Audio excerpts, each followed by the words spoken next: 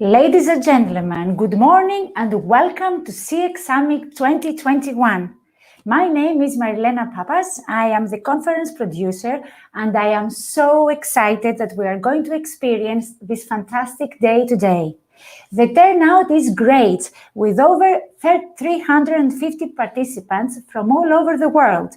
Europe, US, Canada, Israel, Dubai, Malaysia, India, Mexico, Argentina, Peru, we have all become a great CX community, succeeding our company's vision for going internationally, capitalizing on the opportunities offered from the global digital transformation. And this, ladies and gentlemen, is only the beginning. 2021 is going to be a landmark year for Busias for building partnerships across the universe and bringing communities and professionals together, enhancing the business landscape in Greece and abroad. Ladies and gentlemen, before I give you a taste of what we will see and hear today, and I promise it will be very, very exciting, I would like to thank our sponsors, our partners, and our supporters for helping us make this event a reality. So I would like to start by thanking the Hellenic Institute of Customer Service for its valuable support, as well as our scientific partner, the Athens University of Economics and Business. Special thanks to our gold sponsor, Atcom, to our grand sponsor, Nima Works, to our sponsors, Cosmotei Value, Dynamic Integrated Solutions, Focus Bari, and Pobuka, as well as our exhibitor, Krateon. Also, many thanks to our global partners, Voices to Connect, CX, Expert Asia, Frontira, Zero In, Quirks, Real CX, and Exemplify for their valuable contribution. Thanks to our breakfast sponsor, Grigoris. Also, many thanks to our live streaming sponsor, Connect, and our interpretation sponsor, Interpretit. In addition, I would like to thank our media partners, CNN 360 Magazine, CX Focus Magazine, CX Magazine, Dias, Naftemporiki.gr, News 24/7, Epihero, and Opium Works that help spread the news around in Greece and abroad about our conference. Finally, super thanks to our world DJ, Dino MFU, for his great music. We will have the chance to hear him again during our first break. Last but not least, many thanks to our amazing CX speakers who made us the honor of participating today at this conference, my colleagues at Busias for their tireless efforts and long working hours, and of course, all of you watching us live on live today. Ladies and gentlemen, why is CX the driving force in a complex and more digital world? Our 23 top speakers will shed light on this crucial question. They will urge us to think differently, to prepare for the future, to respond better to the challenges ahead. So sit back, grab your hot, aromatic cup of coffee, and let's all enjoy a day of surprises, great speeches, stimulating questions, valuable takeaways, and of course, a panel discussion at the middle of the day which is dedicated in the memory of Tony Sheikh, a great man that we lost last November.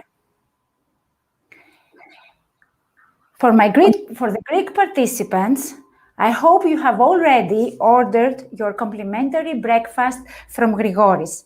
If not, I urge you now to visit the site www.grigoris.gr, use your coupon code, and enjoy a fantastic breakfast.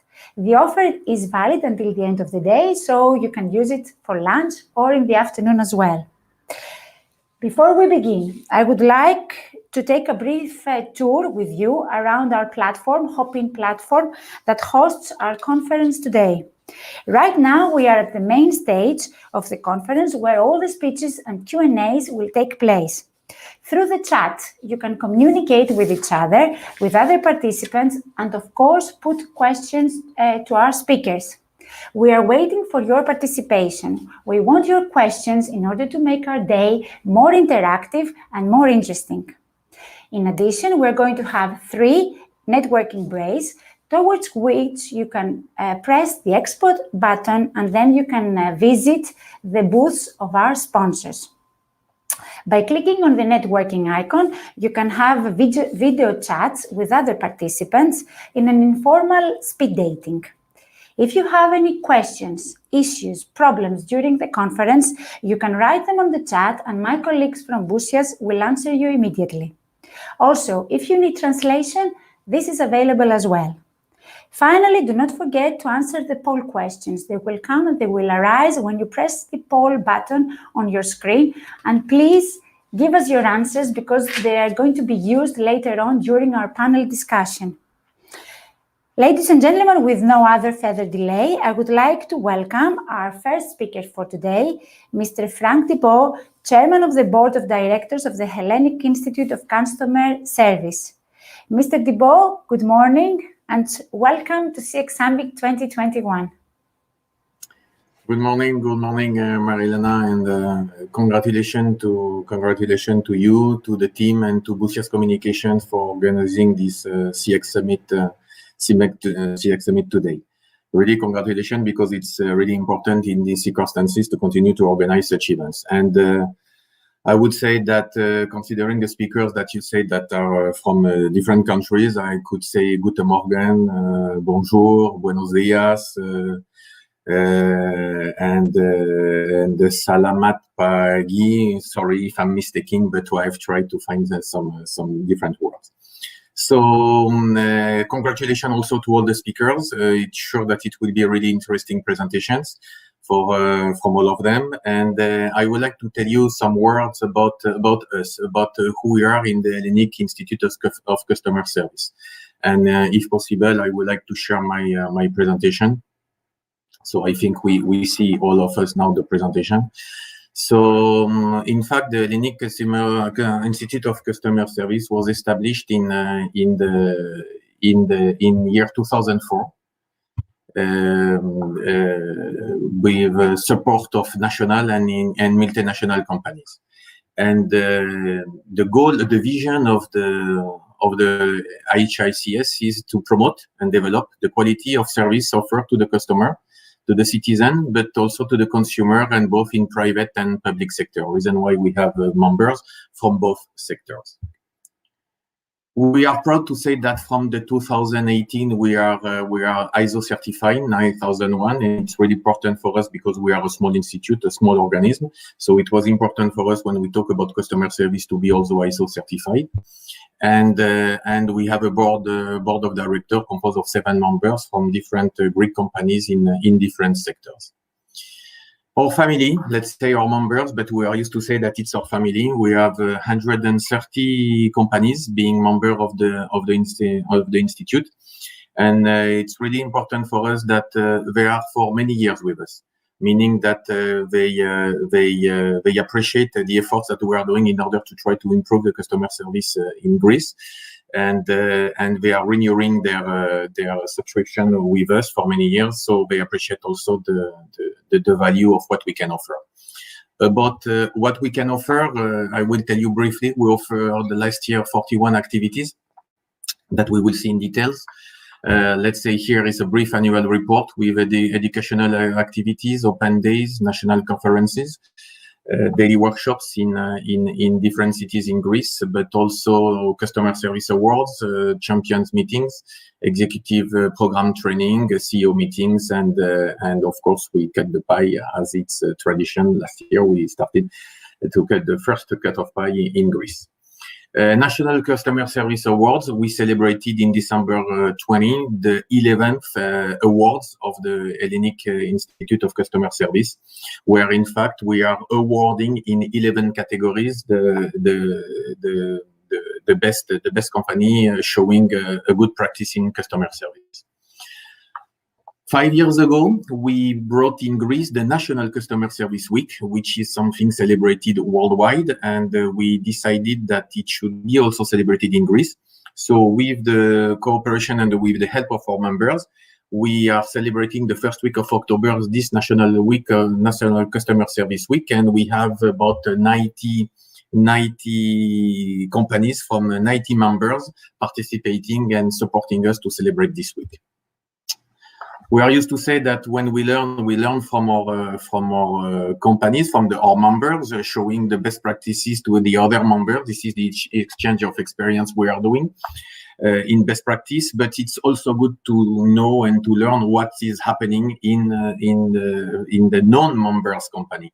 So we organize every year 1 week that name Customer Service Open Days, where non-members are showing to our members what they are doing also in best practices in customer service. We have two conferences per year, and we have an excellent cooperation with Busias Communications because as you can see, we have done the 15 national conference, the 15 ones, and the 15 were done in cooperation with Busias Communications. And we are happy to say that 5 years ago, we started also with Busias Communication the best practices conference in customer service, and it's really a success. And we have already programmed those two conferences together for this year, for 2021. We organize webinars. 25 webinars organized last year. It was before workshop study tours. Due to the context and the pandemic situation, we switched immediately to webinars last year. And you see the number of participants, which is quite important for us.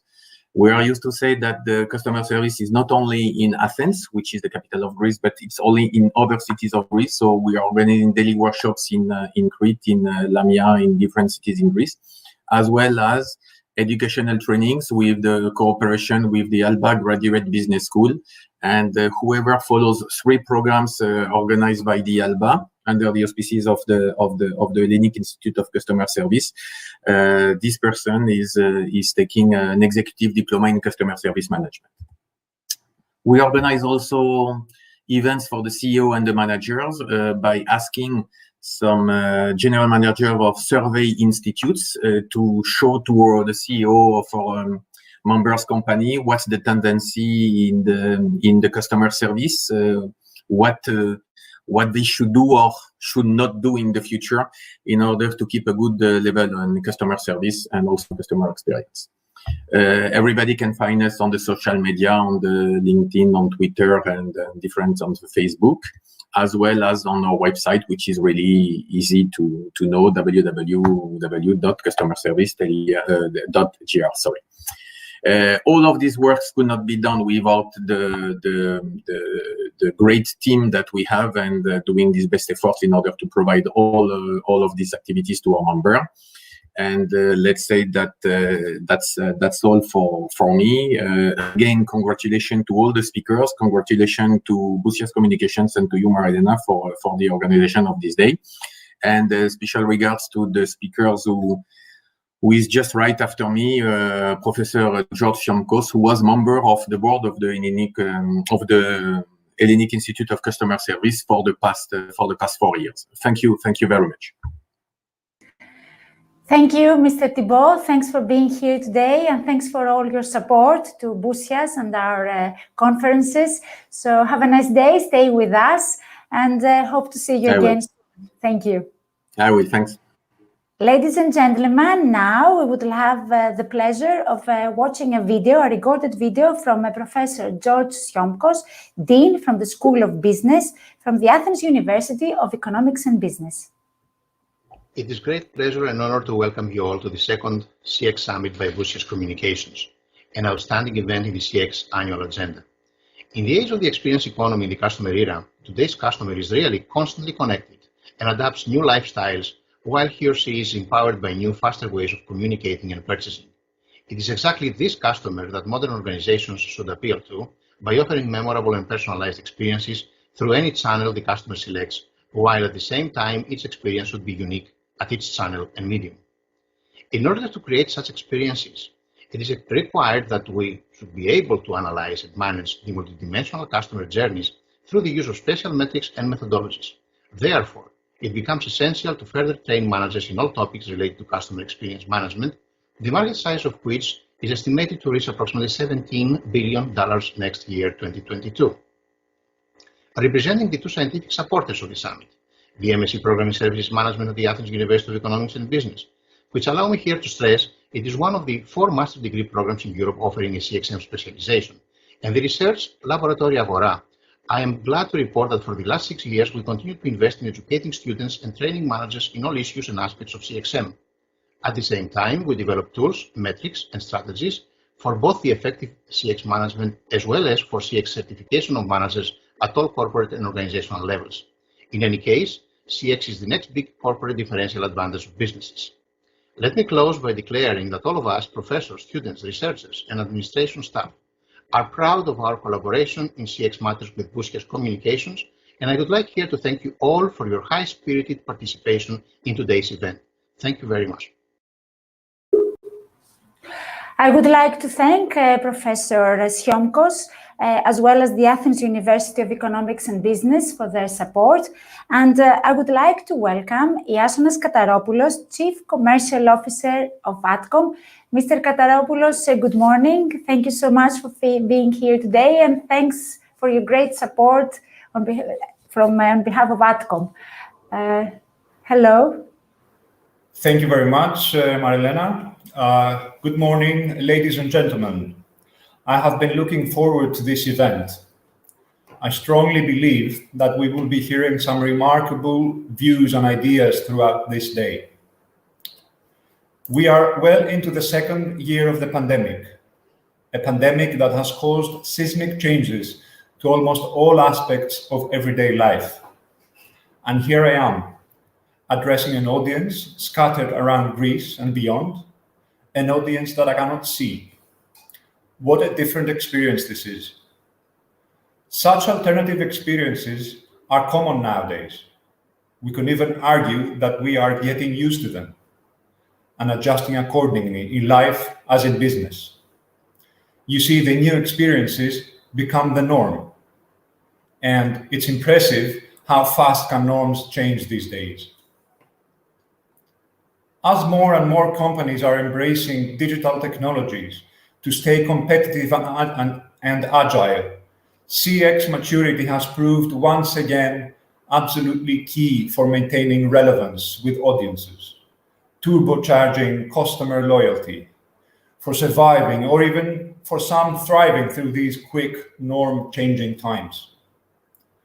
Adopting customer experience design practices in a business strategy is not a question anymore. Simply put, it has moved from an if to a how. It has gained significance for players across all domains. At ATCOM, we are proud indeed to have helped numerous organizations succeed through a constantly developing toolkit of best practices and accumulated learning. Yet, customer experience design has mainly been considered a B2C game. No wonder why almost all reports rank B2B companies lower in CX-related indexes. Although customer experience in B2C is still a hard race, with plenty of competitiveness, it is time for B2B companies to join in. The race is long. The sooner you join, the better. Alicia Constantourou, Atcom's CX director, later in the day, will be taking you through some insightful views about customer experience design for B2B companies. Fill up your cups with your favorite beverage, turn up the volume and enjoy the day. Thank you very much. Thank you, Mr. Kataropoulos.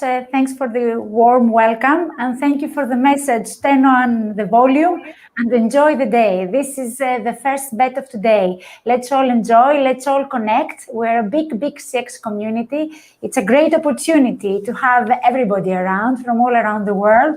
I'm so honored and and happy to have you all around in this conference. So let's enjoy the day.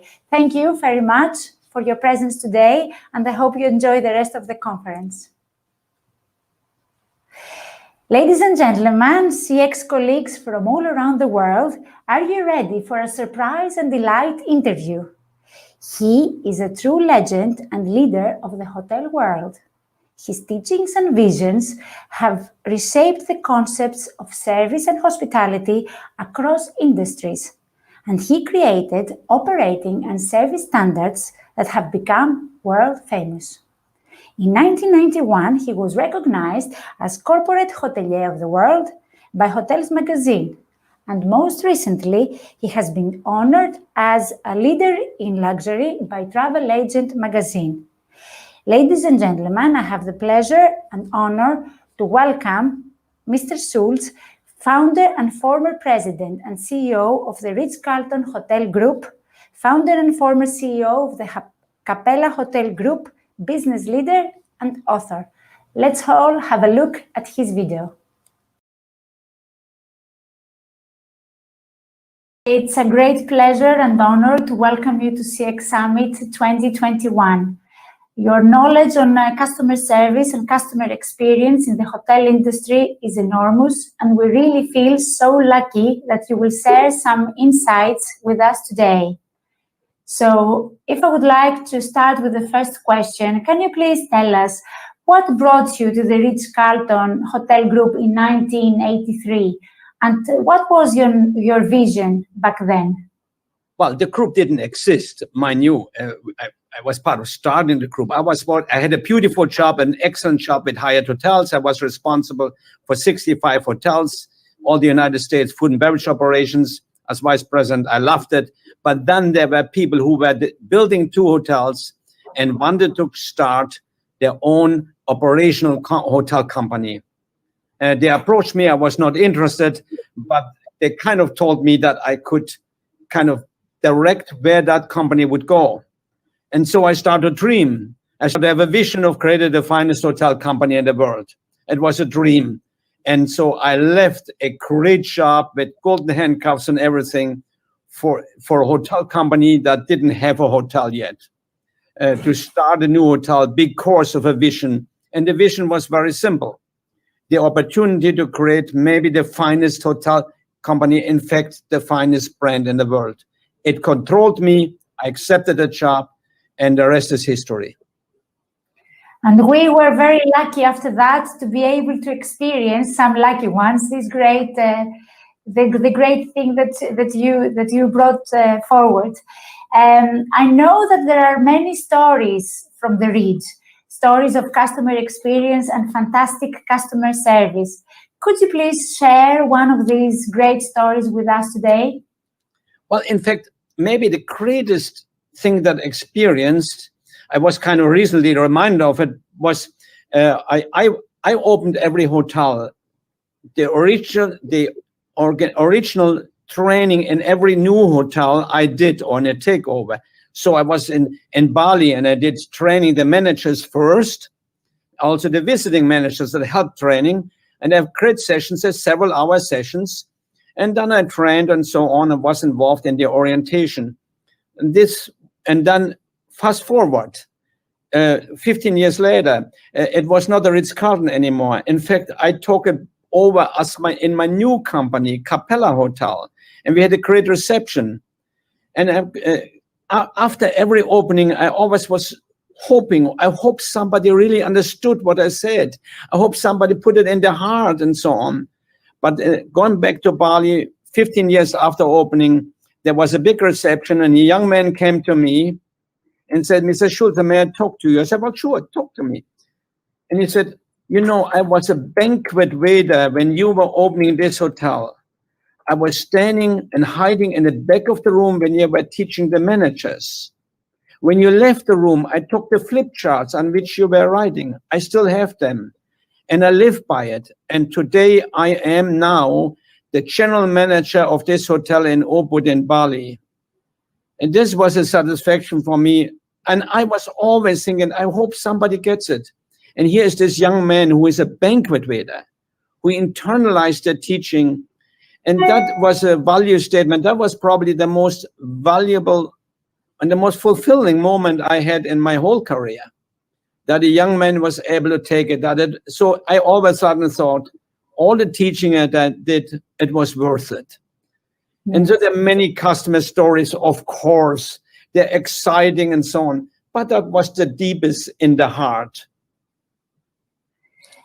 Fantastic. We have heard of some of your customer stories, and I really believe they're like a fairy tale. I mean, sometimes you cannot believe that they actually happen. They are so nice and so, so much giving back to the customers this experience that looks like magic sometimes to our ears. I believe that giving fantastic customer experience is not easy, and it's difficult to go all the way down, all the hierarchy and all the people working at your hotels.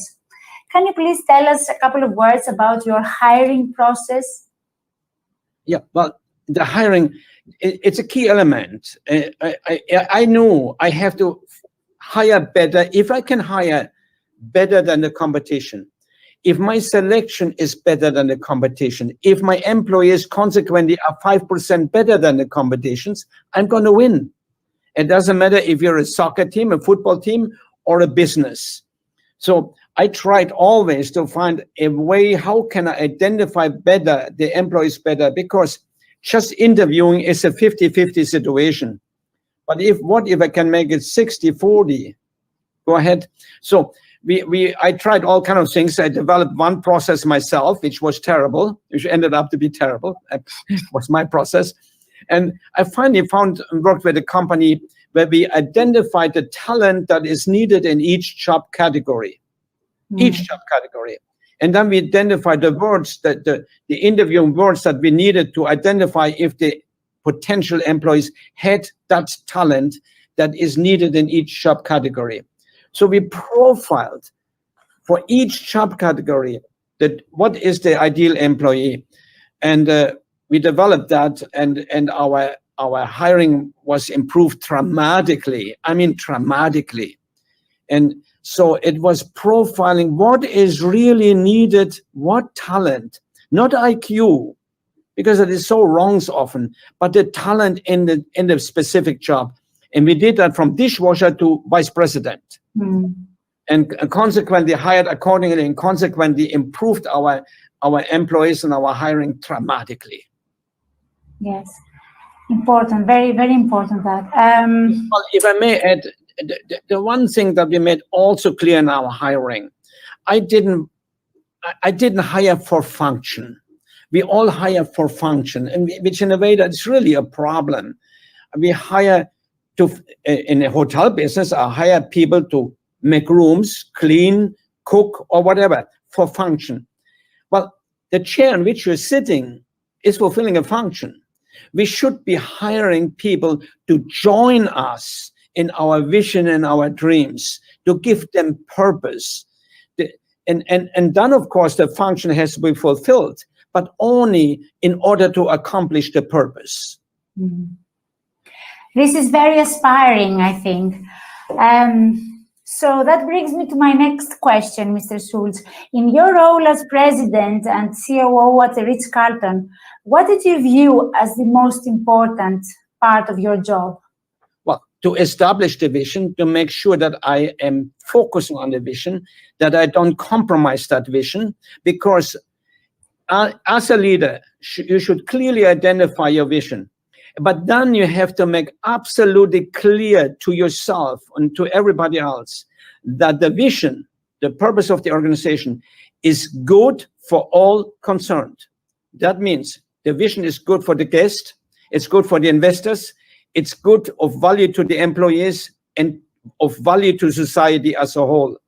In that moment, that becomes my responsibility that we do not compromise that vision because it's good for all concerned. So that is my number one job. And as the CEO, I'm the standard setter of the organization. Again, no compromise in order to accomplish the vision, which is good for all concerned. That is my role as the CEO.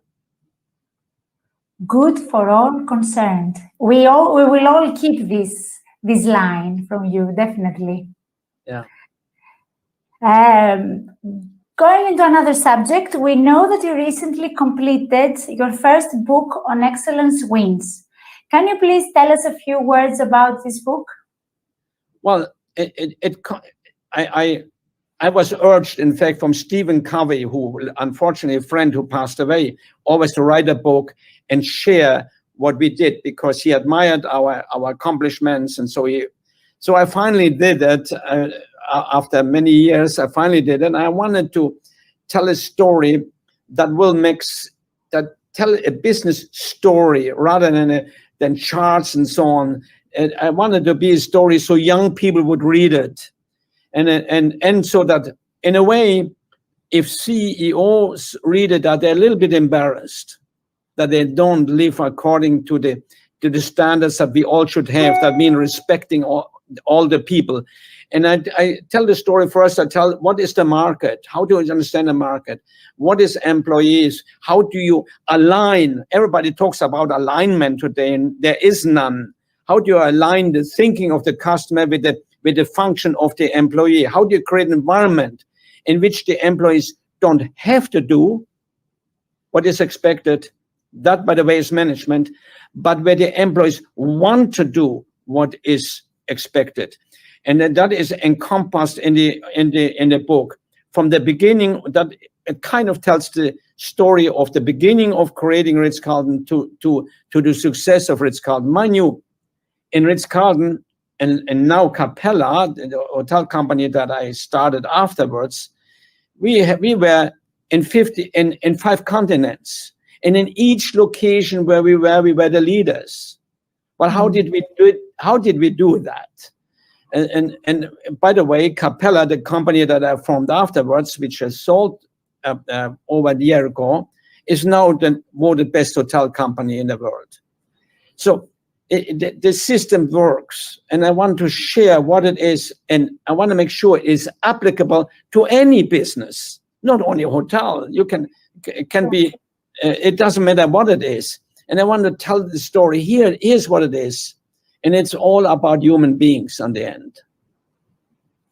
I think everybody will have to read your book because I think, it's only we will gain so much from reading that.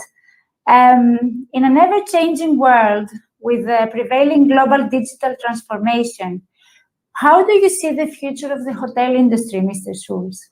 Well, it's very simple. It is going to happen, and it is happening very fast, and it's happening faster because of COVID. Pretty soon, you make the reservation on this thing over here. You make your reservation on this, you go into hotel and check in on that. You don't see anybody. You go to the elevator, and you call the elevator with this, and you go to your room, which comes up here, and go in the room, and then check out with this. So with other words, hotel business will become, to great extent, a sleeping commodity. There's nothing wrong with that. I'm not saying that's wrong. But it's not a place of hospitality, which will give the opportunity for the creation of places of hospitality without taking this away. But it will, to great extent, hospitality will go away. In fact, you won't even see anybody. Any employees, but you will find a clean, nice room to sleep, which you need, and so on. But then there comes the opposite, the creation of smaller hotels, where the emphasis is caring, where technology will still be used, but the employee is still caring. There still is somebody waiting for you. There's still somebody there that will help you with anything you need. That they will, in fact, they will call you beforehand. If you come to this location, what can we do for you? Do you have a diet? Do you have an allergy? Can we make reservations? What can we do? That will go away in all large hotel companies, but there will be smaller ones that will offer the heart and soul of hospitality still. That's happening very fast, by the way. It's happening very fast, yes. I would like to really thank Mr. Horst Schulz for this fantastic discussion. I think the answers to the questions and his words gave us all the meaning of customer experience. We understand through his vision, through his fantastic ideas, and the way he treated people inside and outside the hotels, his staff and his customers, why Ritz-Carlton offered historically and still does great customer experience and great customer service. Before we start our journey, because this is about to start in 1 minute, please have a look at the poll question. There is one question, and your answers will be very important for us because they will be used later on and during the panel discussion. So please have a look, answer the question, and let's go to our next speaker. Our journey begins from the UK, and we will going to welcome now Peter Dorrington, who is the founder of Exemplify Consulting. He is an expert in combining data science with behavioral science and to give deep insights into what motivates customers. Peter has been a valuable friend, let's say, of mine during all this journey, the CX Summit journey. Peter, hello, welcome, good morning. It's a pleasure to see you again, and it's a great honor to have you with us. And I really want to thank you for all your help and everything that you did during organizing this conference. Good morning, Marilena. Kalimera. No, my thanks go to you. It's an honor to take part today. So what I'd like to do in the next half an hour or so is share with you all some thoughts about what I believe are going to be the CX strategies we need for this year and beyond. Before I do that, I'd just like to very quickly introduce myself. So I've been around for a long time. I started work over 40 years ago in astrophysics and nuclear physics, which of course is a great introduction to CX. But the role I'm doing now is very focused on the intersection between customer experience, employee experience, and partner experience. That's B2B CX, and we heard that mentioned this morning about how important that is beginning to emerge, and I'll explain why in a moment. But what I'm really interested in is combining the power of data analysis with behavior analysis. So that's an ability to understand why do people do what they do, and what they're going to do next, and what an organization ought to do about it. So that's my focus at the moment. I think a lot about the motivation of human behavior, and particularly I'm trying to teach computers how to understand that. So that's me. So then, well, we've all heard about coronavirus by now. I think we're all sick of hearing about it. The thing that I would like to say, though, is that there was nothing good about the pandemic. It's been a horrible experience. It's been a horrible global experience. However, out of that have come some new ideas, some new thinking, and some new strategies. But I think the reason that this was important, and I love this quote from Warren Buffett, is that it's only when the tide goes out you discover who's swimming naked. I think many organizations have been living off their customer experience capital from a really positive time, which was when we were all quite optimistic, things were looking good, the world economy was growing. What happened with COVID, though, was that it disrupted everything, and not just within one area or one country or one society. It was everywhere. Everywhere in the globe was all affected at roughly the same time. We all started worrying about the same things. We all went through the same process. It also affected the whole of the value chain. Everything from raw materials through to the way that we service our customers. Every aspect of our work was impacted in one way or another. And finally, it is still changing the behavior of all of those parties. Now, some people talk about the new normal. We're not there yet. We're still in a transition. So I sometimes call it the new strange, because none of us have really been here before. Nonetheless, it's what we have to deal with. So big changes as a result of coronavirus. The pandemic itself is awful, but there are some interesting things that are coming out of it. Now, I talked about the new normal, and I believe that the new normal will not be a return, or at least not soon, to the old normal. So some of the changes that we are seeing will be permanent. And we can see that in the way that, for example, consumers have started to use digital devices. As Horst says, we're all getting used to the idea of working in a digital world. But what I'd like to just do is go through some of the things that I know have affected us. So instead of people being quite optimistic and there was high consumer confidence, we're now in a world typified with low consumer confidence. So people aren't looking that great at the moment. As a result, they're pessimistic. So if we looked at those people who believe that they're less confident in 2021 than 2020, here's some data from Retail Week. 40% of people are less confident about personal finance or their ability to make a major purchase.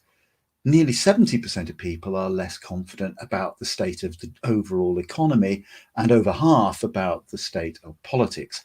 Now, when people aren't confident, it affects their behavior. So let's look at some of those things.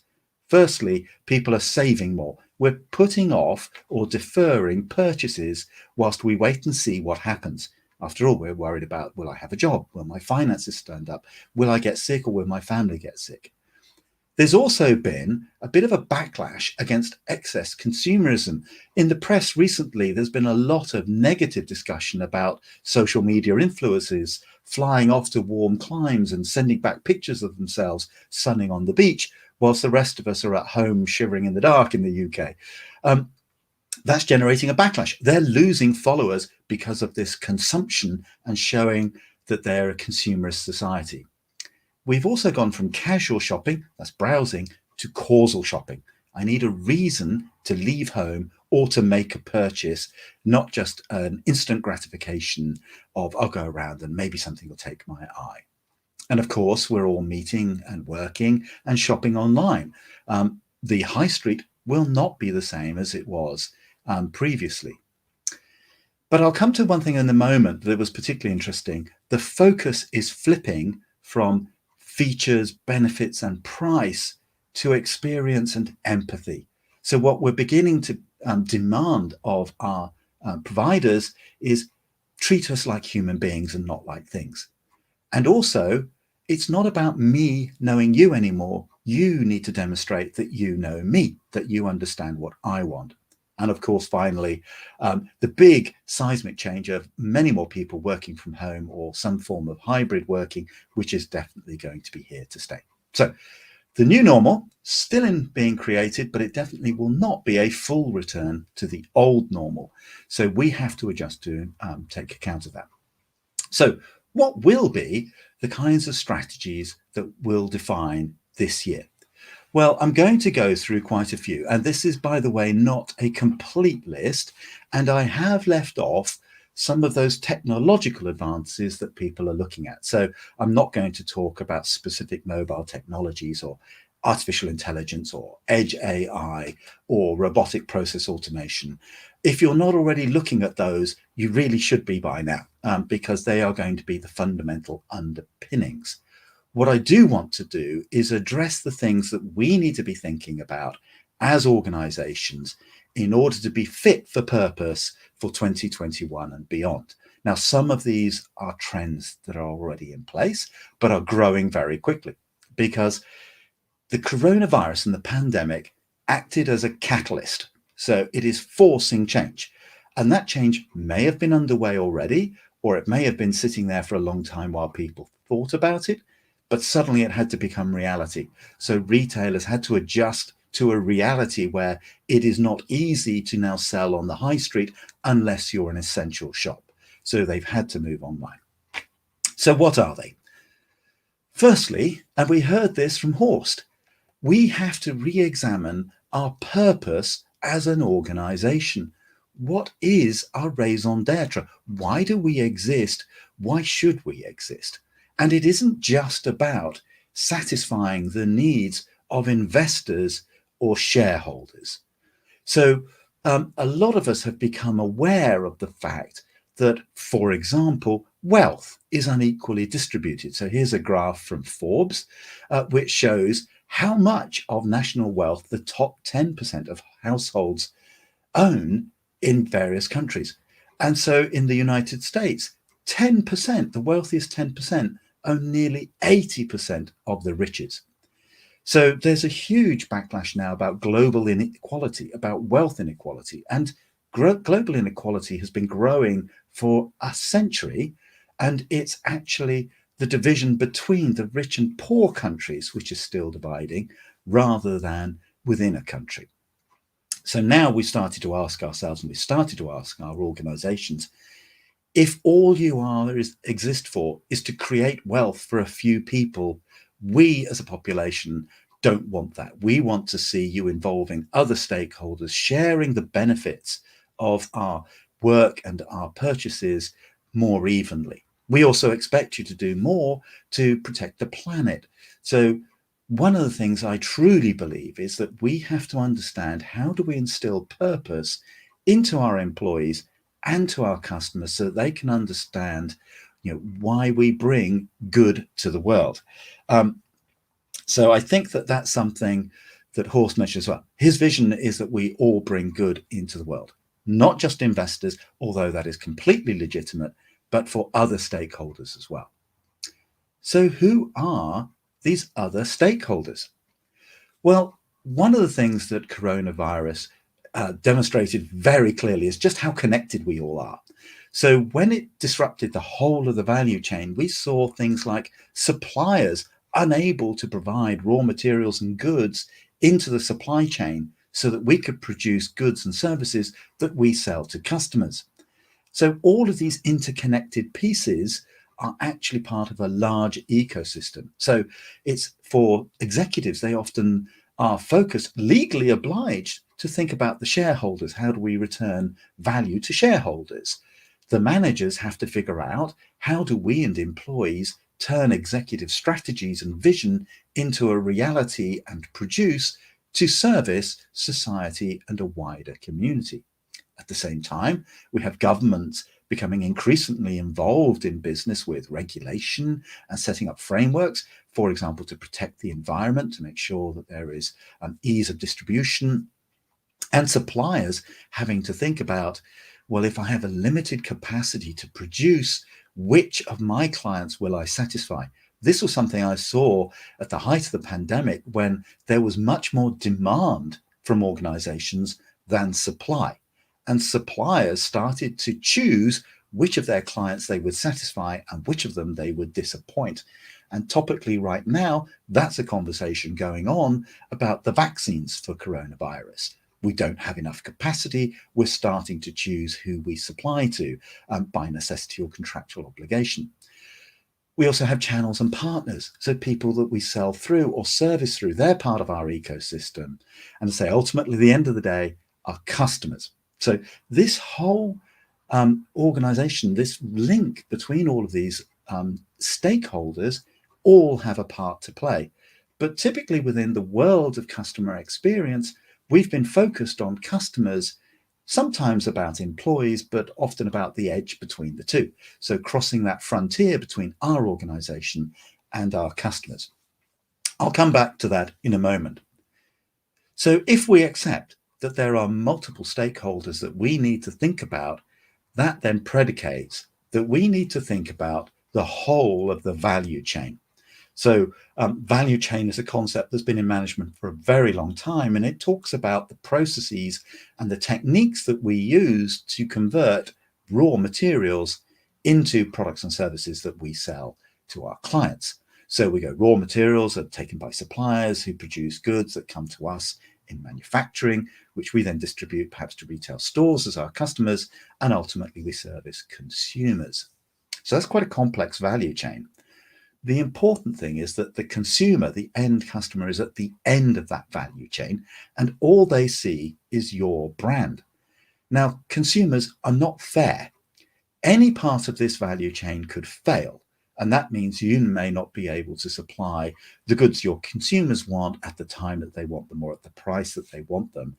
And what they will do is blame your brand, irrespective of where that failure came from. And in fact, it often makes it worse if you try to explain to an end customer, oh, we can't supply these goods on time because we've been let down by our suppliers. They genuinely just don't care. That's our problem, and it should never become their problem. So we have to think about our entire value chain, and we have to think about them in the same ways that we think about customer experience. So we need to think about our employees, the people who generate wealth within our organization, or should I say value. And we need to think about our suppliers. We need to think about logistics and distribution. All of these things are part of the meta journey that our customers go through. So that's thinking about the value chain, from everything that contributes to the end customer experience, no matter where it falls within that. But one of the things I mentioned a little earlier is that also the expectation of consumers is changing, and they expect more than just a flawless delivery. So I was involved in some research last year, and we looked at the role of empathy and compassion in customer service. And the first thing I'd like to share with you is this finding. 97% of customers, and this is them thinking back to an experience they just had, said they value being treated with empathy and with compassion. That is, that organizations recognize their emotional state as well as their functional needs. But 40% of them said that's not what we experience. We're often not treated like human beings and customers. We're treated like a problem that needs to be solved or a thing. Historically, when we see this kind of mismatch between what our customers expect and what is being delivered, this is where disruptors enter your market, because somebody somewhere is working out how to fix or address that 40% gap, because there's real value in there. So that's the first finding. There's a big gap between what customers are saying they want and what we're delivering as providers. The second finding is this: the role of empathy in the way that customers evaluate experiences. Now, the top one, as you would expect, if you give a customer what they want, if you resolve their problems and you do it with empathy, then all the measures of customer satisfaction scores are way off the end of the chart. Yeah, that's a completely acceptable, delightful experience as far as the consumer is concerned. At the bottom of this graph, the obverse is true. If you don't give customers what they want and you don't treat them with compassion and empathy, that's a horrible experience in their view. So that's a very clear, completely intuitive finding. However, the findings in the middle were not. And this was a real eye-opener and has huge implications for business. What the consumers were telling, and we went to about 500 of them that had expressed some emotion when they were involved, was, I would rather you not give me what I want, but treat me like a human being, than give me what I want, but not treat me like I'm a human being.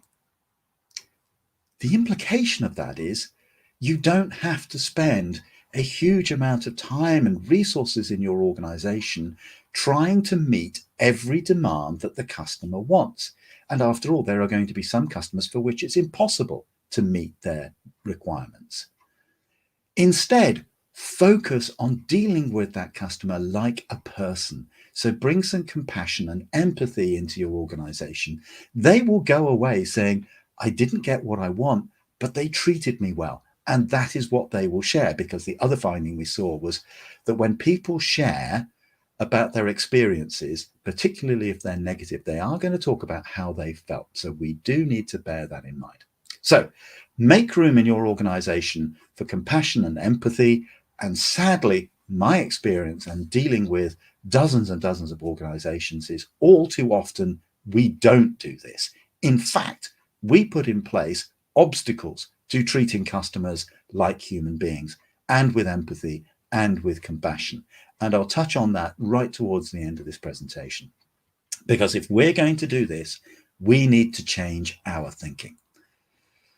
So if we're going to do that, if we're going to make a cultural change, then we need to address the people. And Peter Drucker came up with this one. He talks about strategy a lot within his thinking and his books, but he always admitted culture eats strategy for breakfast. And I think we're going to hear from somebody else from a similar quote a little bit later. If we want to be a humane organization, one where our employees understand our purpose, can see how it adds to the general good in a wider society, treat our customers with compassion and empathy, which may not cost more. In fact, in many cases, it doesn't. We have to change their mindset. This is not something that lends itself to the traditional business change thinking, or at least not in the way that we're used to. So I'm going to share with you now a model, not my model, but one I was introduced to a few years ago, which illustrates the kinds of things we need to think about. So this came from a book called Drivers, which an ex-employer of mine gave to me. He was the co-author of this book. And it has this amazing framework, which I would like to walk you through. I say, not mine. You can read it in the book. This is a great book, very short. But firstly, as we heard from Horst, cultural change starts at the top. You have to exhibit the behaviors that you want to see in your organization. What's more, you have to reward those behaviors and not reward the old kind of behaviors. What do I mean by that? If you have somebody who, for example, has a revenue generation target and they do whatever it takes to hit that number, historically, what we would do is reward them. Well done. You did a great job of selling. However, if they did that at the expense of employees or the organization's purpose, or worse, at the expense of the customer, that is not the behavior that we should be rewarding. We should be rewarding those people who genuinely put the good of the customer, the good of the organization, the good of society at the top of the list. So anyway, the framework. Step one, set direction. And again, we're going to hear about this today. Have a compelling vision that people want to buy into, that it is real. So it's not just some pipe dream with no idea about how we're going to get there. And from your vision, develop your strategies. And it's at this point that most organizations get it wrong. Most organizations look at themselves as very logical, rational organizations. They think very carefully and they go from strategy straight to planning. So what they do is say, how will we put our strategy into practice, and who is going to do what, and how do we hold them accountable or responsible for those? And they're very good at it. We're very good at going from strategy straight to planning and action. Unfortunately, they tend to miss one of the most critical phases, which is to engage the people who need to make the change, and that's the employees. So the employees are the ones we're going to ask to change, because after all, we can change processes and systems, but it's the employees that use them. So we need to get them on board. They need to believe in it and they have to want it. And that's an emotional discussion. You have to appeal to their emotions. Once you do that, then you'll find that you've got a willing cohort of people who do want to take on these new projects, who want to make the change. And then we come to the next challenge. And this is, I think, partly to blame on the sprint mentality of organizations, where they're trying to do a lot very quickly and they want to go to the point of delivery and iterate, deliver, and iterate, deliver, and iterate. They forget to make it part of the new DNA. So step 4 is you need to make it stick. Otherwise, human nature being what it is, people tend to roll back to, well, I'm going to do it the old way because that's comfortable and I remember it and I know how to do that. And this new thing seems a little bit uncomfortable. So we can't just get to the end of a project and go, phew, thankfully that's over. Let's get on to the next project. You must make the time available to make sure that it stays changed and you don't regress back to the former state. So this is an emotional conversation to have, which in many logical organizations is actually quite difficult to do. And after all, many of our managers aren't hired for that. They're hired to run the business by the numbers. Now, in last year, I saw a lot of organizations make the dash to digital. They were really moving very quickly to replicate some of their physical face-to-face processes in the virtual world using mobile devices, computers, that's whatever that may be. Some of them were well positioned to do that already. They were already thinking about being a digital business, and others were umming and ahhing and hadn't made the change. Suddenly they were all scrambling to make that change, make it happen, and it was amazing. We achieved in 15 weeks, which would have taken many organizations 15 years to achieve. We took the obstacles out of the way. We worked on it very quickly. So we made the transition to digital quickly. Now that has resulted in two quite distinct groups of organizations. So those that did it well, perhaps because they were already thinking about it or were already on their journey, this year what I'm seeing is that that's working so well for them and their customers, they're doubling down. They're increasing their investment in things like digital. And this is where process automation, desktop automation is coming into the background, really improving upon the success that they've had. Unfortunately, there's a second group. The second group went through and took some perhaps very indifferent processes, but which were okay in the physical world, and they tried to replicate them in the digital world without thinking about, well, what will the customer experience be? Or how will we back this up with the employee experience? And frankly, it wasn't very good. And I'm sure we've all had those digital journeys which have been pretty awful, actually. This group need to catch up in a hurry. They need to go back and revisit their digital strategy and take out the bad things and start to improve it.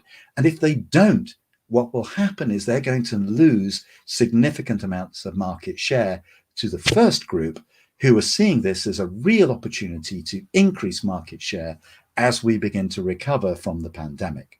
So the dash to digital, we ran through that last year. It is now a long-term strategy. It will become less of a sprint and more of a marathon. And to say, those organizations that are thinking about how do people use our experience, how do we measure what they're doing, how do we deliver on the best of what digital delivers, will be the ones that do the most.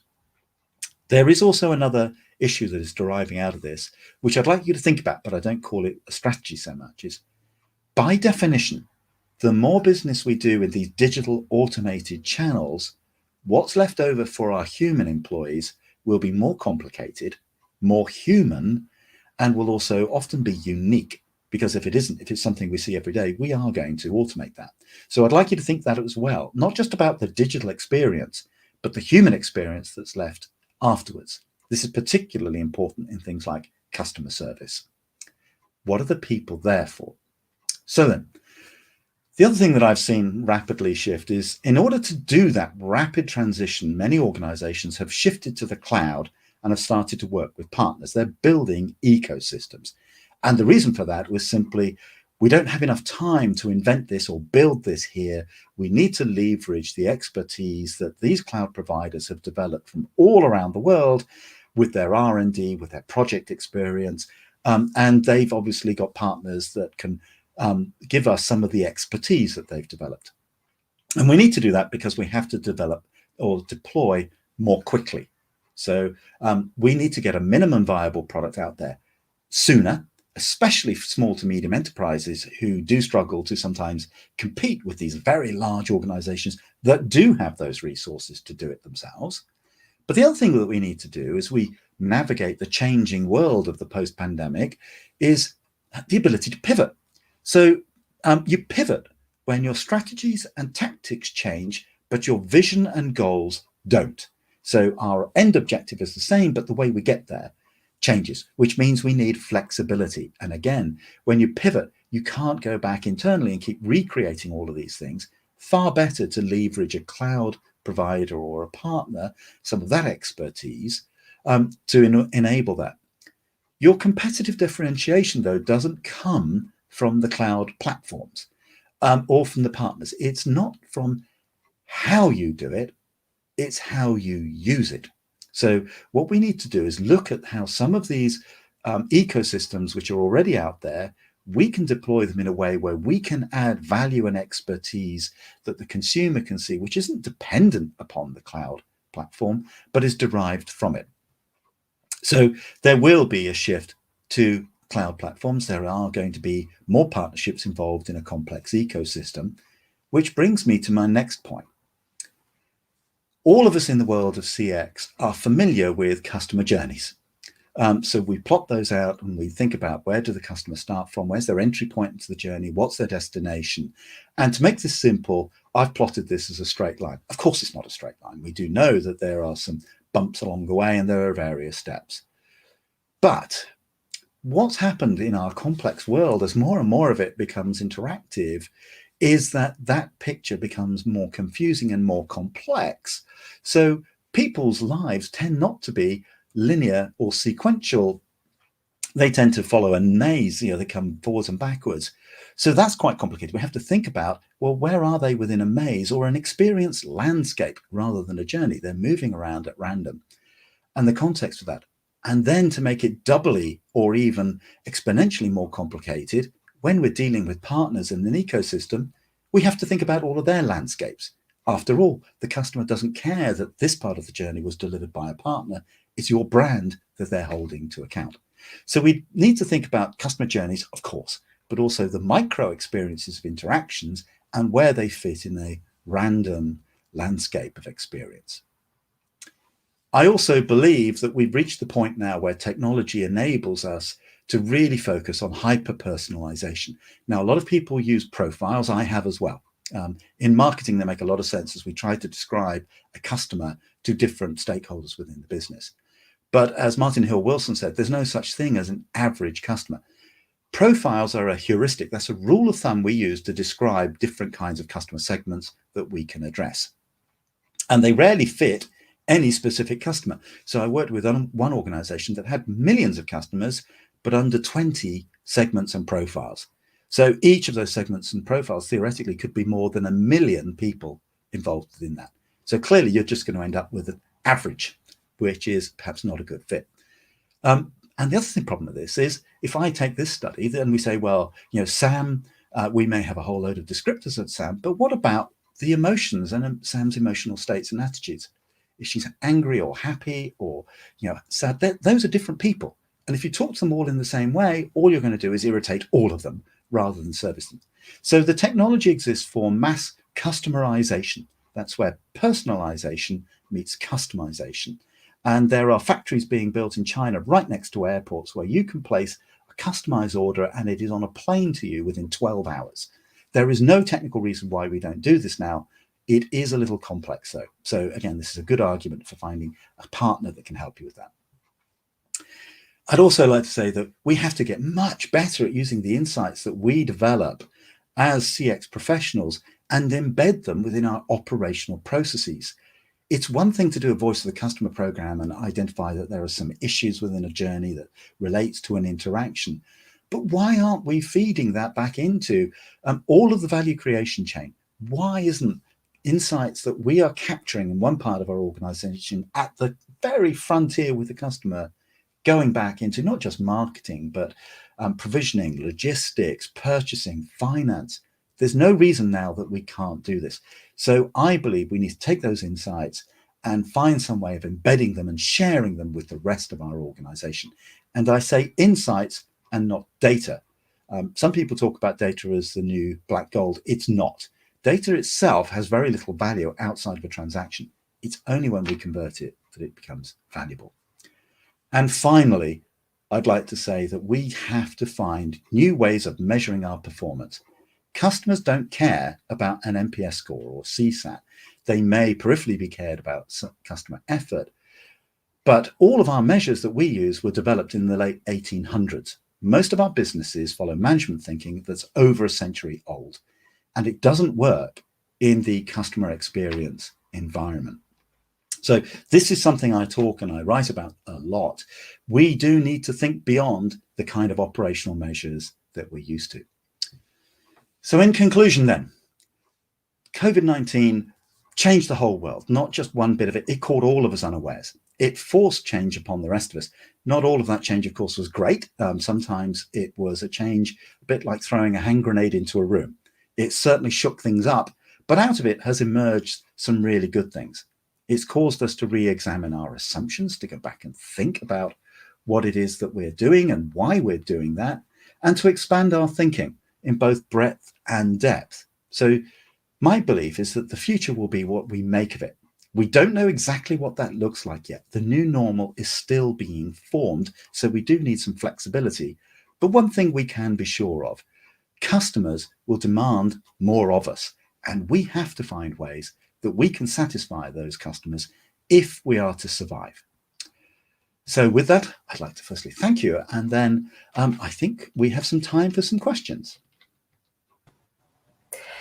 Peter, thank you so much for this very, very, very interesting presentation. Fantastic insights, great information, stimuli and things, that we can take with us and think and revisit and answer back in our businesses, in our lives, in everything. So I would like to ask you a question, Peter. A lot has changed in 2020, but how do you feel about 2021? Are you optimistic or pessimistic for this new year? Oh, great question. So I think I would say I am cautiously optimistic, and there are a number of reasons for that. Firstly, of course, we are coming up with techniques for dealing with the pandemic. Last year, we were really struggling with how to deal with this. The only answer seemed to be lockdown. So we're coming out of that now. Secondly, I'm already seeing organizations begin to change some of their strategy, and they're certainly investing. And from a CX point of view, I've noticed through my LinkedIn network, a lot of new CX professionals are finding new roles, new projects to work on, partly, as I say, with organizations who are thinking, well, we're in this new reality, we need to go back and recreate our customer insight, and others that are thinking this is a great opportunity for us to address some of the things perhaps which aren't so great. So I believe that with the vaccine, with the ways that we're thinking, with the way that business is changing, we should be optimistic for this year and beyond. It's not going to be immediately wonderful. We still have big challenges ahead of us, but I would say cautiously or realistically optimistic. Great. I think we need to be optimistic, and thank you so much for this fantastic note of optimism, because everybody, I think, we all need it. I've got one more question for you. Can you give, this is coming from Marcel Smith, can you give some examples of new goals, ways to measure performance other than the old-fashioned KPIs? Yes, so I think quite a lot has come out of the work that was going on with language understanding. So this is an application of AI. The bit that I was particularly interested in, and I started working on 5 years ago, sorry, was emotions. And emotions feed a lot of business decision making. And I can measure that. I can see how a customer's emotional state influences what they go on to do. So we've seen things like sentiment being used. There are measures of empathy. Did we display empathy well? But there is two things there. First of which is we need to take something which is, from a CFO point of view, intangible, like customer satisfaction, where we can measure that, and convert that into something that they can apply to the bottom line. So let me give you an example. Customer satisfaction may lead to increased loyalty. The loyalty is an extension of tenure, during which we may make more money, either through subscriptions or resales, and we can measure that. So we can measure tenure, we can measure sales. But what satisfaction as a score doesn't tell you is what drives it. So is that something where we didn't perhaps give the customer the emotional content that they wanted or needed, or is it that it's some functional element, we didn't hit a delivery timescale? So there's still a role for those operational measures. Don't get me wrong, we need them to control our business, but we need to think about attitude, behavior, end result. We need to think about how things contribute in the long term, because it's perfectly feasible to have a customer which is happy today, but not loyal, and translates immediately tomorrow to the next competitor that comes along and offers them a better price. They would say, well, you were doing an okay job, I was satisfied, but I think they will satisfy me as well, and they're cheaper. So some of those measures need to be on things like empathy, the way that we work together, those people that exhibit sharing personalities and traits. And I think what Horst was talking to about his hiring policy is hire for attitude and not for the function, because you can train the function. It's very difficult to train the attitude. It's possible, but it does take a little bit more time. Right. So look at some of those empathetic roles. By the way, there are about 50 different ways you could measure that. So I would also say get some help. Okay, great. Thank you so much for that. I will say goodbye for now, and I will see you later, because we will have the pleasure of seeing you back during our panel discussion later on during the day. So have a great day, stay with us, and we will see you later, Peter. Thank you, Marilena. Thanks, Bye. everybody. Bye for now. Bye-bye. And we are continuing our journey, and we fly to Amsterdam. Evelyn is there. Evelyn was a business leader for 20 years and an agile leader for 3 years. With a great team, she transformed a traditional organization to a 100% agile organization with amazing results. Evelyn is the founder and owner of CX agency BrightX, and she inspires organizations and introduces new jargon like Agile CX and C-commerce. She will inspire us today with organizational trends, but with a CX value sparkle. With a fantastic title, CX, It's Marketing for Breakfast, I would like to welcome Evelyn Erkelens.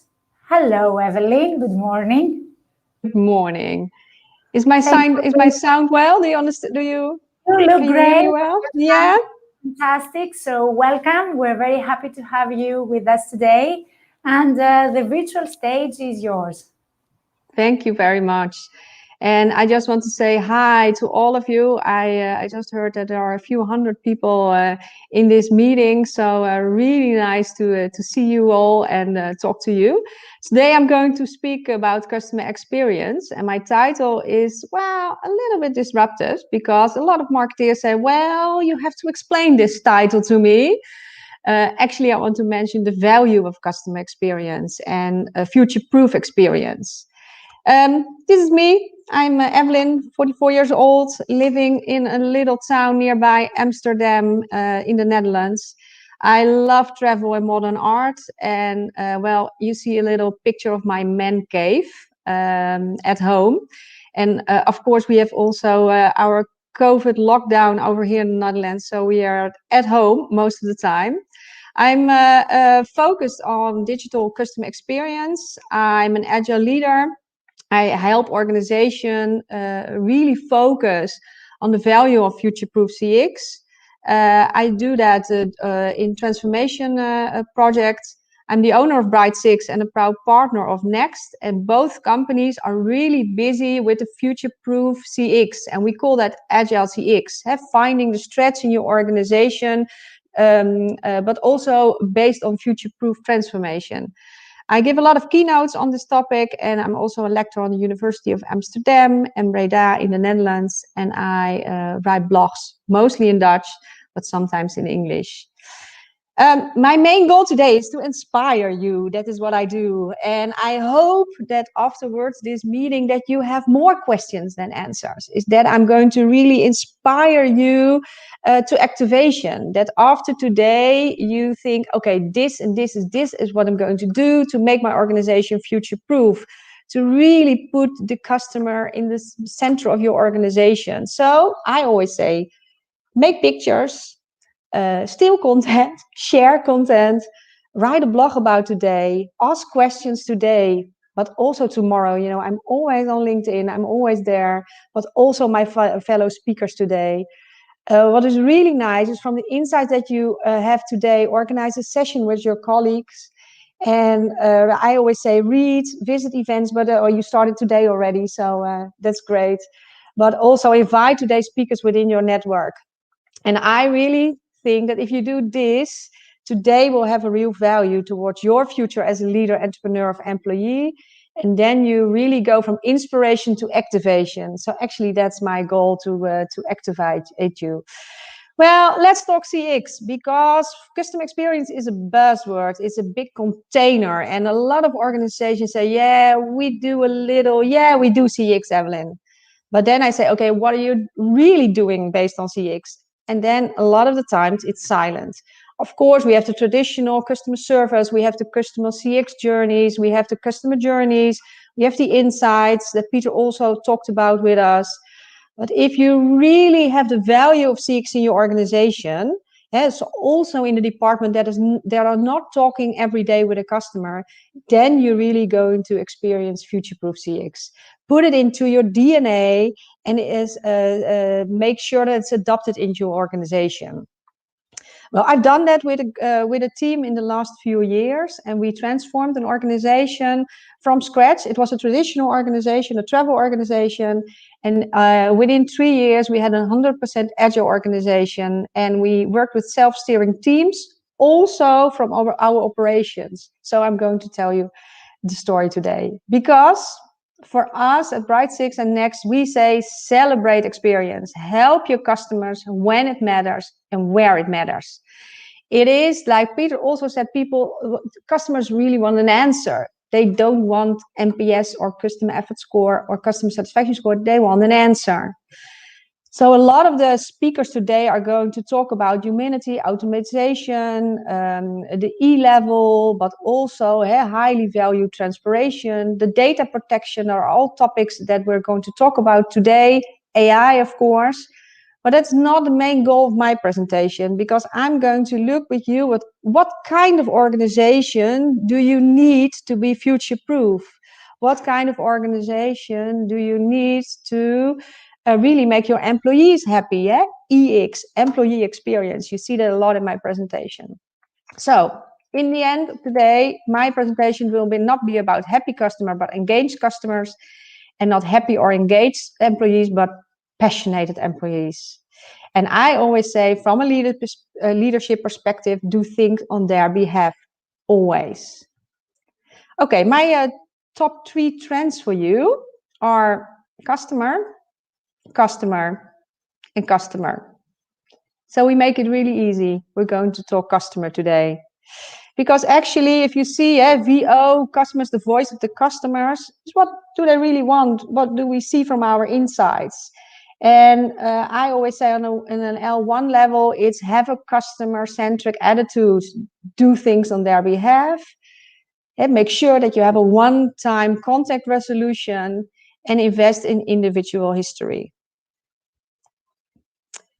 Actually, this is what customers want.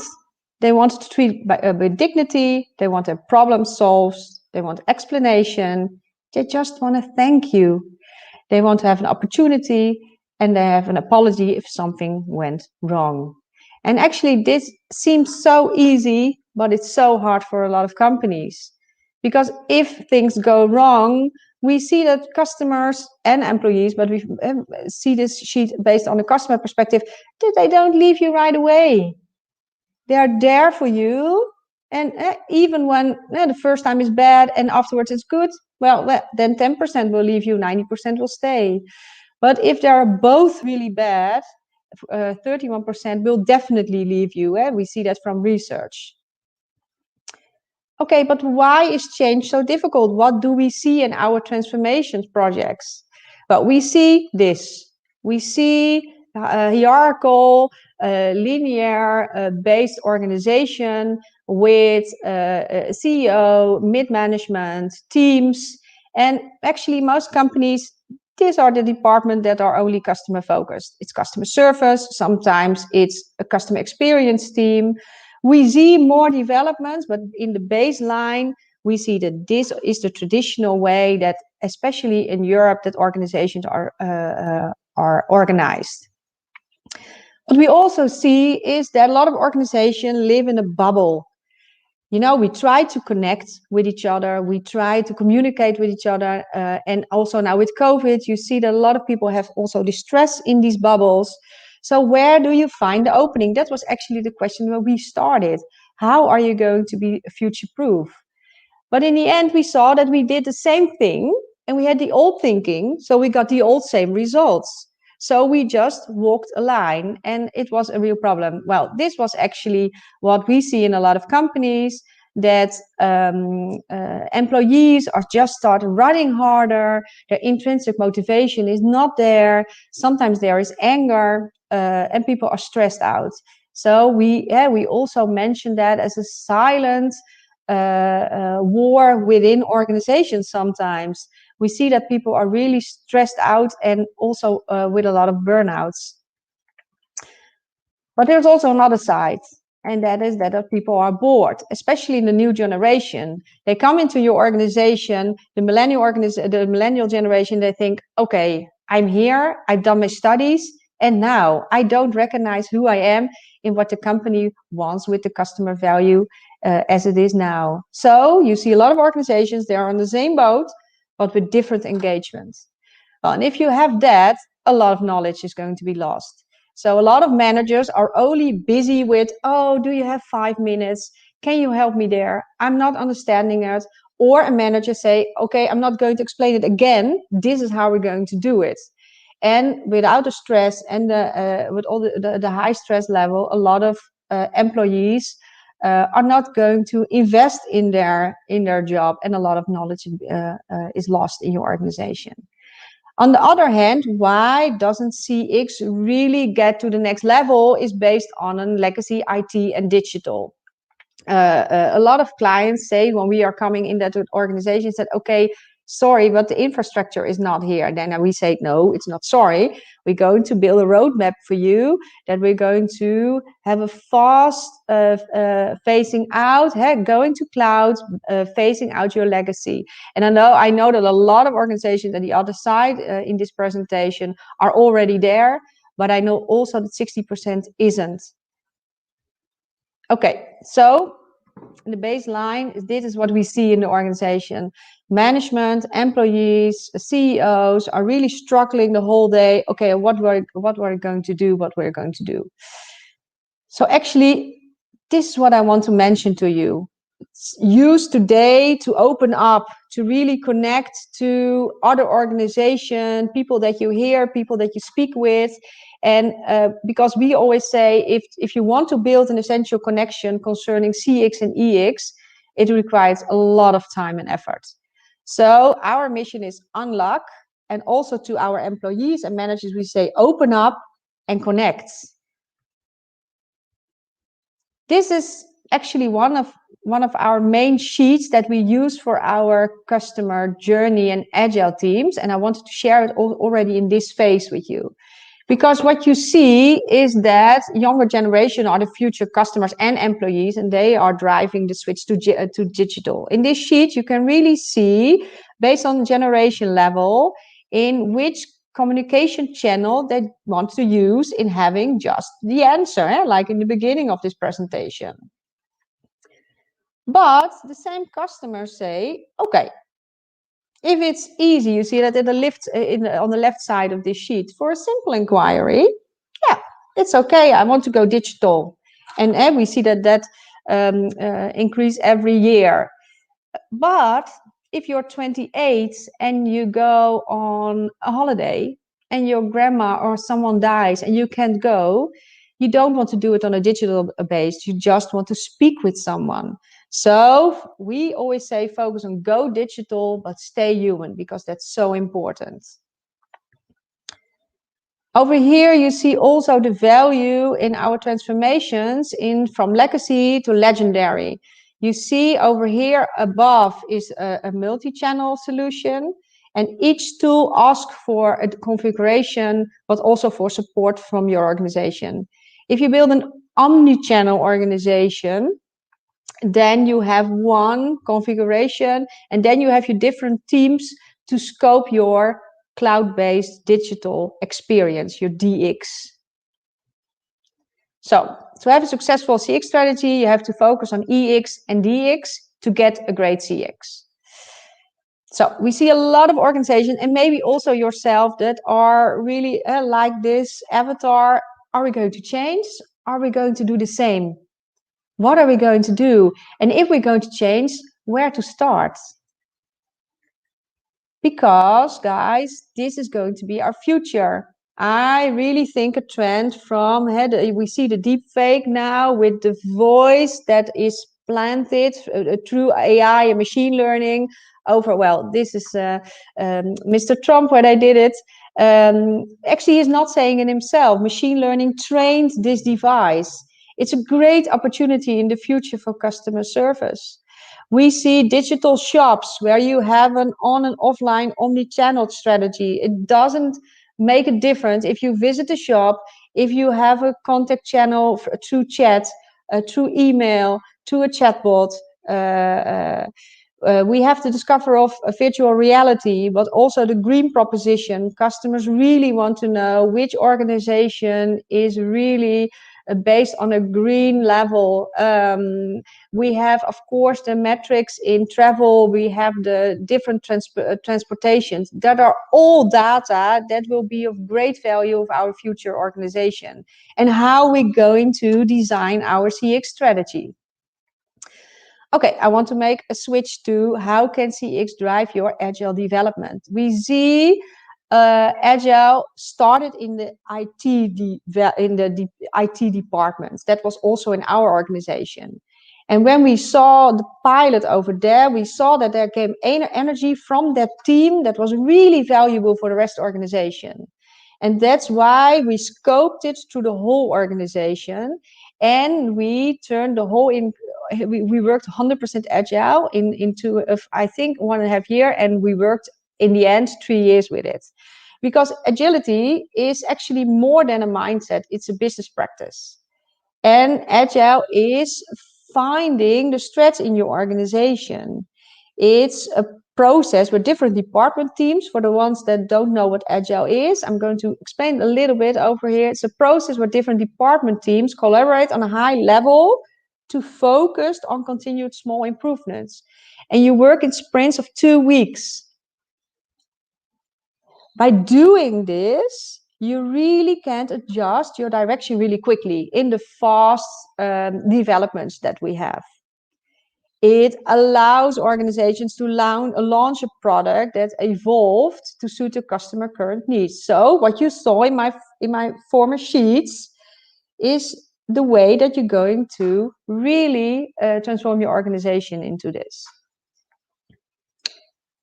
Okay, well, guys, I'm from the Netherlands, and we have Max Verstappen, so we're really proud of him, and he's doing a great job.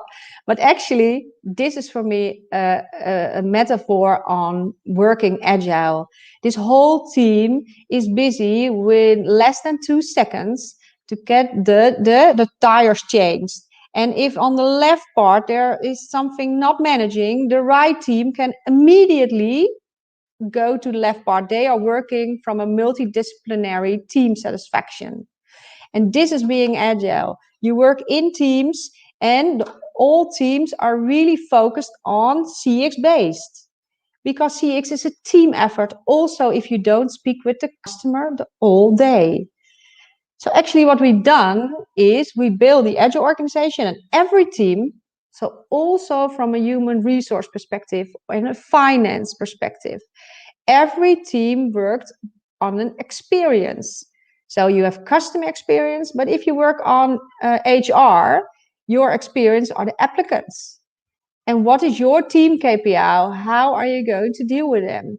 And when we changed that, the whole organization was customer focused. It's a really small step, but a big, big effort on a team value.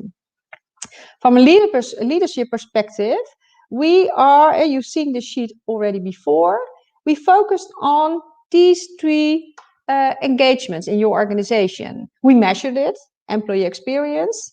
We measured it based on the organizational purpose that we had.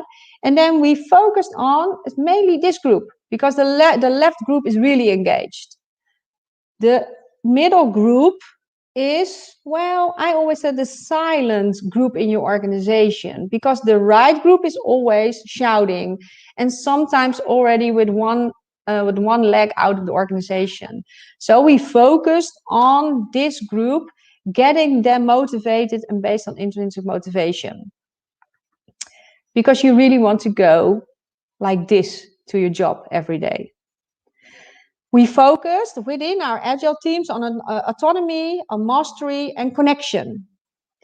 We focused on getting your basics into the intrinsic motivation and made it a sustained behavioral change. Because this was our focus, that not management was deciding, no, it was bottom up from a team level. We really want people to live the value of the organization. We activated the organizational drive by living our CX purpose. How do you do that? As from a leadership perspective, is that you see what is above water. That's what we see. That are the conversations that we have. That is the output that we have from the customer output, but also the employee output. If you go to transform to an agile organization, you are really busy and focusing on the subconscious and the unconscious in your organization. We had some agile coaches and scrum masters, and they trained the teams are being open, giving transparency in your organization, making sure that they know the customer value, and not only on a customer service or 2 CX people, no, the whole organization knew that value. And that is a big difference. That's what you see in traditional organizations. So I always say you can break down the silos. And that is actually what I also did in the past, in the 20 years, reorganizations, skipping budgets. No, from an agile perspective, you look at, okay, what competences do we have? And we're going to connect those silos. We're really going to build these teams. This means if we talk in this language that you need an other set of tools, skill set of tools from your leadership perspective. Because it's not only we're going to do it like this and do it. No, you ask from a leadership perspective, what do you really need to get to manage our organizational purpose? So it's understanding, setting goals, focus on depth, but you also inspect, you research, you invest data. And it means another form of dedication, another form of interest, openness to creating understanding and demanding transparency. The team focus is essential in an agile transformation based on the CX level to stay in line with the objectives. If you want to hear more of that, you can always reach me after this meeting. I'm going to check on the time. Okay, we're going well. And of course, governance is really important from our leadership perspective when we were in this transformation. So we made ourselves as an agile leadership team in the blue dot. We were in the circle of control. We were not working like our customers. We worked from outside in, from the management perspective. We worked inside out. We would say, okay, this is us, and we make you glow as a team and as an employee. We want to hear what your input is. We want to hear what your voice is based on our customer experience funnel. We created teams. So not the top-down hierarchy, what you saw, but we create self-steering teams with Scrum Masters, with Agile coaches, with product owners. Okay, I'm going to the end of my presentation. I wrote down a few disciplinaries because I can talk all day, guys, about this topic. So let me know if you want to have more insights after today. But over here you see what we did in the baseline is multidisciplinary teams focus on self-steering. Every team is responsible for the customer KPI.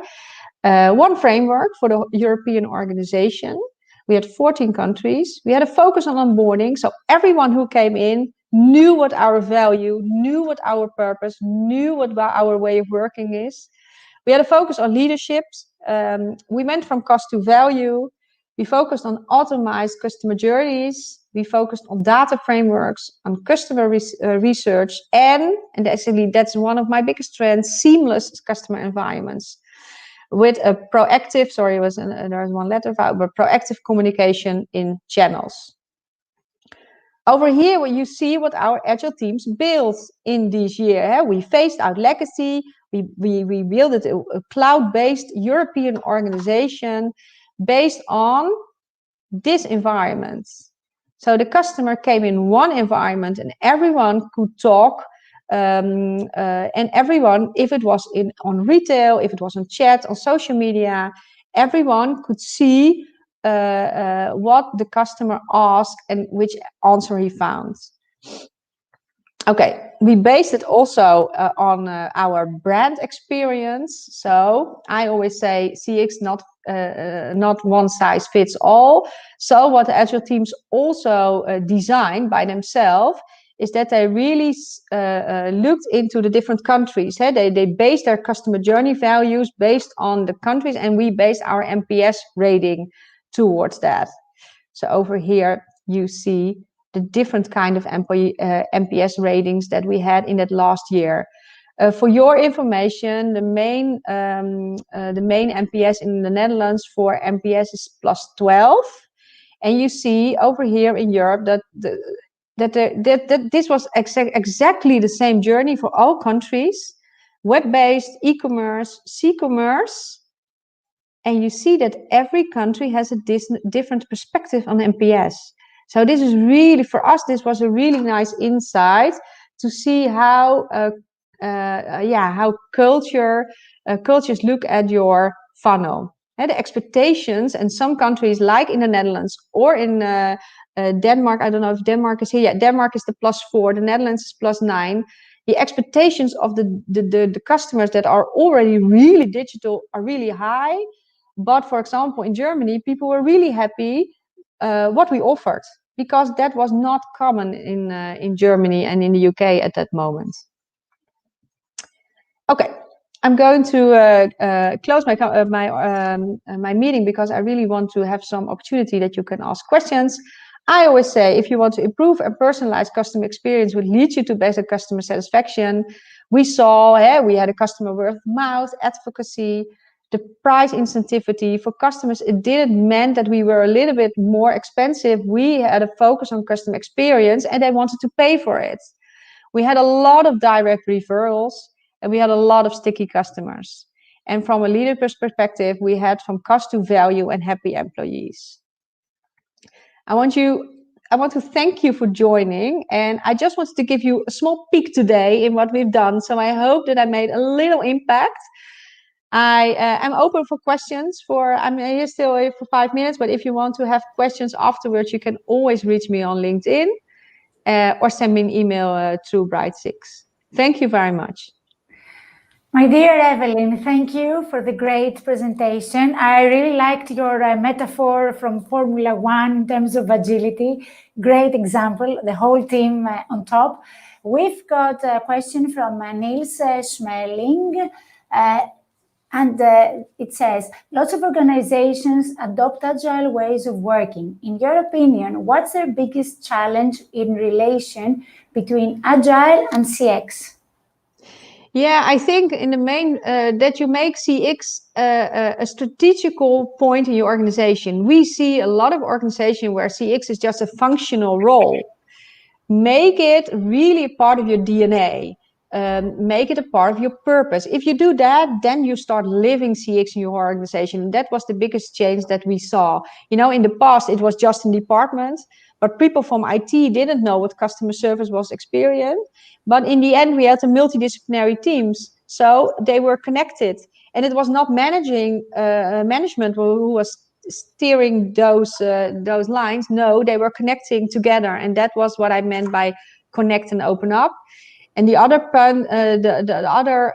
important part is go digital, stay human. So look these also today from a focus. Okay, where do we go digital?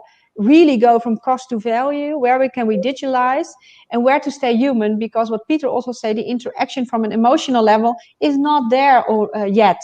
So we need the human aspect in your organization. Great. Okay, thanks for that. I've got another one because we've got a few minutes, so let's take the opportunity. The role of management will change. What is the basic result in what you saw as a leader in terms of operation, middle management, customer service? Yeah. Now, what you see if you build an agile organization, and I was a manager, I always open what Marlena also said. I was a business leader for 20 years, and I was an agile leader for 3 years. And there's a big difference, because in the past we say, okay, these are your main KPIs, this is your budget, and this is what we're going to do. How you fix it, do it. From an agile perspective, you're setting the purpose, you're writing down the organizational strategy, and the teams are working by themselves, translating that into epics and stories to align the organizational purpose. And that is a big change, because then you say as a leader, okay, what do you need from me, from us as a leadership team, to get your main focus on our purpose and our strategy? And that's a big difference. That means that you have different skills, and we had different. We scouted our managers on a different level in the end. It was also a big value on soft skills. Empathy is really important. Transparency, but also visibility is really important. Be visible as a leader. You can't. You can be in your office with your door closed. That's not possible within an agile you're really living the purpose. And if you do that, people are really understanding also from an empathy level where we're going as an organization. And that is actually the biggest change. Evelyn, thank you so much. Thanks for being here with us today. It was a pleasure and honor to work with you. I hope to see you again soon. Take care. Stay with us for the rest of the conference, and see you soon. Definitely. Okay, bye. Good luck all. Bye-bye. Bye-bye. Bye-bye. We've got a few minutes before I go to our next speaker, and I would like to say, please go to our poll question and answer the question. That will help greatly the panel discussion that we have later on. So take a time, take a few seconds just to answer the question. Also, I would like to say that I'm very happy. We are more than 300 people right now, more than 300 people from all over the world in the platform. So chat with each other, share your views on chat, send us your questions. You have a great opportunity. We all have a great opportunity to have speakers who are excellent, top from all around the world on CX. So give us your questions, and let's take the opportunity to listen to them and answer our questions. And now we travel from Amsterdam back to London, and there we can see Jennifer Clark, who is a CX practitioner, passionate about the power of brands and how good they do in the lives of people. She has worked on clients as diverse as GM, MasterCard, USPS, and EasyJet Airlines. She estimates that the experiences she has helped bring to life have directly touched more than 2 billion people, or roughly 1/4 of the world's population. Wow. So Jennifer, hello. Hello. Welcome to CX. Nice to have you together. Let's start, your fantastic presentation, and the floor is yours. Thanks so much for having me. I am really excited to be here with all of you and really grateful for your time. And I hope you get a lot out of the presentation. My only regret is that we're not together in person, because I love interacting with people. I love interactive presentations. You'll note that throughout the presentation, I'm going to ask a series of rhetorical questions. Of course, I won't be able to read your chats, but if you feel like putting something in the chat, please do. So I'm going to talk to you today about my personal journey with CX, how I've evolved as a CX practitioner, and how I learned to stop worrying as much as I did in the past and love the journey. And when I say worrying, I think that this profession, because you are helping to manage how people interact with an organization. We're under a lot of time pressure. It can be fraught with worry, but over time I've learned to let go of a lot of that. And when I say over time, I mean over the past 10 to 15 years since I've been doing this kind of work. And I've worked on all kinds of clients. This is just a small sampling of some of the people I've been able to do, help through CX work and journeying practices. So this is my favorite journey of all journeys. And I like it for its simplicity and elegance. And I think it's a perfect metaphor, not only for what a customer goes through when they interact with a company or brand, but also the problem solving process that we go through as practitioners. So from an awareness standpoint, whether you're a customer or an internal stakeholder, you become aware that there's a problem and a need for change. You consider deeply the things that might solve that problem or alleviate that need. You make a decision, you purchase, you buy into the solution, and then you start using it. And if it's really good, you're going to talk about it. So we're going to walk through each of these journey stages in detail with a case study and, oh, wrong way. And so for me, there's, an illusion and a gift associated with each stage. So there's the base understanding I started with when I started doing this kind of work, and at times baseless, quite frankly, and the gift, or sort of what I've learned, again, by going through this process. So awareness. Again, when we think about awareness, we think about what it might take to get someone to choose our solution to their problem. Where do they become aware? What triggers the need to search for a solution? But the real challenge here is, even if you recognize there's a problem, just because you know what's wrong doesn't necessarily know that you know what needs to be fixed. And what do I mean by that? If you look at this website, could you tell me what needed to change? So as a CX practitioner, just taking one look at this website, could you tell what needed to be changed? If I told you that something about this website was causing calls to a call center, driving calls to a call center. Of course you couldn't tell me. You can't tell just by looking at a site what's wrong. Even, as a practitioner going through this process, you're not going to have the same background as an end user. Further, if I asked you how many people actually hit this site, could you tell by looking at it? And of course, the answer is no. What if I told you that this innocuous looking site was reached by 2 billion people every year? So at some point in their mail and package receipt journey, a quarter of the world's population touches the USPS.com. And so when there's a problem with the site, it can have huge downstream impacts in terms of call center calls, in terms of costs incurred to the organizations, and cost in human time. So we undertook a journeying exercise. And again, I know you can't read this. You're going to see a lot of charts today that you can't read, but I put them up to demonstrate how we manage and solve for complexity. And in this instance, we looked at everything from the journey, from the time someone purchases an item that needs to be shipped through to the time they're trying to resolve any potential problems in their experience, and also reflecting on what happened.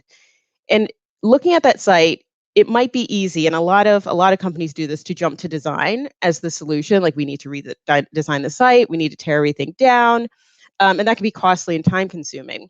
What we discovered by going through this process is that language was actually the issue. So when people hit the site and they were trying to understand where their package was, simple changes in language, like "your package has arrived," going from that language, which is postal speak, to language like that is plain and conversational, like "your package has arrived at your local post office, and it'll soon be with you after we sort it," had a huge impact in reduction of calls. And it had a huge impact on the quality of people's lives. So talking to customers, 77% of customers say that inefficient experiences detract from their quality of life. So if we consider that extrapolated, across the population of people who hit this site, with 2 billion visitors hitting that site and 33% of them having some issue with understanding language, they drove an estimated 6 million support calls. And adding that up to about 5 to 6 minutes per support call, you're talking about 700 cumulative years of human life that are lost trying to deal with problems like this. So the best thing we could do, the gift of this phase for me, is living in awareness. So it's not just about being aware of the problem, but it's being aware of the impact, the potential impact that this problem that we're trying to solve, or solution we're trying to create, can have on the lives of humans, and that's, or customers, humans, however you want to put it. And that story not only will resonate internally, but it will make the world a better place. And I genuinely believe that about the work we do.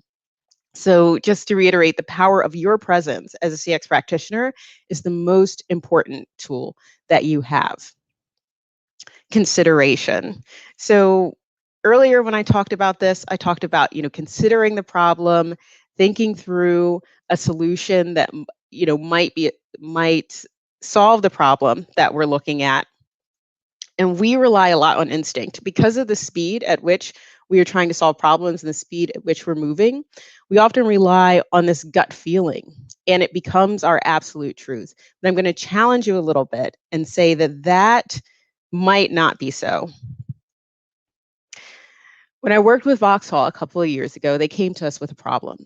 They needed us to sell electric vehicles, only cars wouldn't be available for almost a year, and there were no images of the car. So it was a really sticky problem. So how do you sell a car that doesn't actually exist? Before we got into research, we did a lot of desk research. So we read through, a lot of reports. We learned about range anxiety. We learned about anxiety over being able to find charging stations, the power of electric vehicles. But we also understood that our competitors had access to the same insights, and that if we created experiences and marketing based on those insights, they might not cut through because we weren't going to be saying anything different that other people weren't saying. So we talked to our base. We sent a survey to our entire base. We got 37,000 responses, and 10,000 of those were open-ended responses to answer the question, what do you want in an electric vehicle if you could have anything? And we were not even remotely prepared for the findings. The most interesting finding in the study was that because they are in the press at the same time, people tend to conflate autonomous vehicles with electric vehicles. So when you ask them what they want in an electric vehicle, they want to be able to, aside from the latest tech, they want to be able to go to sleep in their car. They wanted to have a chauffeur. They wanted to have food storage. What became clear is that people did not intend to be driving EVs. So we knew that was something fun that we could activate on. We could tell some interesting stories. We created a very complicated, as you can see here, 12-month cadence to address not only the functional aspects of range anxiety and charging stations, but also some of the fun things. And we made it very interactive. And from this journey, as a team, we drove 422 reservations worth an estimated $13.5 million in sales in just 6 months. And the troubling thing about this is something that only 50% of marketers do. And I think I would extrapolate this out to CX professionals as well. So very few people are adapting their tactics and strategies based on customer feedback. And it is a missed opportunity. So I think the gift of consideration to me is to be very considerate and deliberate in the things that we are creating, because the outer journey, so what a customer experiences, will always reflect what happened or what happens internally. So if we are, how do I say, careless in our creation, if we aren't thinking deeply enough about problems, that will cause friction later when the customer starts to interact with the things that we create and with the brand. Purchase. So this is, everybody's favorite stage of the journey. This is what we're all working toward. How do we get people to buy what we are selling? And I'm going to challenge you here. And it's that I don't believe that customers want change. I think we think that people want change because we desperately want it to be true. I think that people want the effects of change, right? So they want the downstream benefits of change, but the messy middle that it takes to get there is a distant afterthought. And we in our work have to manage that. 2/3 of companies now compete primarily based on experience. And, I think a lot of people on this call will know this. But when we are trying to drive change, I don't think this is a particularly salient fact that's going to actually change people's behavior. When I worked with Kaiser Permanente, they had 300,000 employees and 12 million members. If on any given day, I had gone to the desk of one of those 300,000 employees and quoted that stat, hey, did you know that 2/3 of people now, companies now compete on experience? Do you want to help me with my CX project? I sincerely doubt that any single person would have changed anything about their day-to-day in order to help drive CX change. So what we had to do was tell a really great story. We had to look across we defined 7 key digital experiences that we need to provide. Within those experiences, there were more than 70 capabilities and 700 features to, in 4 years, reach the outcomes of being Forrester's #1 CX healthcare brand, to have more people engaging with telehealth and less with traditional channels. But that took a tremendous amount of work. This is just a small sampling of the mock-ups we created in some of the storytelling decks that we had, but we broke it up into 4 phases, and we had to make the change feel real for people so that they bought into what we were trying to do. And it took quite a while. It took 2 years. It took more than one deck, but our main deck had 121 slides. Over the course of that 2 years, there were 36 iterations to that deck. We presented to more than 100 stakeholders, and often in town halls similar to this, where we were presenting out to the larger organization. And through that effort and through pulling people into the story and making them part of the change, we were able to secure $1 billion in investment given out in tranches in 3 years to help drive CX change, to see the results that you're seeing now with KP. So it's not enough to assume that people want change. You have to make them want change. No one needs anything that we are selling. No one needs a reason to buy. They buy because they want to. And that is the kind of momentum we need to create with our efforts and with our storytelling, which is as important as a lot of the other aspects of CX. So in life use, we've done all the work of getting people to buy in, to consider, and now people are either using a product, and by say people, I mean customers or internal stakeholders. They've either bought a product or they're a part of the change we're trying to drive. And I saw a really interesting number the other day that stuck with me, and I just couldn't get it out of my head, and it was 35. I looked at a McKinsey paper, and there were 35 aspects of change that a CX professional needed to manage to ensure that a project was successful. And those, those pillars range from everything from managing people and processes, to managing the technology, to integrating new technology, to training.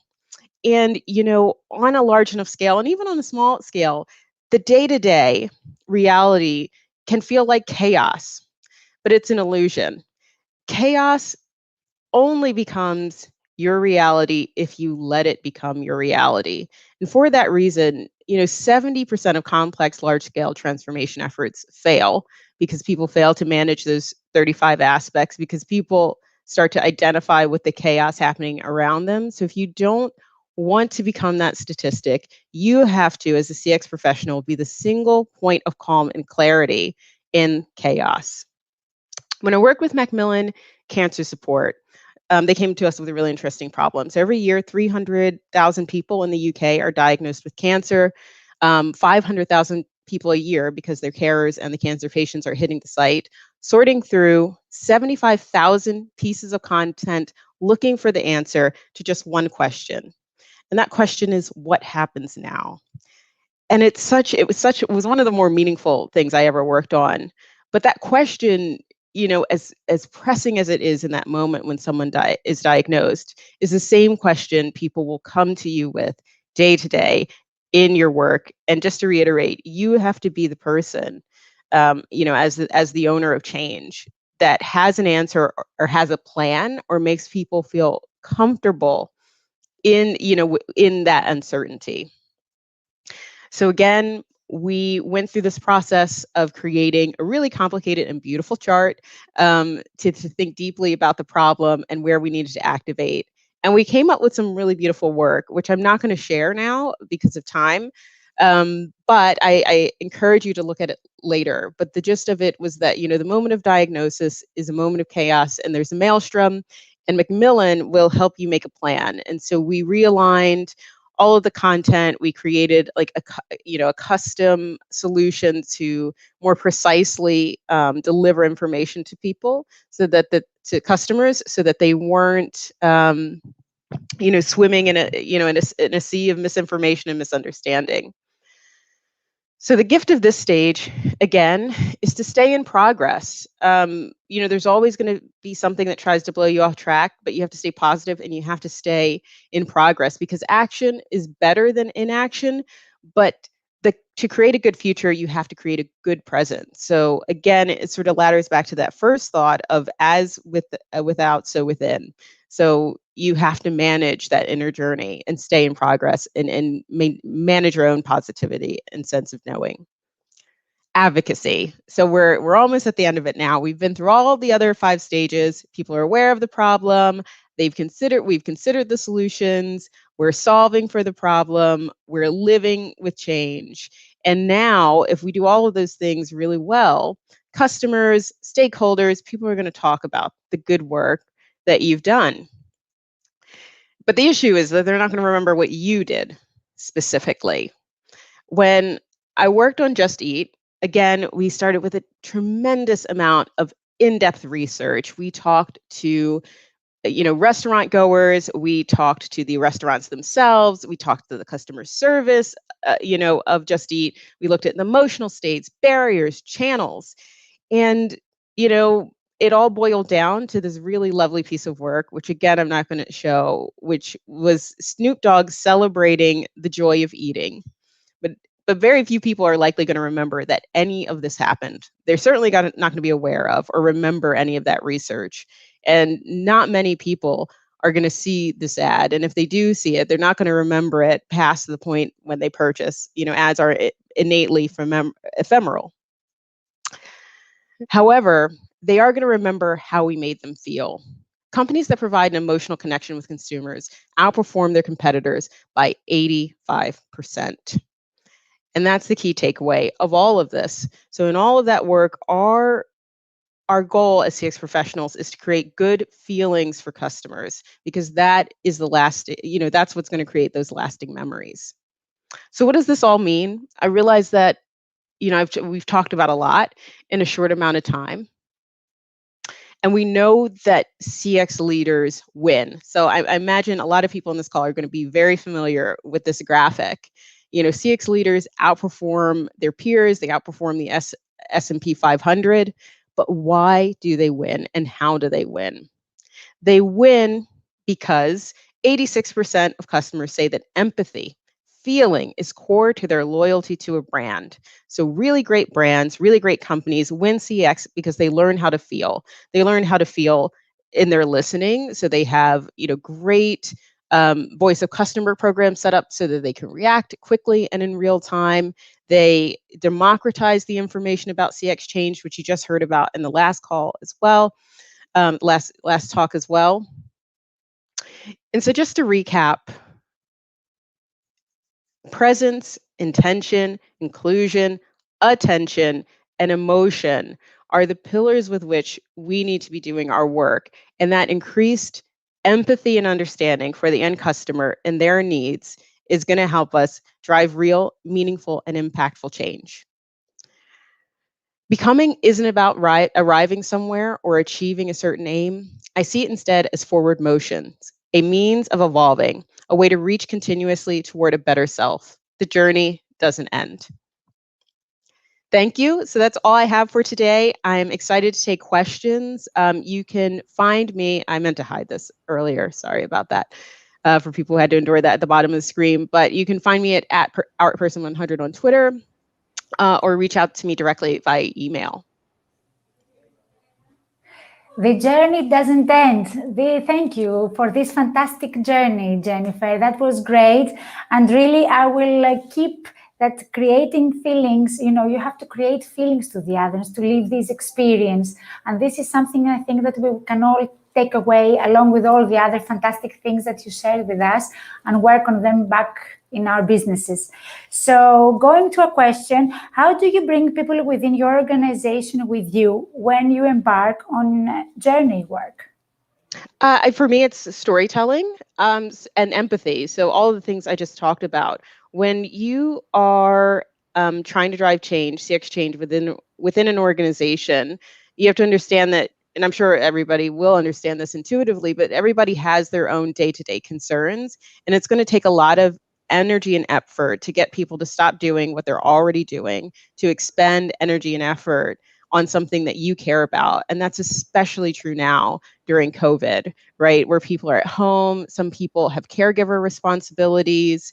And so there are these demands on people's time. So to make it really worthwhile, you have to make the reasons for change clear, and you have to make the benefit of change clear, both to the individual that you're asking for help and the benefit that it's going to provide to the consumer and the organization later.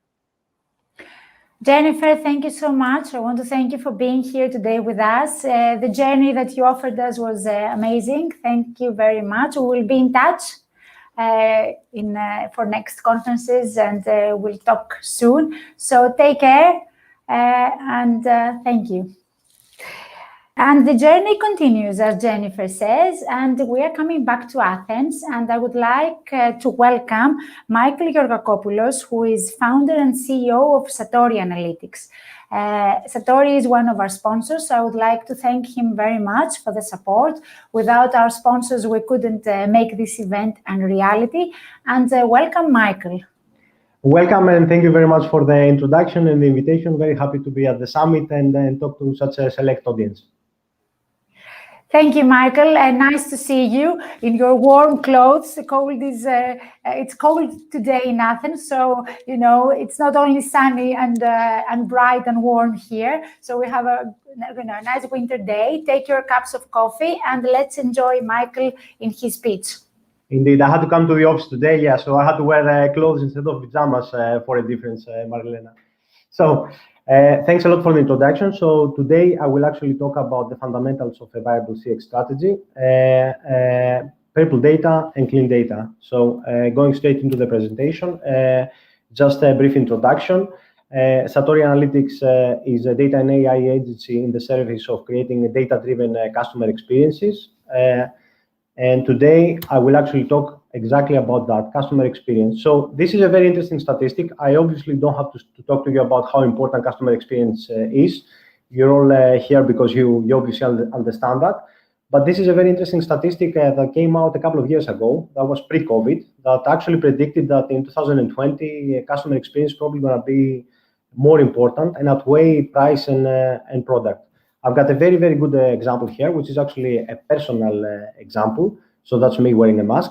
I spend most of my time in Greece, and being lonely in the house, I actually decided to buy some shoes from an Italian retailer and some clothes from a Greek retailer. Obviously, most of you have actually switched to online buying quite a lot, and has become a habit rather than something that happens, once in a while. So. Here's a timeline that basically describes the experience of buying from those two retailers online. So I placed an order on the Italian retailer on the 15th of December. 3 days later, I got an update, an email saying that your order has been shipped. And then a few days later, the order actually arrived. I had actually bought a pair of shoes. Unfortunately, they didn't fit. So I had to return the order. So within the package, there was a slip that actually described the address of the original sender. So it was quite easy for the courier to come and pick it up and actually send the order back. I got a refund without having to call anyone. So the retailer themselves, they actually refunded the money to me. And after a few days, they sent me a new pair of shoes with the right shoe size. That was actually a great customer experience, even though the shoes didn't fit. That was my problem, not the retailers. At the same time, with the retailer here in Greece, I placed the order the same day. It was actually clothes I wanted to buy for friends and family as presents. I only received an update 13 days later saying that the order has left the warehouse. God knows what that meant, so I wasn't sure what that meant. After a few days, they actually sent me another email saying that there's a delivery window between the 2nd and the 5th of January. The order actually arrived 10 days later, which made me quite furious, to be honest, because I had actually missed the window of giving the clothes as presents. I'm sure that half of you had a similar experience over this COVID period. Now, why am I sharing this example? This is a great example of a bad customer experience and how it can actually influence from where we buy and what our beloved brands are. I've got a statistic here from PwC that basically summarizes that a bad customer experience can actually make us completely drop a brand, even if we adore that brand. So how difficult can it be to build a successful customer experience? Depending on who you talk and which department or organization, they can come up with many answers. They're all very valid. They're all very important. So they may talk about building empathy and an emotional connection with the customer, having a great loyalty system and rewards, having an omni-channel strategy, big data, real-time notifications in the app or in the website. They're all very valid comments. For me personally, from experience, where it boils down to is actually the people within the organization and actually having good and clean data. And this is where I want to start. I've got a customer example. So Philip Morris International, Nikos. I think most of you are aware of it. It's a good example because it's a company that from an early onset, they realized how important it is to actually build a good foundation of data in order to support a very, very data-driven customer experience for its customers. So the first step was actually to integrate data across many data sources from a very complicated online and offline ecosystem. So imagine IQOS is sold at kiosks, through an e-commerce platform, through physical stores, through third-party retailers. So the first part, in essence, was actually to integrate that data in a single place and actually create a single customer view, managing data, not just registration and demographic data, which was quite easy to get hold of, but also transactional data, survey data, social media listening and behavioral data to actually build an end-to-end, if you like, view of who the customer is. Now, data by itself doesn't really mean anything. You have to use it. So the way we used it is basically to create customer clusters, and then for each customer cluster, actually create detailed customer journeys. As Jen illustrated a few minutes earlier on, we actually create quite complicated customer journeys with various marketing automations and triggers, depending on on your profile and in which cluster you belong. To summarize that in a big picture kind of framework, on the left-hand side, you can see all the various data sources that enter the data warehouse. Then we create the single customer view, creating some new metrics that let us better understand the customer. Then we did some more advanced, if you like, machine learning algorithms to create customer clusters, understand next best actions, cross and upsell opportunities, and so on. And then that all actually triggered and became part of the personalized campaigns that the marketing and CX departments would run to actually boost acquisition, retention, and customer experience. And of course, test those strategies, the return on investment, and optimize and fine-tune as we go along. The most important point here is that this is an organization that understood that customer experience is not a project. Yeah, it's a long-term commitment. That's why it requires an initial, quite significant upfront investment in time and people, and actually building also a good data estate and infrastructure to support this whole initiative. But it's something that doesn't stop. It's a strategic capability for the organization. It's something that happens on an ongoing basis. So this is one example. I've got another one. This is actually a razor, and you'd be right to ask, what kind of customer experience I can create for an unsexy product such as a razor or a shaver. So BIC actually has some sort of answer. So what they did is back in January they launched this kind of razor that has a sensor, so an Internet of Things kind of solution that actually, depending on how you use the razor, it actually sends data to the cloud. So it actually generates IoT data, and then using that data, we can actually understand which, and the way we do it is we analyze through machine learning and other types of algorithms. We understand what type of shaver, a razor, is actually suited to your skin sensitivity, to your color, to your hair density. So this is just a simple example of how you can actually, even for a product that is uncool, let's say, you can actually build a good customer experience. But more importantly, how you can actually build a connection with your customer. If you, for example, are more traditional FMCG that doesn't have direct access to the customers, to actually build a relationship with them and actually generate data that you didn't have before. So summarizing the key points that I wanna get across is that to create a good customer experience strategy, you have to dream big. You definitely have to dream big. You have to create to have a data strategy and a vision, but you have to implement small. So implement small means do it in iterations. You have to follow an agile approach. You create increments of business value, let's say. You test, you refine, and you repeat that. Otherwise, as most of you have experienced, C-level management, they run out of patience if you tell them that, yes, we're doing a great job, and you will start seeing the benefits in a year's time. That doesn't really work in the environment we live in. Following on from that point, quick wins are very, very important, and you need to have quick wins in your, let's say, customer experience journey. But you have to also build things that last. So whatever you do, it needs to be underpinned by a good and robust data and customer experience strategy. Otherwise, experimentations that do sometimes deliver good value, they can actually derail you from your path, if you like. And in the long term, they may cost you more time and money to actually end up where you want to be, which is a successful customer experience ecosystem. My penultimate point is to invest and own your data. What I often see with customers is that they put their entire faith and customer experience strategy in the hands of a third-party software. No matter how good that software is, what I usually say to most of our partners and clients is that you need to decouple your data from the platforms you use for marketing automation, CRM, customer service, and so on.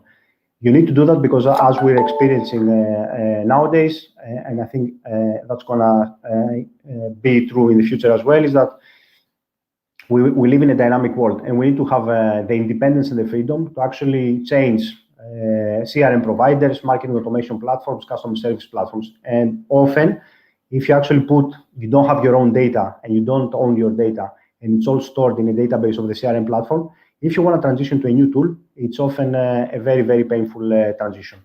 My last point is about the purple people kind of concept. And to explain what purple people are, I will just share a very, very simple example that hopefully you can resonate with. So you have the C-level management, or let's say the marketing director that says, I want to offer our customers, personalized offers and build an amazing loyalty ecosystem or a customer experience ecosystem and boost acquisition, retention, increase it, and so on. So they go to the technical data team and they say, guys, can you do that for me? And then the guys in the tech and data team, they say, sure, we got it. We'll come back to you with our plan. And sometimes the plan may look actually like a solution architecture diagram like this. This is a diagram. I just want to transfer the message that you cannot actually give something like that to C-level management and expect them to understand, especially if they have only 1 hour to spare to listen to your proposition. So often we end up in situations and emotions as described by this picture. So the solution that I've seen that worked quite well is the concept of the purple people. And here's an example of what I mean of purple people.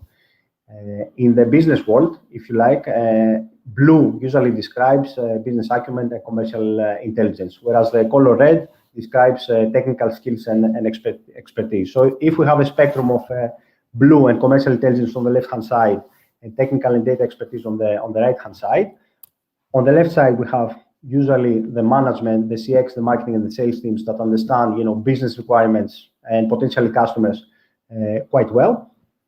And on the right-hand side, you have all the people that are the implementers, if you like, the IT, the information systems, the data scientists, the data engineers, all the people that will actually implement, if you like, the infrastructure, integrate the CRM platform with the data warehouse, do the analytics, do the reporting, and so on, even build the customer journeys, to be honest, that will deliver the strategy. Often there's a miscommunication between those two, if you like, environments, those two spheres of people. And that's where purple people fit in.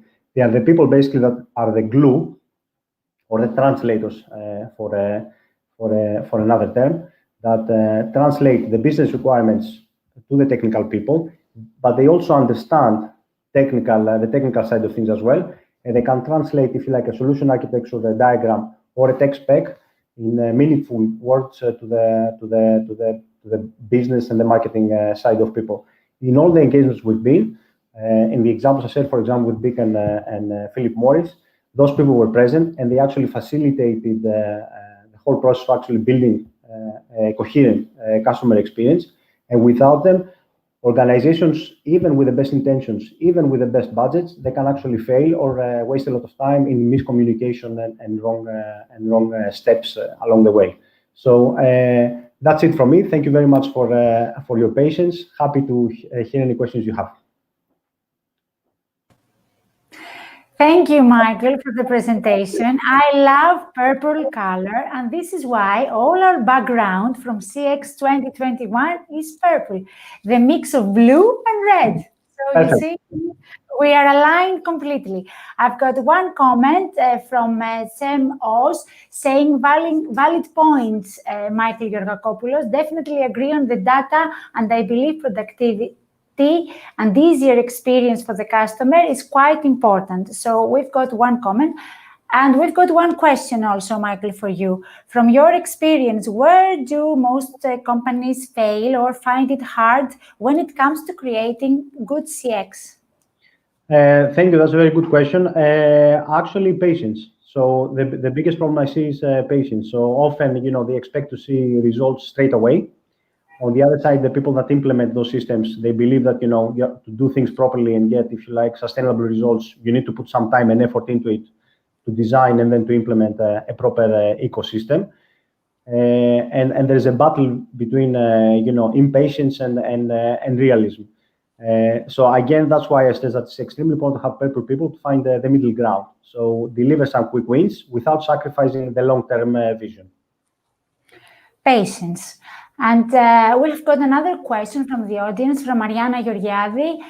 She says, great presentation, so well done. I understand that based on the current situation in the market, it is the best time to start a CX journey. How does a customer start to it? Cool. It starts by actually deciding what a good customer experience looks like for them. So they need to come up with the strategic objectives and what are the pain points right now in the current customer experience they're offering to the customers, and design something more coherent. So it starts with a vision, and then it actually starts with all the blocks and the fundamentals you need to have in place. So an example could be building a data warehouse that will create the single customer view, potentially migrating your data from an on-premise infrastructure to the cloud, where you can actually have a more scalable infrastructure. Maybe creating a better utilizing a better marketing automation platform that lets you automate communications with your customers. Those are all fundamentals that you need to take care of, but it definitely starts with actually deciding what your vision is and what exactly you want to offer to your clients. Okay, that's clear. One more question for you, Michael. Really like the example of purple people. Which other skills do they usually have according to your experience? Cool. Good question. They can come up from various areas. So they could be an ex-data scientist, for example, that have actually become more of a business manager kind of person, or they could be a marketing executive that has a good understanding of technology and platforms. It's usually experienced people that have, on one hand, business acumen and business skills. On the other side, they have some technical expertise, even though they're not technical experts or implementers themselves. Okay, so I would like to thank you so much for your time and for answering our questions. And we will see you soon. Take care and have a great day today during our conference. Thank you very much. Bye. Bye, Michael. Ladies and gentlemen, I would like to announce to you an important information. In e-commerce conference returns live on April 14th and 15th, 2 days, with an all-star lineup of international speakers. And they will share proven methodologies and best practices to help your businesses drive traffic to the e-shops, generate quality leads, and boost their conversion rates. So if you can see now at your chat, you can take advantage of the early bird offer and secure your seat with a 20% discount. This is all written on the chat, www.e-commerceconference.gr. Go there and you can get your seat with 20% discount for this fantastic conference that is coming up on April 14th and 15th, 2 days. So it's 2 minutes before 12.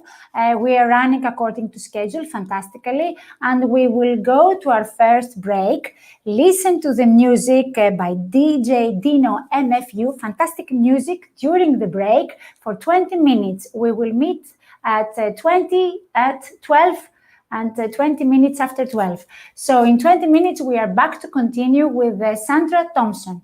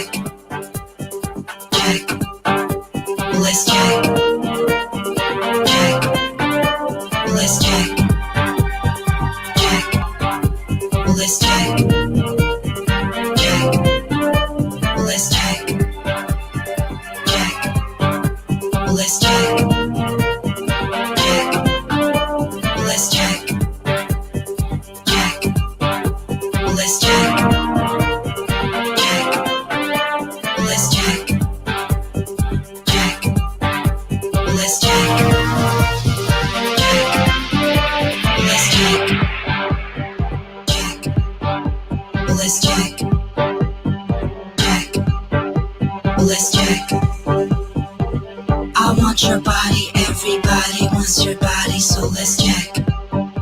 Let's check. I want your body, everybody wants your body, so let's check. Come on, let's check.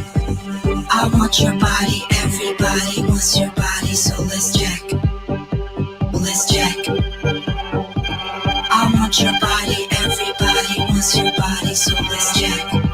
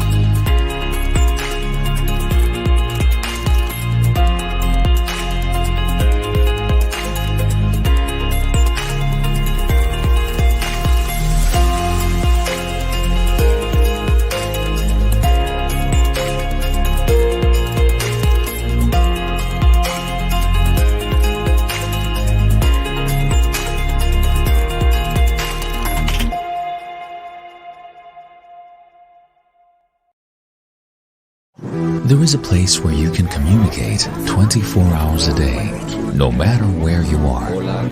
You can ask anything you want in 16 languages, and there is always someone that will help. You have the technology of the world at your fingertips.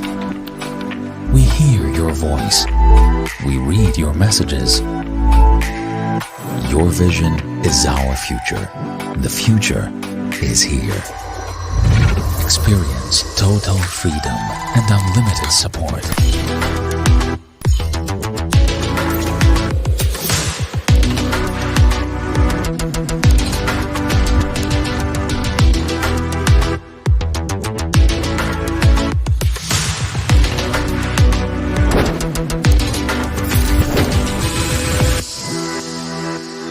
Cosmote eValue, your contact partner. Welcome back. Welcome back to the virtual stage of CX Summit 2021. Did you like the music? Did you stretch? Did you dance? Did you get your coffee? Are you ready for the next session? I am definitely ready for that. Before I go to the next session, although you have to go to the poll and answer to our questions, please go to the poll. We have put some questions there to measure our performance, to see if you like the conference. Please put your comments, answer the questions, because that will help us become better for the next conferences to come and for next year. So take 20 seconds now and answer the questions up there. Just 2 questions that will help us improve ourselves. Thank you very much. And now, ladies and gentlemen, we go to the second part of the conference and we travel again to the UK to meet Sandra Thompson. Sandra Thompson is the first Golemon emotional intelligence coach in the UK and founder of the Applied Customer Experience and Emotional Intelligence course. So Sandra, welcome. Nice to see you. Hello. Hi, how are you? I saw you dancing during the break. I was dancing with you know. I was thinking, I hope that they don't put the cameras on because I'm having a bit of a silent disco here right now. No, it was just our camera. So, we dance together. So welcome to the CX Summit. Thank you so much for being here with us today. It's a great pleasure and honor to have you. Thank you. Thank you. We are all ready to hear you, and the floor is yours. Thank you so much. And thank you, everyone, for being part of this session. I've got a few things I'd like to invite you to do. I've got a few things I'd like to raise, a couple of controversial matters, but this subject is empathy. Is empathy the answer? How to create emotional connections to ensure customer experience success? Well, the fact is we're hearing more and more about empathy. We're hearing about empathetic leadership. We're hearing that empathy is the way forward for customer experience. But I have a challenge for you. And I wonder whether empathy actually creates the type of emotional connections that brings about the type of loyalty, the type of retention, the kind of retention that brings about greater profitability and overall happiness. And we're going to start with an explanation as to what empathy is. Now, I know that many of you are going to know this stuff, but for those of you who might not be as familiar, I just want to go through these 3 levels because empathy isn't quite what it seems. Very often we think about the cognitive level, as in we're thinking about how the other person feels. We then go a bit deeper into the emotional side where we might be feeling something similar to the person that we're presented with. And then the final one is compassionate. And compassionate is really where customer experience is all about. Because if we think about when customers come to us, when our colleagues come to us, it's all very well us saying, we really understand and we're with you when we've been through something similar, but we can't help you. I've certainly been on calls where I feel that someone's on the same level and then they don't go the extra mile. So the compassionate empathy is really where it's at. But I have another question for you, which is if we are a bundle of emotions and the other person is a bundle of emotions, do we really know what they're feeling, honestly? And that's my first question under this whole topic of empathy and whether it's really the answer. Here's a lady called Lisa Feldman Barrett. She's one of my heroes. She has written a couple of books on emotions, definitely worth a read. She basically says through all of the MRI scans, so these are the brain scans that show up different parts of the brain in service. She's read hundreds and thousands of reports between her and her massive team. And she says that emotions are shaped by our experiences. They are shaped by our socialization, so the way that we've been brought up. And they're shaped by the meaning we give the particular context of the situation. So the fact is, while you might say to me, yeah, we get into the shoes of our customer, yeah, we definitely walk a mile in the shoes of our customers, are you really? If our emotions are unique to us and the emotions we're seeing are unique to those people, it's worth a question, I think. So there's another guy called Paul Bloom. He wrote an amazing book called Against Empathy, and he basically makes a case for rational compassion and not empathy. What he says is that if we use empathy, we are basing how we look at something through all of our prejudices, all of our beliefs, our values, our biases. So we can't possibly see what the other person is seeing. But there is no doubt that empathy has a place. Empathy has a place because it means that we're making an attempt to understand. It means that we are listening. It means that people who want to express how they're feeling at least perceive that someone is at least paying attention for a short time. So let's park that just for a second and come into emotions just again. Emotions are critical. We are all emotional beings. We are filled with a bunch of chemicals, serotonin, oxytocin, loads of stuff that all kind of shapes our behavior. They shape our behavior and they also influence our memories. And this is interesting because if we think about it, if we think about the people who we love to work with, if we think about the brands that we really love, we're going to go with those that are most positive memories. If we have an experience that's been pretty terrible, actually it's been really terrible. When it comes to a point of us choosing between this particular brand and this particular brand, we're highly likely to give the new brand a chance if our memories of an experience haven't been that good. So let's recap. We've got a bunch of emotions going on in each of us. We know that emotions create behaviors and they also shape memories.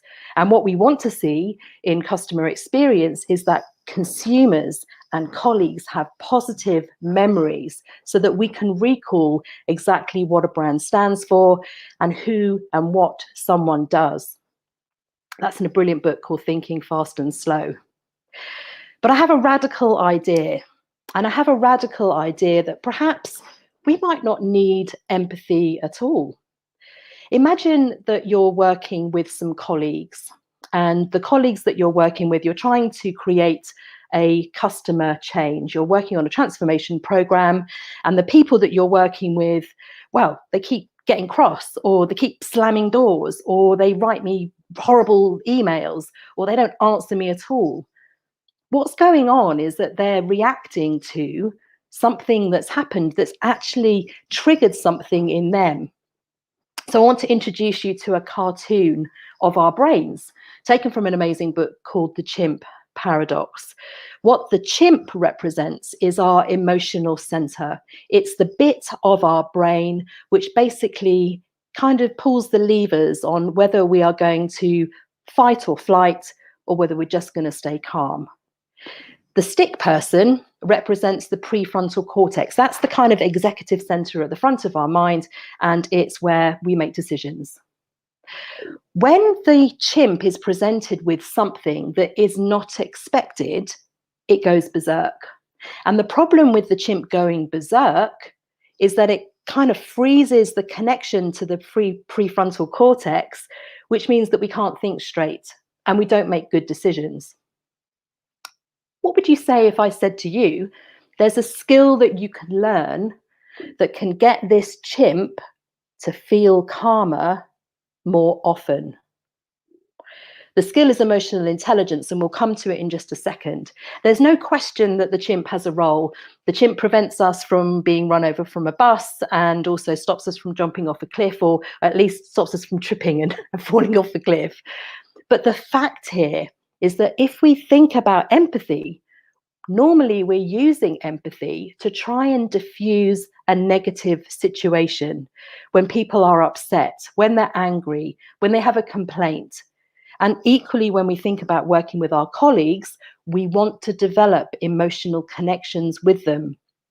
So I raised the controversial view that perhaps if we were able to control our chimp more often and we built this skill of emotional intelligence, we would certainly create greater emotional connections between us, which could create much better customer outcomes. Radical. So my thought here is that empathy is an answer, but it's not the whole story. I really believe that we are doing great work in understanding more about how our customers are wired. But the problem with empathy is that we basically have all of the things that go on in us, that when someone else has an emotional reaction to something, we don't really know. We kind of try and get through our filing cabinet of experiences to try and relate to them. And it's not always the truth. I think emotional intelligence might be the answer. So this idea came about in the late 90s, published in the late 90s, I must say. It was an idea actually much, much earlier than that, but it was popularized by Daniel Goleman, who basically synthesized all the work that had been done in previous years and said that emotional intelligence is your ability to recognize emotion and understand emotion in yourself and others. And that's important because I perceive that with empathy, it's far more superficial. When you actually understand the emotions that are in yourself, you are more able to sit back and be objective for the person you are trying to empathize with.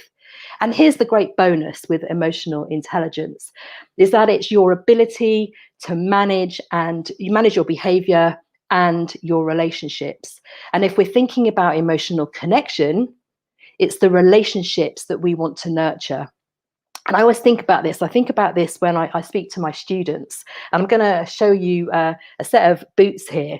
I say to them, empathy gets you to a point where you recognize these as brown boots. You recognize that they're a bit dirty and that they are, they're a bit muddy, they're a bit brown, they're size 5.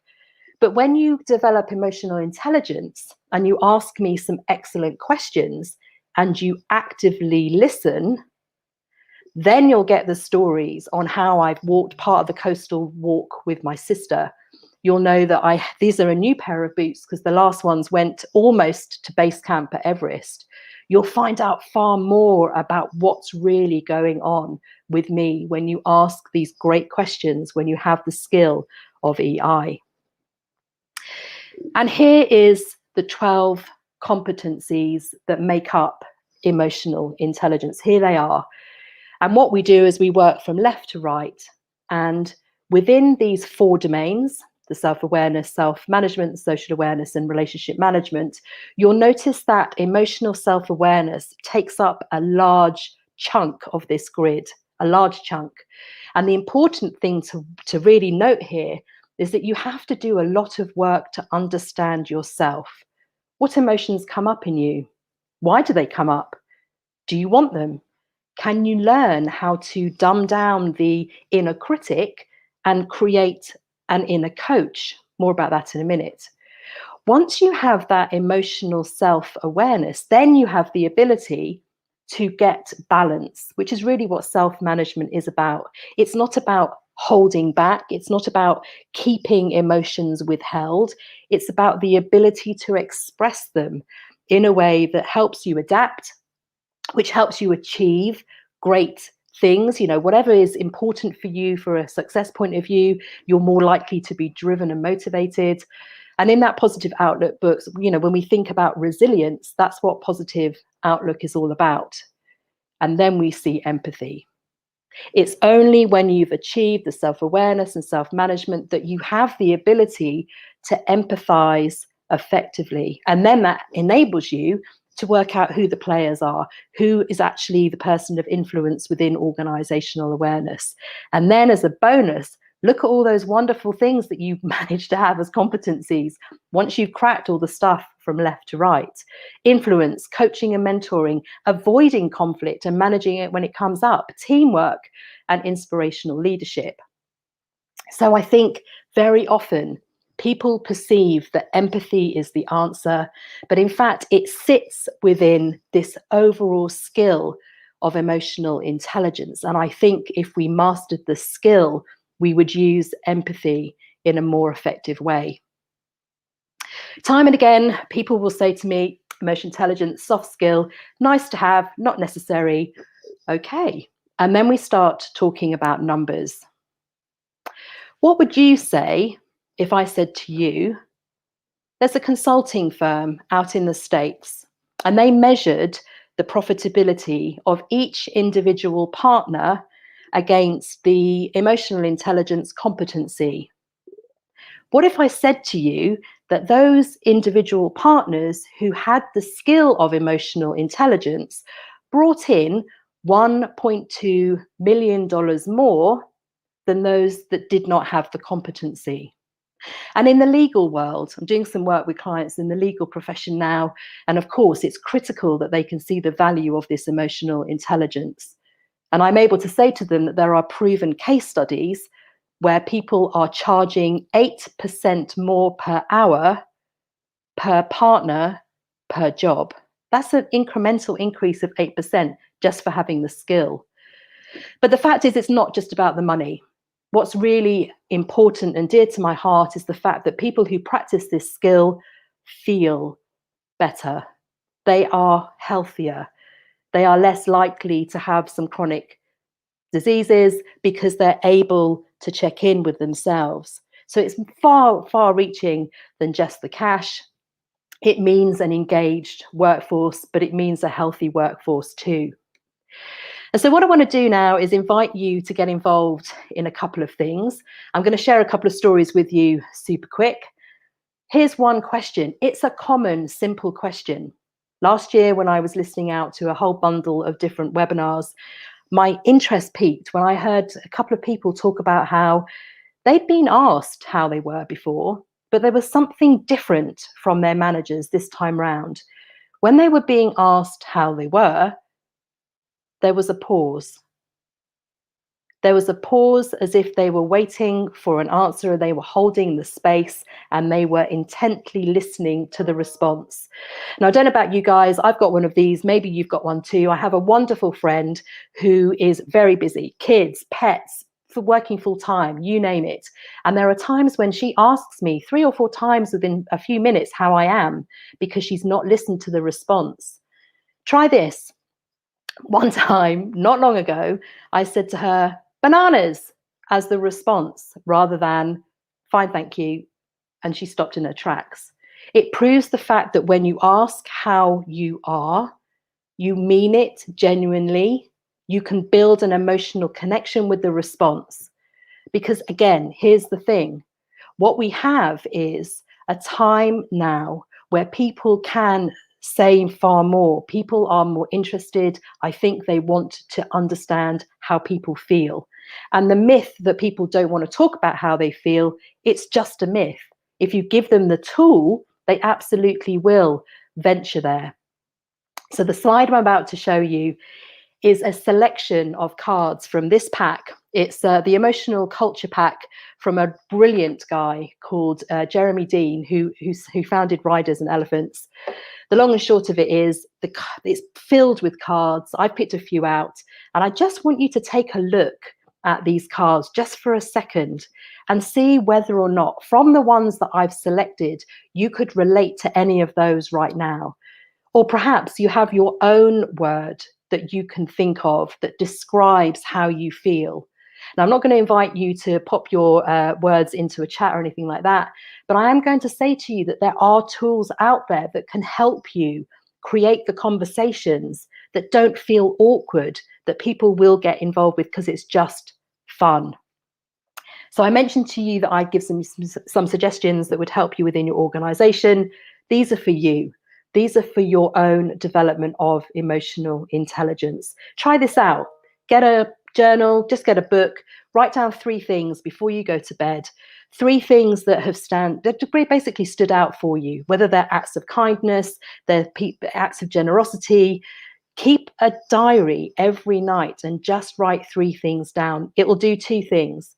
It will help you recognize the great things that have happened when perhaps it's been a difficult day.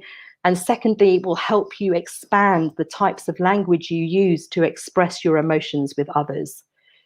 If you're able to leave your house, I know in lockdown a few of us are kind of housebound, but take a walk in nature. Try and keep focused on everything that's around you and be in awe of the nature that's there. If your mind wanders back to work, kind of bring it back. And for those of you who might be a bit more bold, try 5 minutes of silence. It restores the nervous system. It helps considerably. So again, try these things out if you have time. And this final slide, or these final 2 slides actually, please invite people in your organization to truly listen. When you truly listen, you're paying full attention, not just to the body language, to what is said, to what's not said, to the tonality, to the emphasis of the words. You would be surprised at how just running a simple exercise, as I do with my clients, it highlights the fact that this skill that we take for granted is often not finely tuned. And then finally, just as a finale, coming back to the point around perhaps retraining your chimp, this is a much quicker result. Stand with your feet, hip distance, hands on hips for 2 minutes, and I can guarantee that your physical state will tell you, while you might have felt nervous, you're feeling confident and in command. Whenever you're giving a presentation or if you're about to write a paper, Amy Cuddy had a brilliant TEDx talk about this. It's called the power pose. It's a quick fix, it's a quick win, and you'd be amazed at how your mind can change through your physical state. A little bit of disco dancing a moment ago to put me in the zone. Thank you. I stand, Sandra. I stand, as you suggested. You cannot see my feet, but there you go. It helps. Good for you. So thank you so much for this great presentation. I've got one comment from Padelis Karamanis. He says, spot on, we remember what we feel, so do our customers. This is why experience is a big thing worth researching, and experience generation through co-creation is another big thing worth investing. And we've got 2 minutes for a question. Why do you think that 2021 is the time for people to learn the skill of emotional intelligence, Sandra? I think people emotionally have been through a great deal more than ever before. You know, they've been homeschooling, they've been working from home, they've been dealing with the pandemic itself. And so I think that people's willingness to open up a little more. I mean, even now you can see far more about my home through what you can see behind me than you'd ever know. You might comment about the painting, you might say something else, who knows? So I think that people will be more open. But I think more importantly, particularly colleagues will expect that you will want to know, that you will be interested in how they really are. Asking that question, how are you? But with meaning and purpose. Now is the time. Now is the time. Thank you so much, Sandra Thompson, You're very for welcome. being with us today. I hope you you enjoy the rest of the conference, and we will be in touch. Bye-bye. I certainly will. Thank you very much. Thank you. And from Sandra Thompson, we go nearby in the UK to another great speaker, Adrian Swinscoe. He is an experimental CX thought leader and visionary, and he's a best-selling author, Forbes contributor, speaker, investor, advisor, and an aspirant CX punk. Today, he's going to talk about why building a solid business case for your CX initiatives is an imperative that you cannot avoid. Hello, Adrian. Hi, Marilena. How are you doing? I'm very well. How are you? I am splendid. Thank you very much. Great, great. We are all ready, and the virtual stage is yours, Adrian. Well, thank you kind of very much. First of all, I just want to kind of say Nice work, Sandra. I am a huge, she's my friend, and also I'm a huge fan of her work. So, what can I tell you? You have to listen and pay attention to kind of Sandra, what she says, because she says some very, very sage kind of like words. But anyway, let's get into the presentation. Here's what I want to talk to you about. As Marilena said, I want to talk to you about why building a solid business case for your customer experience initiatives is an imperative that you can't avoid. Now, before I do that, let me just give you a little bit of background on kind of me. So, I do a bunch of things in the experience space. I help different organizations solve problems. I run kind of like workshops to help people either build capacity or make decisions. I do a lot of research. I've written 3 different books. I do lots of kind of like speaking as well. In terms of talking about books, here's the latest one that I wrote. It's called Punk CX, which looks like this too. It's quite fun. It's kind of like, it looks like a fanzine sort of thing. It's kind of very colorful. It was an art project and a lot of fun to produce, and also very close to my heart because I'm a bit of a fan of punk music. But what I wanted to do right now is I wanted to start and tell you a little bit about this chap, who I think is one of the original punks, Tony Hsieh, who passed away recently. You can see him sat here with his kind of Mohican. He was a true punk, I believe, in the whole customer service, customer experience space. And I just want to take a moment to recognize the contribution and the light and the energy and the enthusiasm and the insight that Tony brought to both Zappos, their customers, their employees, and everybody that was inspired by their work. So, Tony, you were much loved. You'll be much missed. May you rest in peace. The next thing I wanted to do is I wanted to talk to you a little bit about 4 different things that I see that companies that lead their fields on experience have in common. Now, the first thing I wanted to share with you is this idea that I believe the companies that lead their fields on experience, they do this. They have clear answers about the big questions. What I want to do right now is I want to share with you a series of questions that I believe experienced leaders have the answers to, and they are guided by these questions. The first one is, what is your experience strategy? Now, it seems like a very, very simple question, but it always surprises me when I ask people, what is your service or experience strategy? And I'm always surprised by how many people cannot answer this kind of question. You know, some people may come up with answers that say, oh, it's omni-channel and it's digital and it's seamless and connected and friction-free and all these different sort of things. And a lot of it's very, very much the same. But what it tells me is that when you provide an answer like that, you don't really understand what it is you're trying to do and where you're trying to go. They have no real vision of what they want to do and how they want to get there. But those that do have it are then generally stopped when I ask the next question, which is, if you understand what your experience strategy is, then the secondary question is, and how does it support the achievement of your business objectives?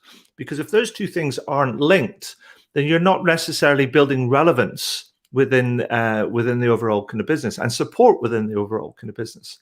So I always encourage people to think about what is their service and experience strategy. Think about the answer to that question. Then also think about it more deeply and think about, and how does it support the business and achievement of its own objectives? Because when you get those things truly linked together so that they work together with each other, then you start to get some real kind of power. But then I also encourage people to go a little bit further and to actually ask themselves,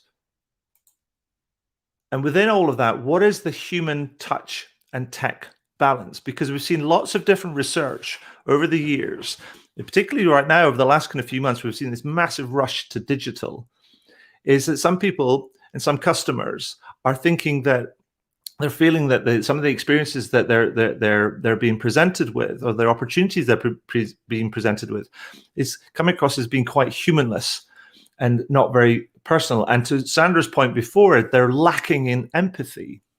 So that's where there's a real balance we have to strive here.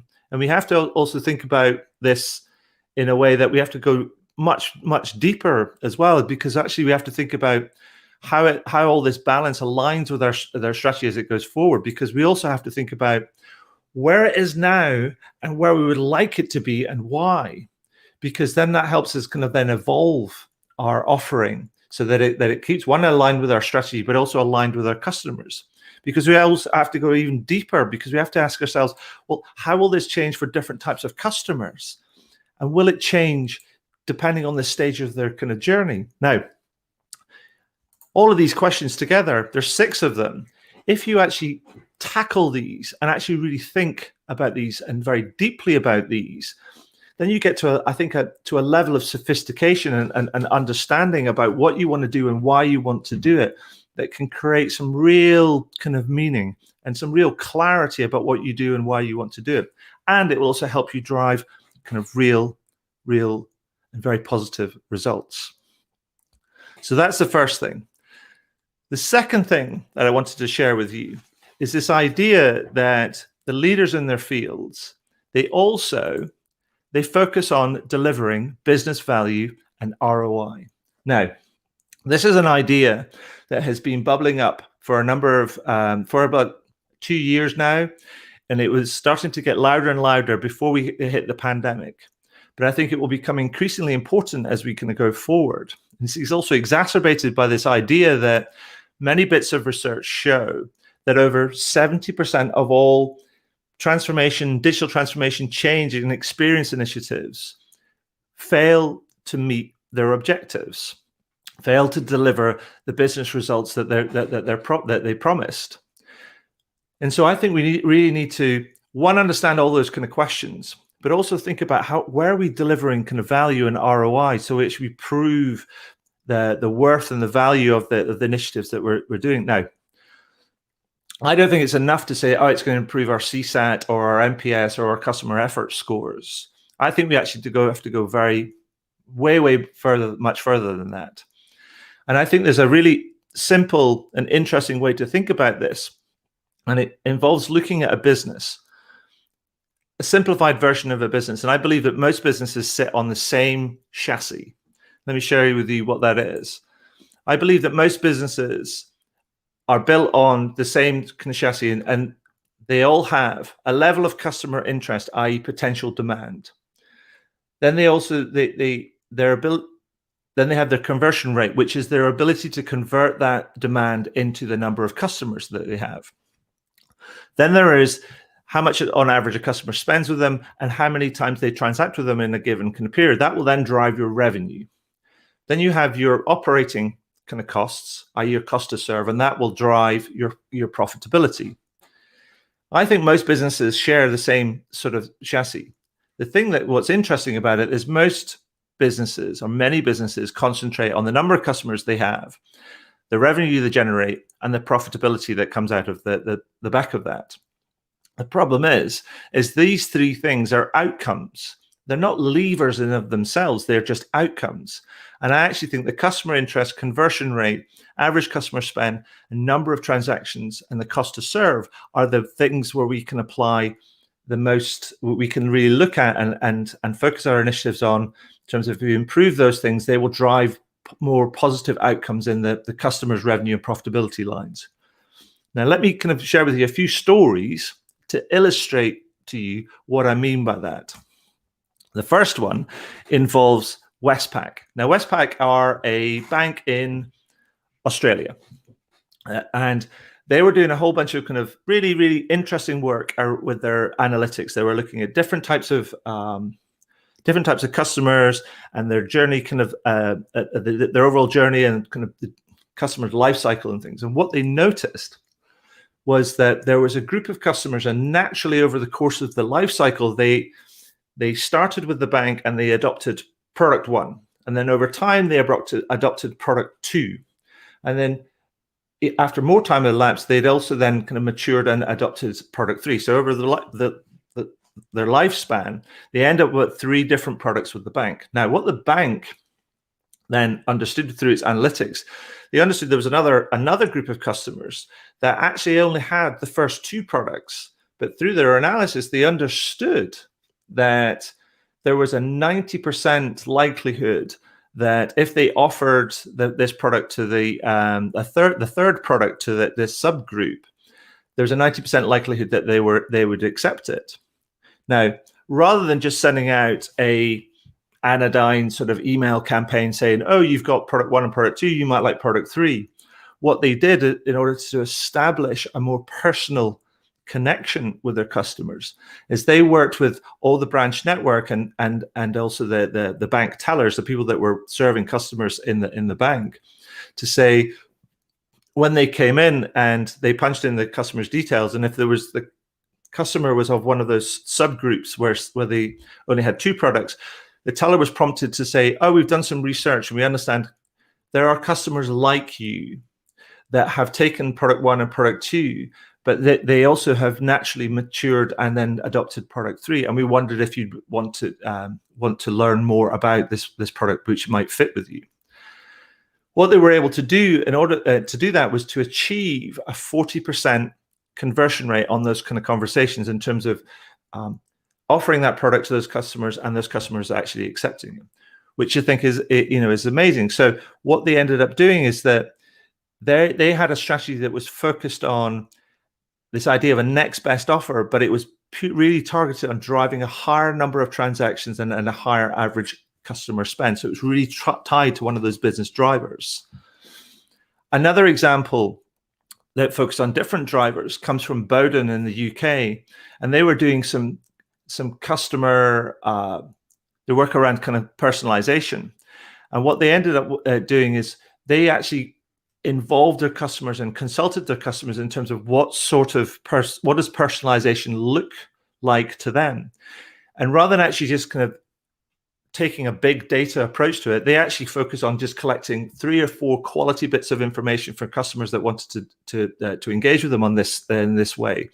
And it allowed them to deliver a much better personalized service, which allowed them to drive increased spending and a higher conversion rate. Now, the numbers are amazing because what they ended up doing is that they saw through this approach, they saw between a 33 and 34% increase in their cart size and around about a 52-53% increase in their conversion rate. So you can see how their activity is directly linked to those levers that drive higher positive outcomes. Another example comes from EE in the UK, the mobile business in the UK. Now, what EE were doing is they wanted to reduce the need for their customers to call them because that was placing a huge load on their contact center. So they wanted to reduce that. So what they did very simply is they went out and asked their customers and then asked their employees to list out all the big problems that they had. And then over the course of 2 years, they systematically went about solving each and every one of these things. Now, over 2 years, they fixed just over 80% of all of the problems. And the interesting thing is the majority of those problems that they solved weren't IT or technology related problems. They were more about process and positioning things on a website or wording of stuff or how a form worked or so on and so forth. But in doing that and going about that systematically, they reduced their customers' propensity to call them to seek answers to their questions or to seek help by over 88% over the course of kind of 2 years.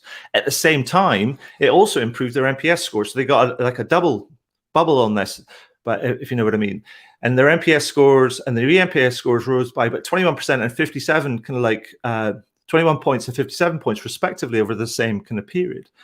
So what they did is that by asking and then listening and then doing, they were able to improve the experience of both their customers and their employees, but also reduce their cost to serve. So you can see how all their tactics, their strategies were actually directly related to their levers. And the next one I wanted to share with you is one from a company called Wolseley. Now, you might not know them. This is more of a B2B example. And what they did is they built a internal knowledge base that was there to help or enable their staff solve customer queries faster and more efficiently, to share kind of knowledge. Now, the reason they did this is because Woolsey are a supplier of trade goods to do with plumbing and electrical supplies, etc., and they have a massive catalog. It's very complex, but by putting together a knowledge base that their employees were involved in developing, they talk about this idea that they had, say, 200 seeded FAQs, and people were incentivized to keep asking and answering kind of questions, such to the point that they went from 200 answers to FAQs to 7,000 over in the space of, I think, two years. But what that allowed them to do is it allowed them to improve their first call resolution from 74% to 98%. The customer satisfaction went from 80% to 96%. But their average time to train a new agent had gone down from 12 weeks to 4 weeks. And they've reduced the number of service-related calls by up to about a quarter. So you can see what they did was about reducing their cost to serve by enabling their agents. Now, all of that, I think, and there's another example, which is budget, along the same sort of lines, around enabling, providing external intelligent resources on the front end of their website, which had the similar sort of effect in that it reduced inbound calls, email inquiries. So those examples, I think, can give you a taste of like how people in very, very targeted ways that is aligned to their strategy are really driving business results, improving kind of ROI.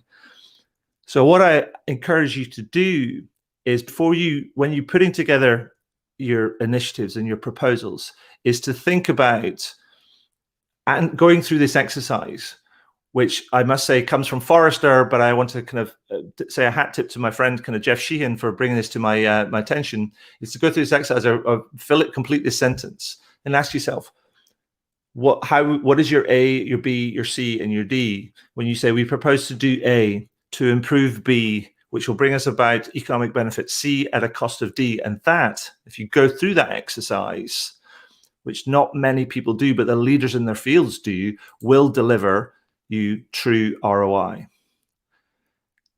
Then the third thing I wanted to kind of say to you that the leaders in their field do is they're brilliant at the basics. This is a really simple thing, but that actually what they do is they are systematically and consistently brilliant at the basics, because they understand that the basics are not what they think are the basic things. They understand that they have to do it from their customers' perspective. What does a basic mean for the customers? Maybe that's response time, or a short waiting time, or no wait time at all, or providing kind of like easy to use self-service facilities. Because here's the thing, companies that do this, they understand that actually the basics are the foundations on which we build trust. Neurologically, we value the avoidance of risk, uncertainty, disappointment, failure, and also kind of waiting around, which sort of incurs of uncertainty, between 5 and 17 times more, ladies and gentlemen, than we do any surprise or delight or, nice to have experience. And this is like a secret that's hiding in plain sight, is that the leading companies do this. They are brilliant at the basics. The problem is most people don't do this because, one, it takes time and effort and consistency and commitment, and it doesn't feel very kind of sexy. But this is the basic stuff that we need to do if we want to kind of lead, if we want to underpin a more a broader and a joyful and a delightful experiences. We have to underpin it with these kind of these brilliant basics. And the final thing I wanted to say that leaders do is they see things from their customer's perspective. And that means that they do the work, they go the extra kind of mile to really kind of like get to know their customers. They don't just rely on surveys. They use analytics. They talk to their employees. They even put aside time in their diaries to spend time with their customers, because they understand that, as in the words of Joseph Krzyzewski, who is a Polish-American language scholar. They know that the map, i.e. their data, is not the territory, and they have to close the gap between themselves and their data and their understanding of their customers. So they have to combine both big data with small data to really develop their understanding. And if they do that and do all those kind of 4 things, then that kind of helps them lead in their, in their fields. So right now, I think these things feel very, very simple, but actually they're very, it's very clear about what you can do to actually lead your field. Now it's up to you to grasp these 4 things, to take them into your businesses and drive through to deliver the results that I know that you want to deliver for your customers and your customers are waiting to receive. Thank you. Thank you, Adrian. Thank you so much for your presentation. We've got a few minutes and I would like to ask you, you quote a punk song in your latest book that provides a really good lesson for CX leaders. Can you please tell us about that? Ooh, crumbs. So Marilyn, I think that's the one that's like, there's no vestige of a beginning, no prospect of an end. Is that the one? Yes, that's the one. That is the one which is actually, it's from a song called No Control by Bad Religion, but the quote comes originally from a gentleman by the name of James Hutton, who wrote a book called The Theory of Earth in 1788, which was the first recognized, if you like, treatise on geology. And he was wandering around trying to figure out how the world and hills and valleys came to be. And he turned around and said, you know what? There's no vestige of a beginning, no prospects of an end. So everything is changing. And what I meant, and what I took from that, when I thought about experience, I thought about the idea of transformation. And I thought about the idea that transformation actually, as a word, is not that helpful. Because actually it sort of implies that you're going to go from here to here and then you're done. But actually you're never going to be done, and actually maybe it'd be more useful to think about not transformation, but evolution. And actually things about the pace of evolution. And I want to think about actually that change is just happening all the time. Now we've seen a lot of that over the last kind of few months. And I just think we need to grasp that and go, we're not transforming anything. We're just evolving, but trying to evolve at a faster rate. That's great. I've got a comment from Peter Dorrington for you. He says that Adrian is right. Just collecting more data is not the answer. Collect the right data. Furthermore, insights that do not lead to action have very little value data and may even irritate customers who think, why do you ask if you aren't going to do anything with my answer? Correct. Yeah, completely. I mean, like it's a bit like somebody asking for your opinion on something and then you ignore it, right? Yeah. Like, how are you going to feel as a human being? Somebody goes like, tell me your opinion on this. And you're like, oh, not going to do anything. Or somebody sends you a kind of survey and you're like, well, it's rubbish, blah, kind of thing. And then they just do nothing with it, So what's the point?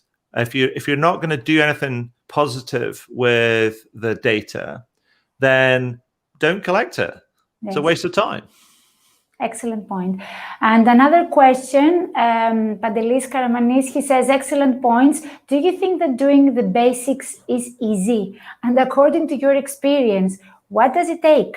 You have 2 minutes for that. Yeah, Padelis, thank you for the question. What a great question. No, it's not easy.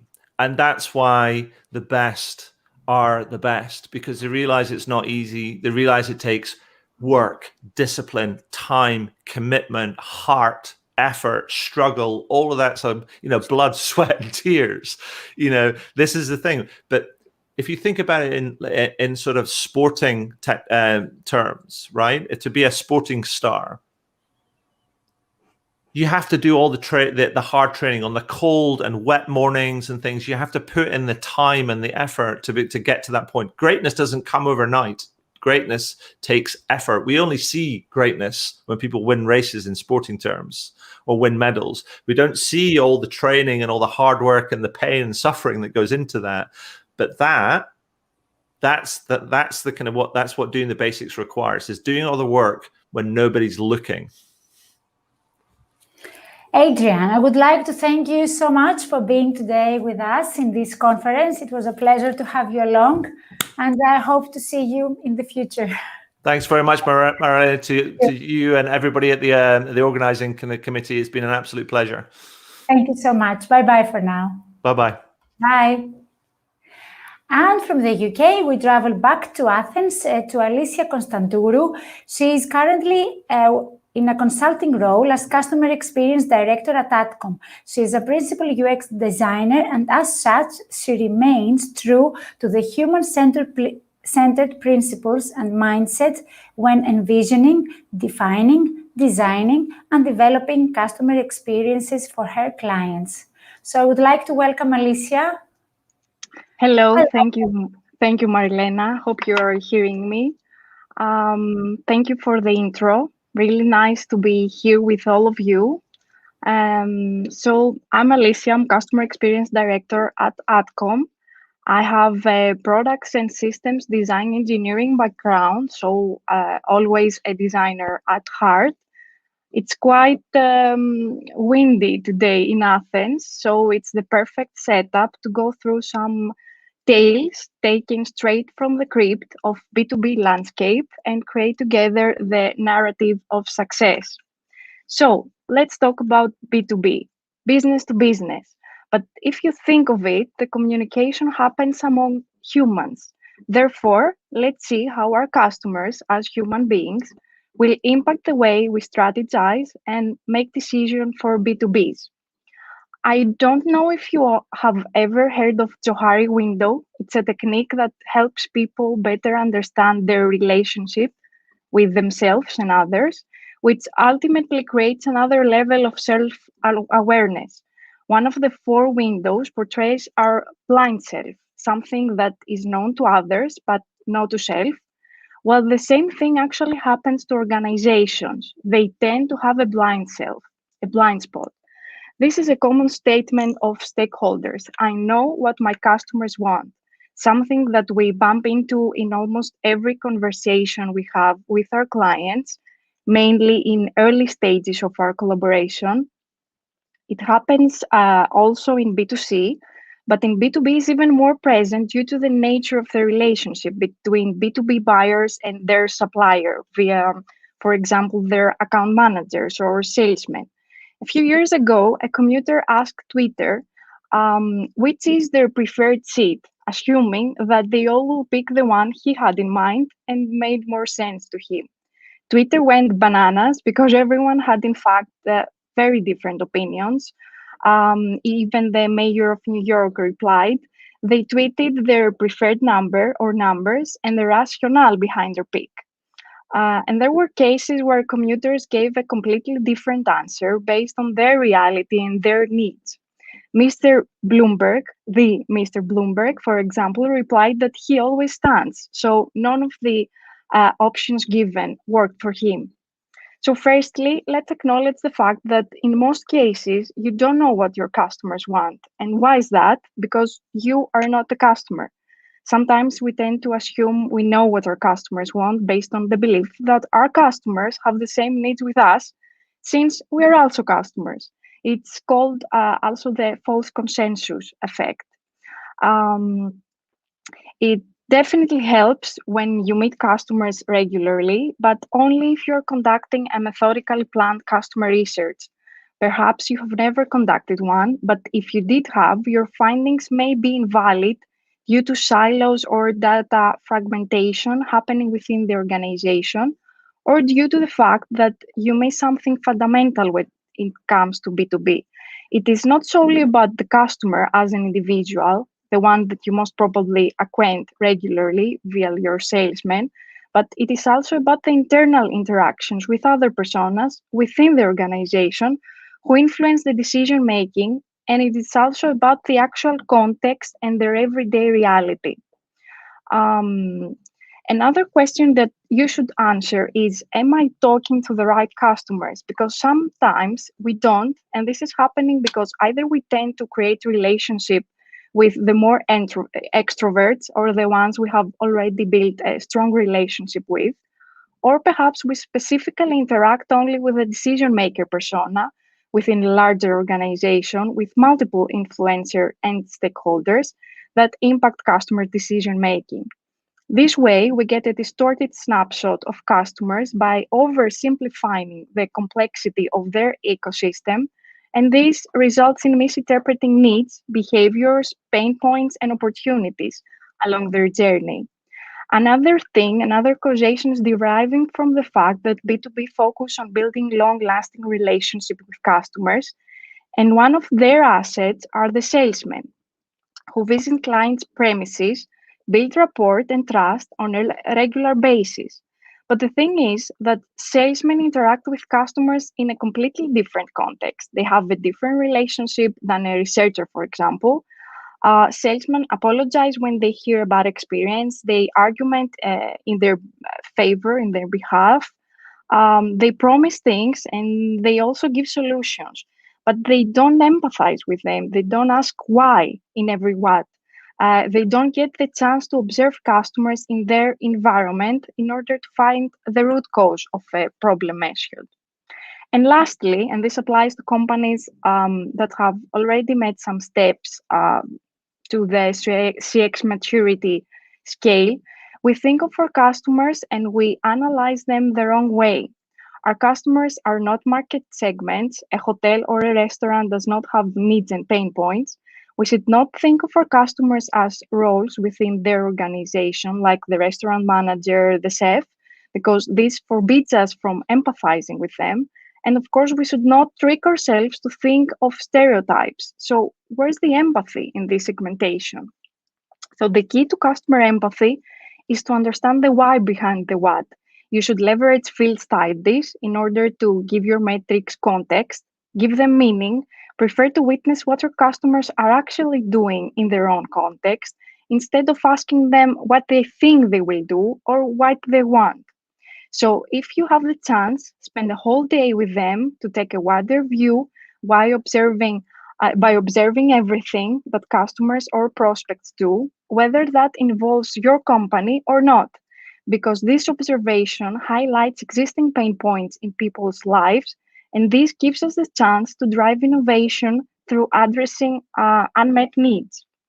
It is really important to remember that your product offering is as strong as your research findings. You should first and foremost make sure that you're offering the customers the right experience. And in order to do that, you must first make sure you understand their needs, their context, their reality. Of course, understanding B2B customer is way more complex than B2C.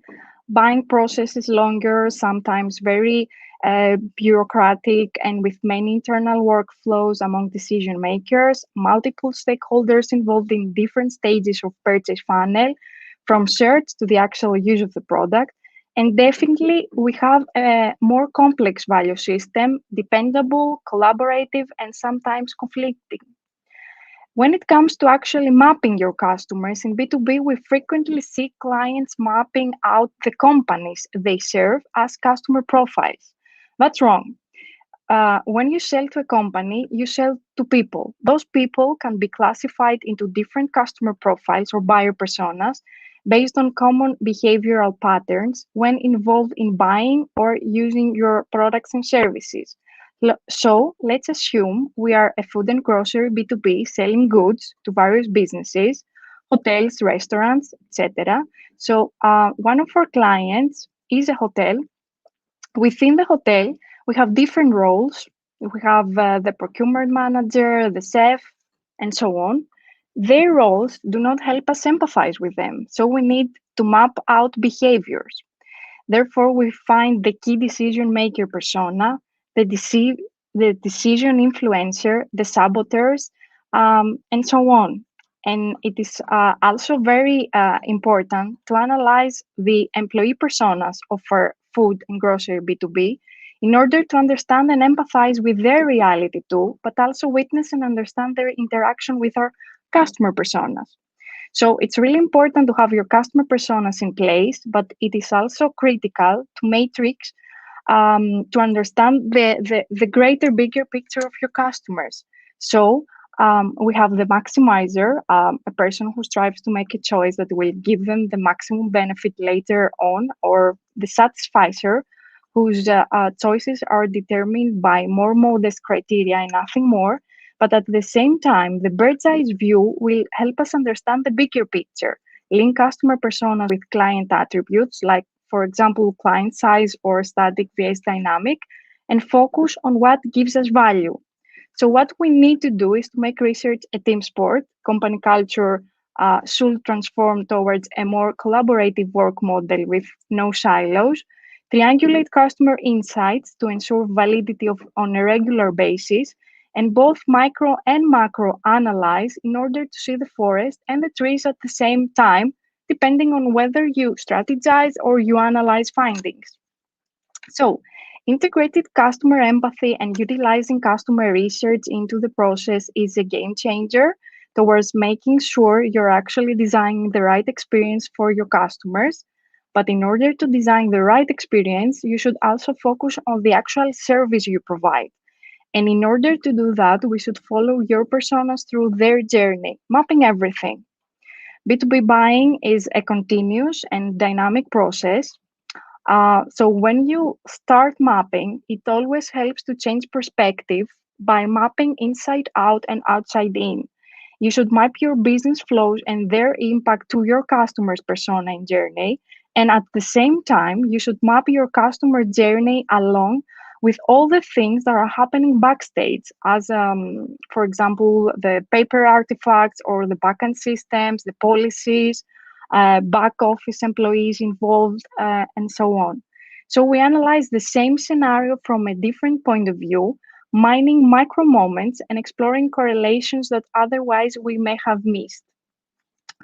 There are multiple interactions within your clients' organizations that may affect the attitudes, the satisfaction levels of customer personas on, let's say, a personal level, but also affect overall experience on a collective level.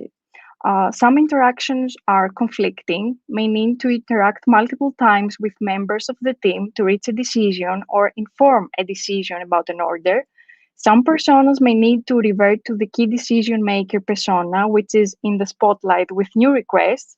The interaction with a given persona may affect the economic parameters of the final decision, and so on. So we have many feedback loops and interactions across our client's business. We should also map interaction with our B2B organization's employees. We have different dipoles of employee-customer interactions that sometimes are even happening in parallel streams. It is very important to cater for omni-channel complexity. Digital and offline channels cross each other more regularly in B2B, when it comes to B2B commerce at least, with an actual brick and mortar shop. If we are a B2B supermarket and our client is a restaurant, then the restaurant chef may be found navigating through the corridors of our physical store to make sure of the quality of fresh products, adding them via the mobile app into a job list, whereas at the same time, the restaurant's manager may approving an already submitted order through a workflow.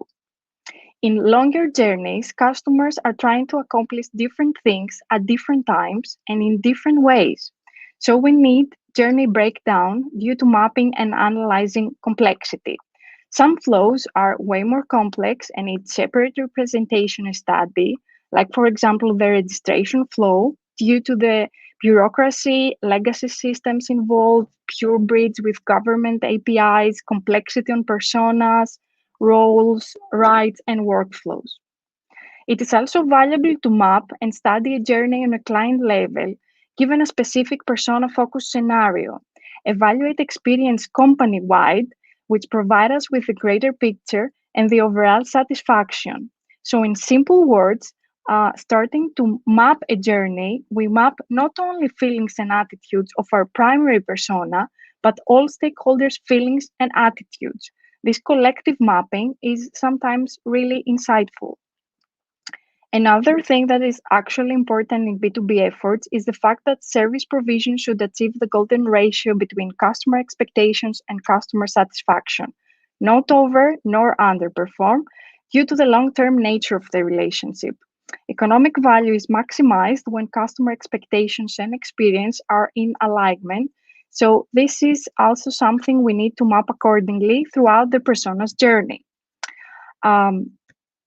Last but not least, very important, usually missed, factor in metrics and KPIs to add explanatory power and context to your journey maps, especially when it's time for critical prioritization or decision making.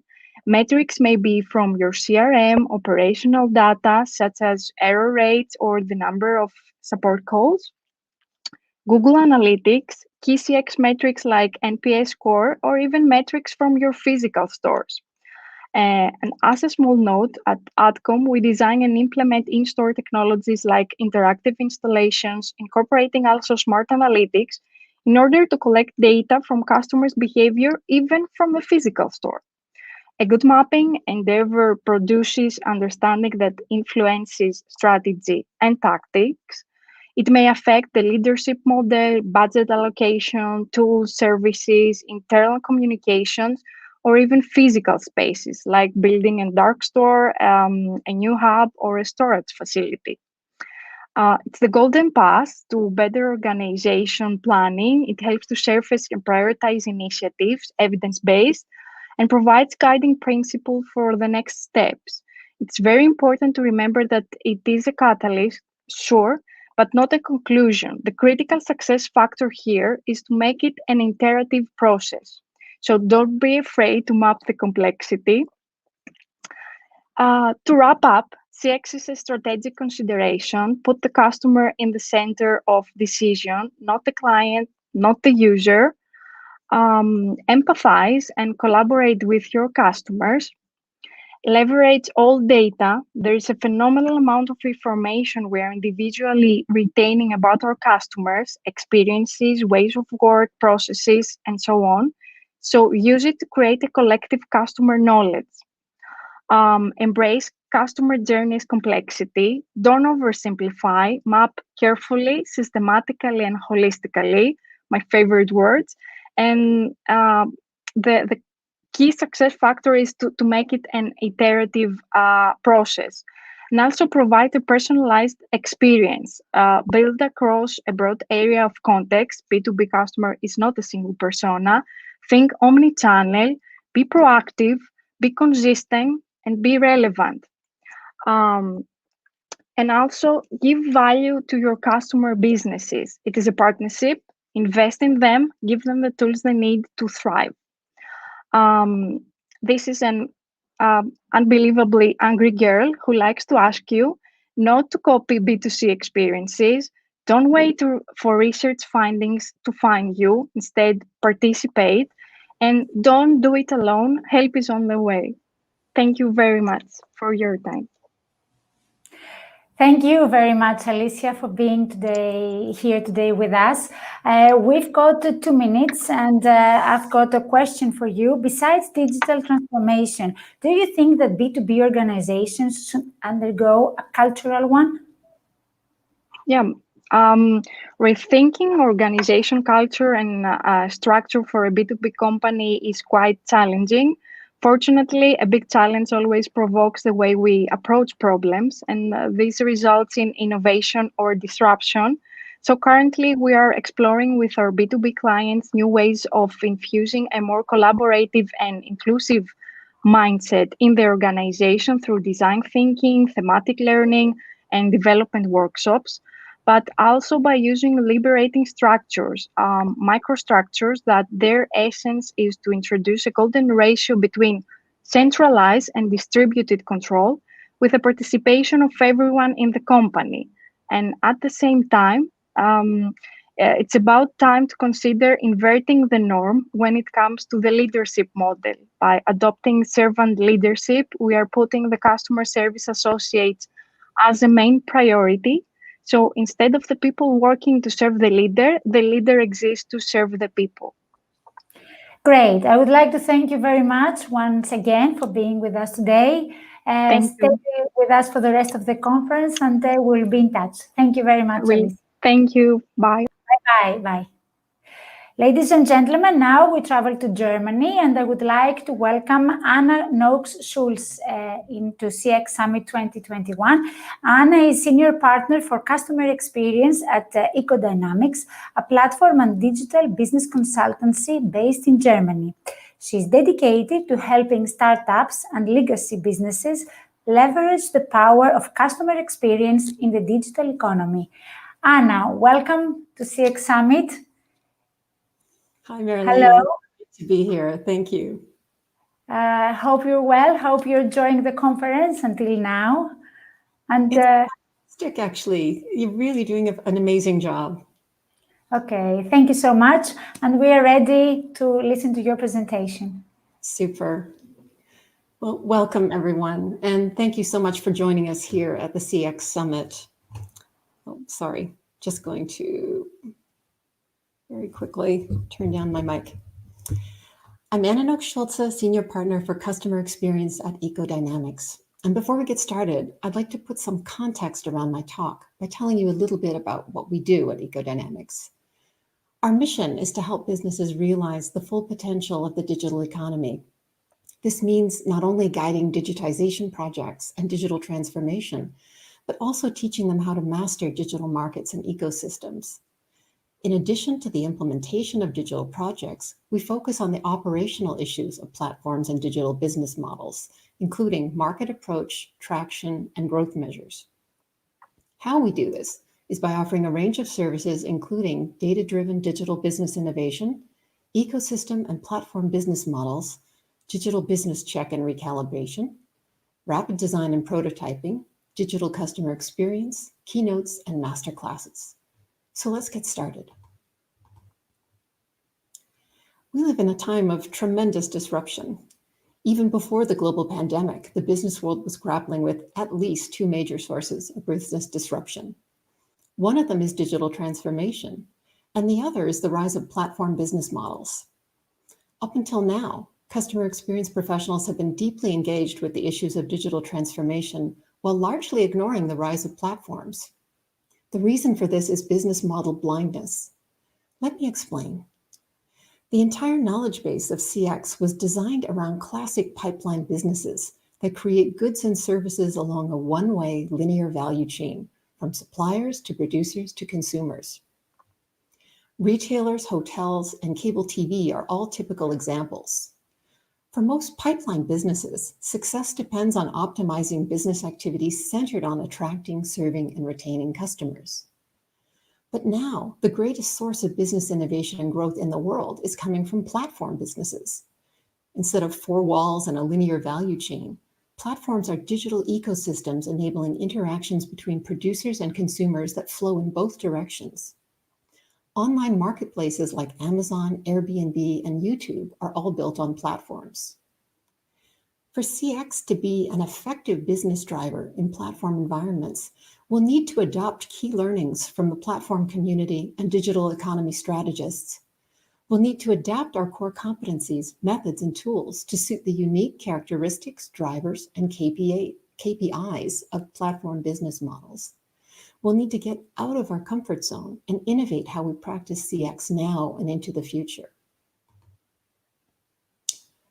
For better or worse, platforms are taking over the world. Many of the greatest startup success stories of the past 2 decades have been platforms, including household names like Uber, Airbnb, and TripAdvisor. Just 10 years ago, pipeline businesses dominated the top 10 biggest companies in the world by market capitalization. Today, platforms are 8 of the top 10. The only pipeline businesses you can see in this graphic are ICBC in banking and Walmart in retail. But both of these sectors have already shown that they're ripe for disruption from platform competitors. So how did such a massive shift happen so quickly? The simple reason is this: platforms beat pipelines every time.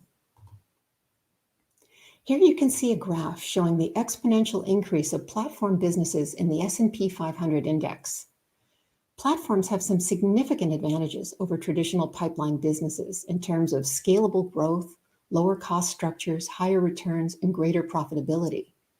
Investors consistently value platforms at higher multiples as well, nearly 9 times revenues for platforms versus 2 to 4 times revenues for pipeline businesses.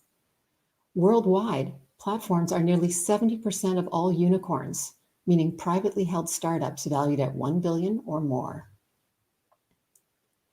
Now let's start to break down some of the key differences. When we talk about business models and customer experience, we're usually saying things like B2C, B2B, B2B2C, and so on. But the important thing is these terms are always used in reference to pipeline business models. Pipelines are businesses that create value internally by suppliers into products and services which employees deliver to customers in a well-defined linear value chain. Success depends on generating sales, operational efficiency, and a conversion funnel that turns prospects into customers and retains as many as possible for repeat business and advocacy. Customer experience as a profession developed to optimize business activities centered on attracting, serving, and retaining customers for the pipeline businesses that dominated the 20th century. But now, pipelines are beginning to give way to platforms. Platform businesses upend the traditional value chain. They create or unlock value externally by delivering products and services via networks of collaboration and exchange. Instead of 4 walls and a linear value chain, we now have entire digital ecosystems connecting producers and consumers with various providers and partners. For example, a marketplace platform like Amazon can include not only their own products, but those of other parties and even direct competitors. In Platform Revolution, authors Parker, Van Alstyne, and Chowdhury describe the 3 fundamental shifts going from pipelines to platforms. Shift 1 is from resource control to resource orchestration. For example, hotels own the buildings and rooms that they control, but Airbnb organizes access to buildings and rooms owned by others. Shift 2 is from internal optimization to external interaction. For example, traditional retailers use customer journey mapping to optimize customer engagement, but platforms use governance, meaning a set of rules, practices, and design elements to optimize user engagement. Shift 3 is from focus on customer value to focus on ecosystem value. And here I just want to clarify a little bit.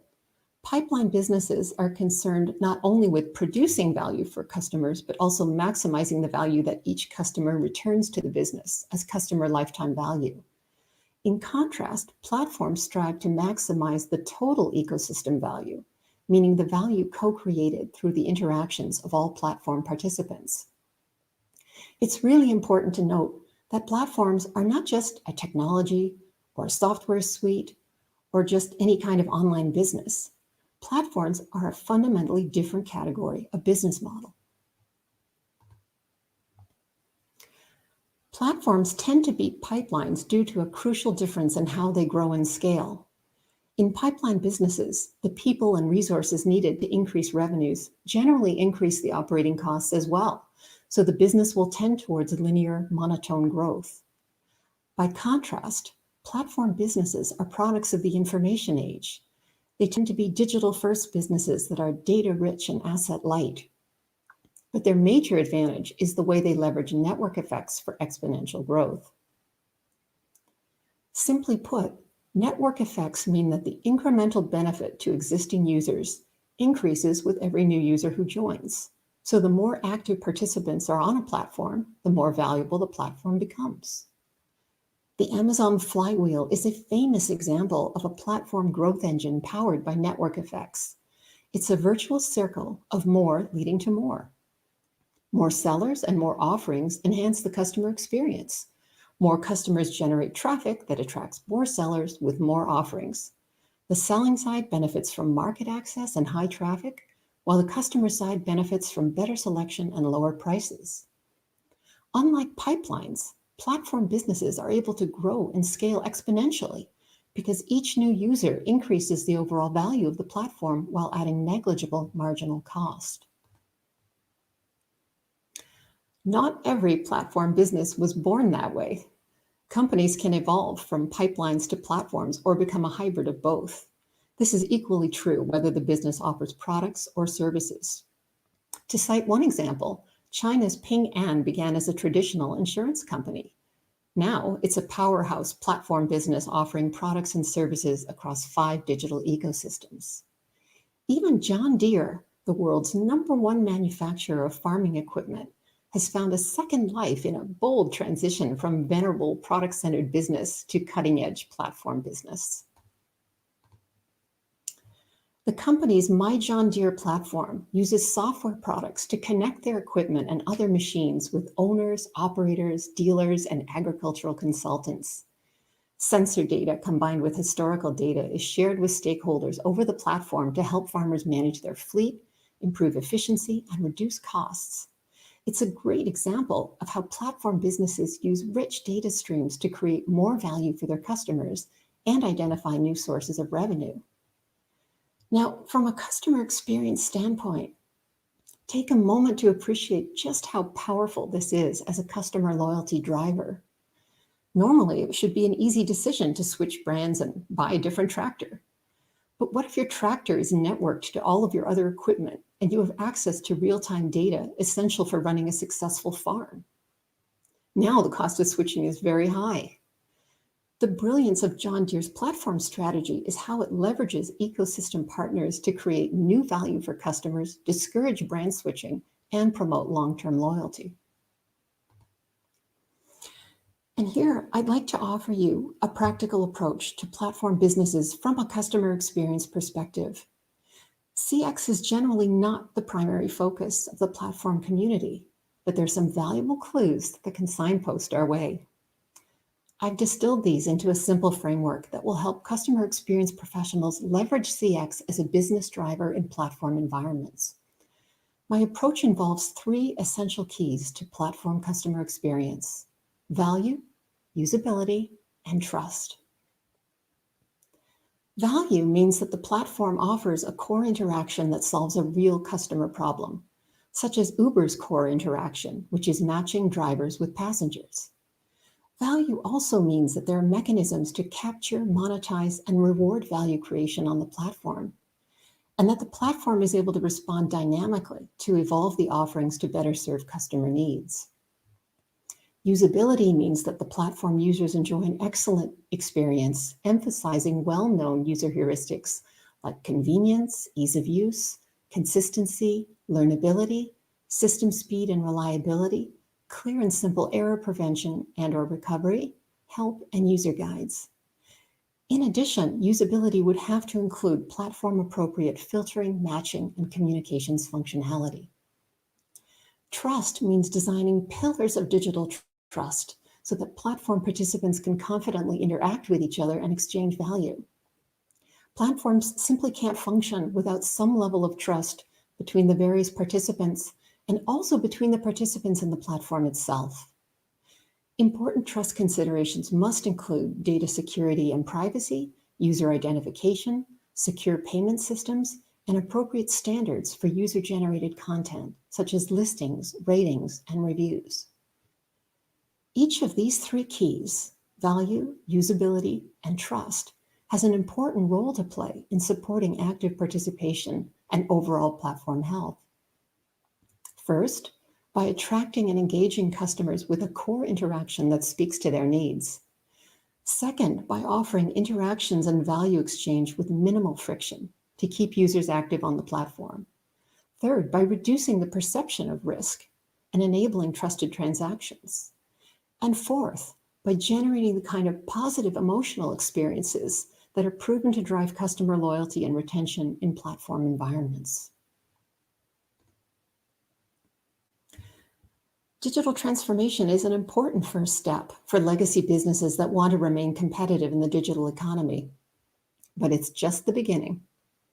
According to research from McKinsey, more than 30% of global economic activity could be mediated by platforms in the next 5 years, but only 3% of established companies have an effective platform strategy.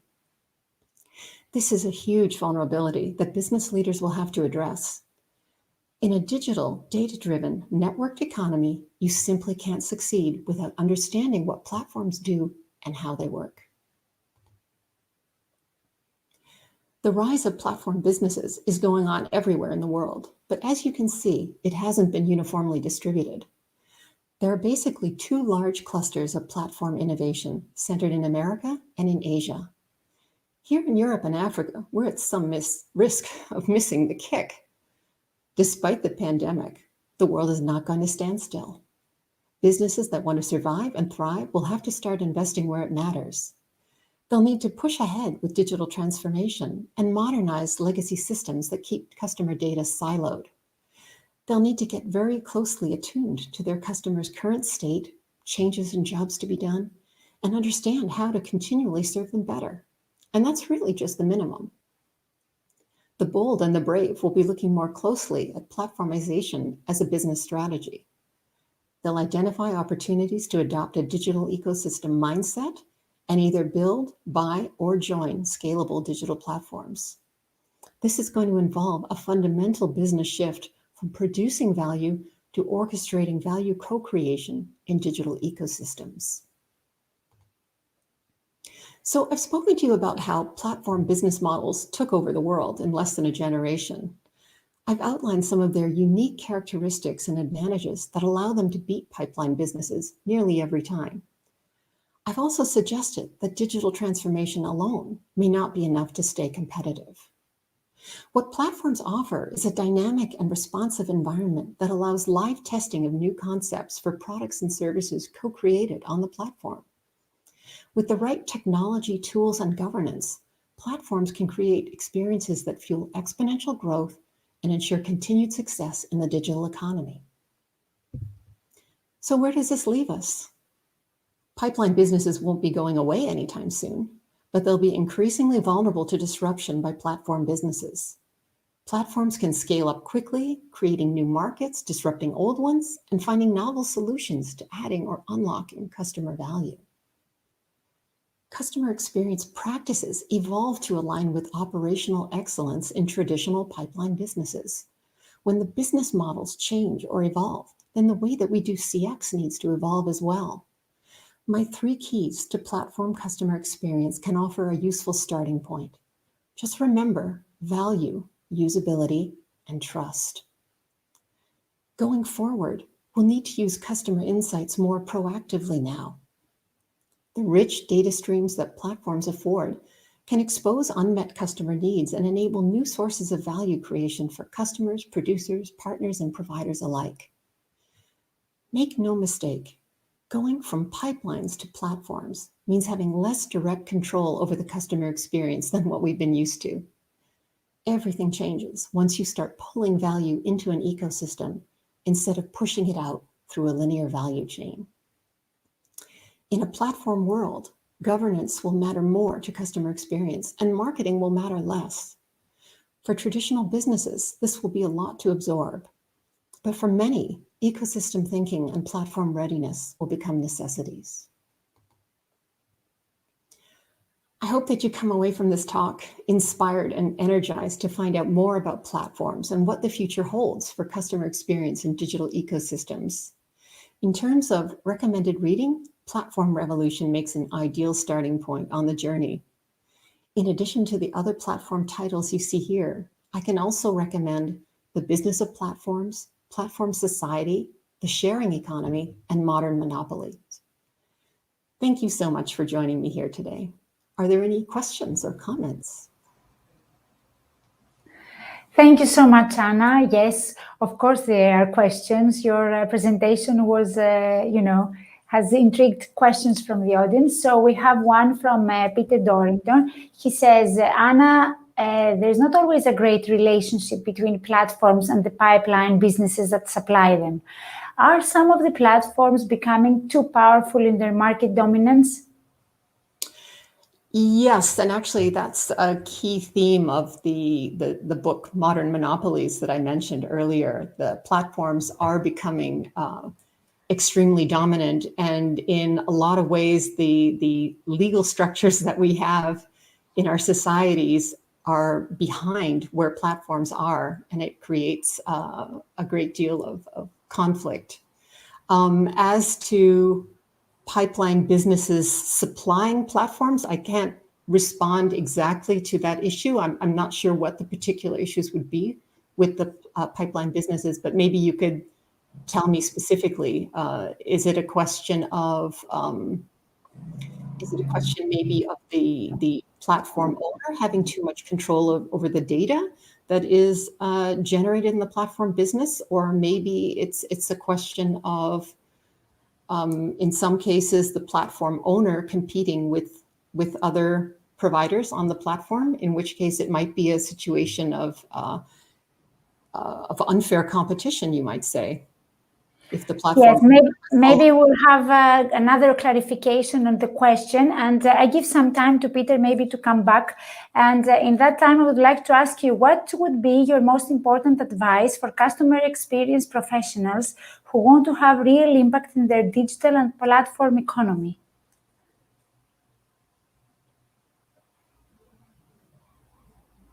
Anna? You just froze for a moment there, but I think I heard the question. I think the most important advice that I would give to any CX professional right now is to get up to date on new and emerging business models so that your CX insights remain relevant to business strategy going forward. When I talk about business model blindness in the CX profession, I don't just mean the need to recognize that platforms are a fundamentally different business model. There's business model blindness on the pipeline side as well, and that leads to some really basic errors in CX thought leadership. For example, we need to understand that the existence of customers or even business success is not de facto proof that a company is customer-centric. It only means that some acceptable exchange of value is taking place between the company and the customer. So if a low-cost airline is successful despite poor customer experience, it doesn't necessarily mean that there's some secret counterintuitive genius CX strategy in play. It probably just means that the airline has managed to commoditize air travel so that customers only consider destinations and prices, and that's it.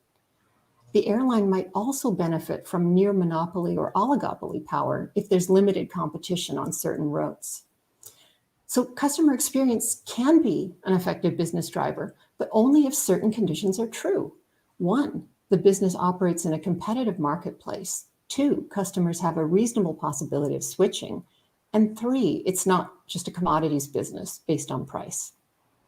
So once you've understood the business model you're dealing with and determined whether CX is in fact a business driver, then you can work out specifically how to leverage CX as a competitive advantage. It's really crucial to understand business models and marketplace conditions so that you invest in CX at an appropriate level that will generate a return. Okay, we've got 2 more minutes, and I'm going back to the question that Peter asked. He sent us some clarification saying some of the restrictive practices like access and data sharing, how to introduce new entrants. I don't know if this clarifies the question more. Well, I guess what Peter's talking about is a situation where you're joining a platform as opposed to building or buying your own. If you either build a platform from scratch or buy an existing technology platform to create your offering, then you are the one in control of the data for the platform. Right. If you're joining a platform, you don't necessarily have the same control or leverage over your own data, and you certainly don't have access to anybody else's. But that's the choice you make in your platformization strategy. There are really only 3 choices: build, buy, or join. And joining obviously is the most conservative strategy of them all, and it's a way to dip your feet in. But then you have to realize you're not the one with leverage in that situation. I would like to thank you, Anna, very much for being here with us today. It was a pleasure and an honor to meet you and have you with us. Take care, stay with us for the rest of the conference, and we will be in touch. Thank you, Marilena. It's been an absolute pleasure. Thank you. Bye-bye. Bye-bye. It's 6 minutes to 2, and in 1 minute we will have our second break. So let's go and have some food and get some energy back. I know it's a long day, but we want you all here back in 20 minutes.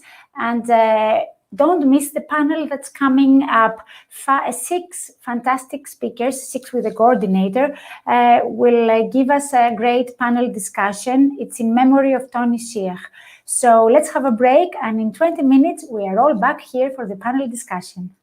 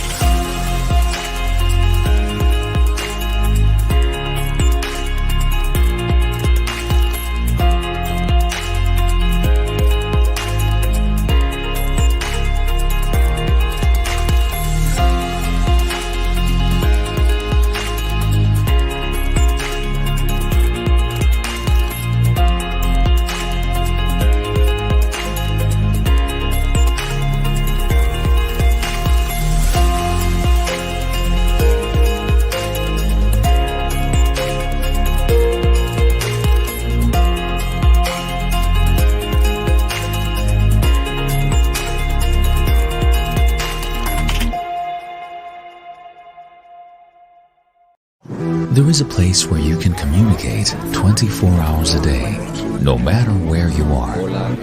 You can ask anything you want in 16 languages, and there is always someone that will help. You have the technology of the world at your fingertips. We hear your voice. We read your messages. Your vision is our future. The future is here. Experience total freedom and unlimited support.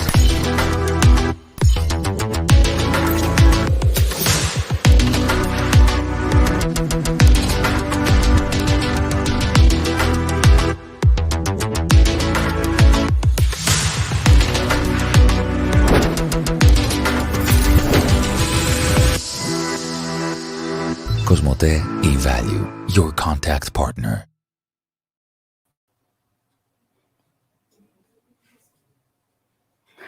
Ladies and gentlemen, welcome back from our second break. I hope you had the time to grab something to eat and relax and stretch and get ready for a fantastic panel discussion coming up now. But before we go to the panel discussion, I want to share two great news with you. The news are the following. First, the Hop-in platform, the one that you are in now, will be open until 9 o'clock in the morning on Sunday. That means that you've got plenty of time ahead of us during the weekend to go in the platform again, see the presentations that you didn't see, or see the ones you want to see again. And that will be fantastic also for people attending from different time zones, because some of them didn't have the chance to watch in the morning or see until the late afternoon our conference. So have the time to go again in the platform, see the presentations, and have one-to-one face meetings with other participants. You can have chats through the platform as you have now. Great news number 2 is that we are launching today CX Summit 2022. So we are ready for next year's conference. It will take place on Thursday, the 27th of January, 2022. And for those of you who want to book your tickets as of today until the 4th of February, you have 45% off the ticket price. So super early bird for those of you who want to buy from today and for the following week. Get your tickets and we will all see each other next year. So after this news, I want to go quickly to Peter Dorrington, who will be our coordinator for the panel. Welcome, Peter, back to the central stage of our conference. Hello, Peter. Hello, Marilena. Welcome back. Yes, the floor is yours with your fantastic panel. Great, thank you very much. So over the next 40 minutes or so, we're going to hear from some great international experts on CX. We're going to focus on culture. So what I'd quickly like to do is just set a very brief scene for you. We know that change isn't always comfortable for people, whether that's internally or externally. And we put a question into the poll for you about CX culture. So I'd just like to share with you what some of those answers look like. Well, firstly, if you look at it, they were distributed quite broadly. So some very honest people that are saying at the moment, we're still focusing on some of the operational things. Some that were saying, actually, the top answer was, we've made some concrete steps to achieving our vision, which of course means you have a vision and you put a culture in place. And some who say that CX is now at the heart of everything they do at an organization. The thing I would like to say about this is, that's normal. We expected to see quite a distribution. But after 10 years or plus of CX work, you kind of hope that more of us will have had CX at the heart of everything we do. I'm sure that's going to come up in our discussion. So without further ado, what I'd like to do is to introduce or ask our panelists to introduce themselves. And I'm going to do that in alphabetical order of their first name. So firstly, I'd like to ask AJ. AJ, would you mind introducing yourself?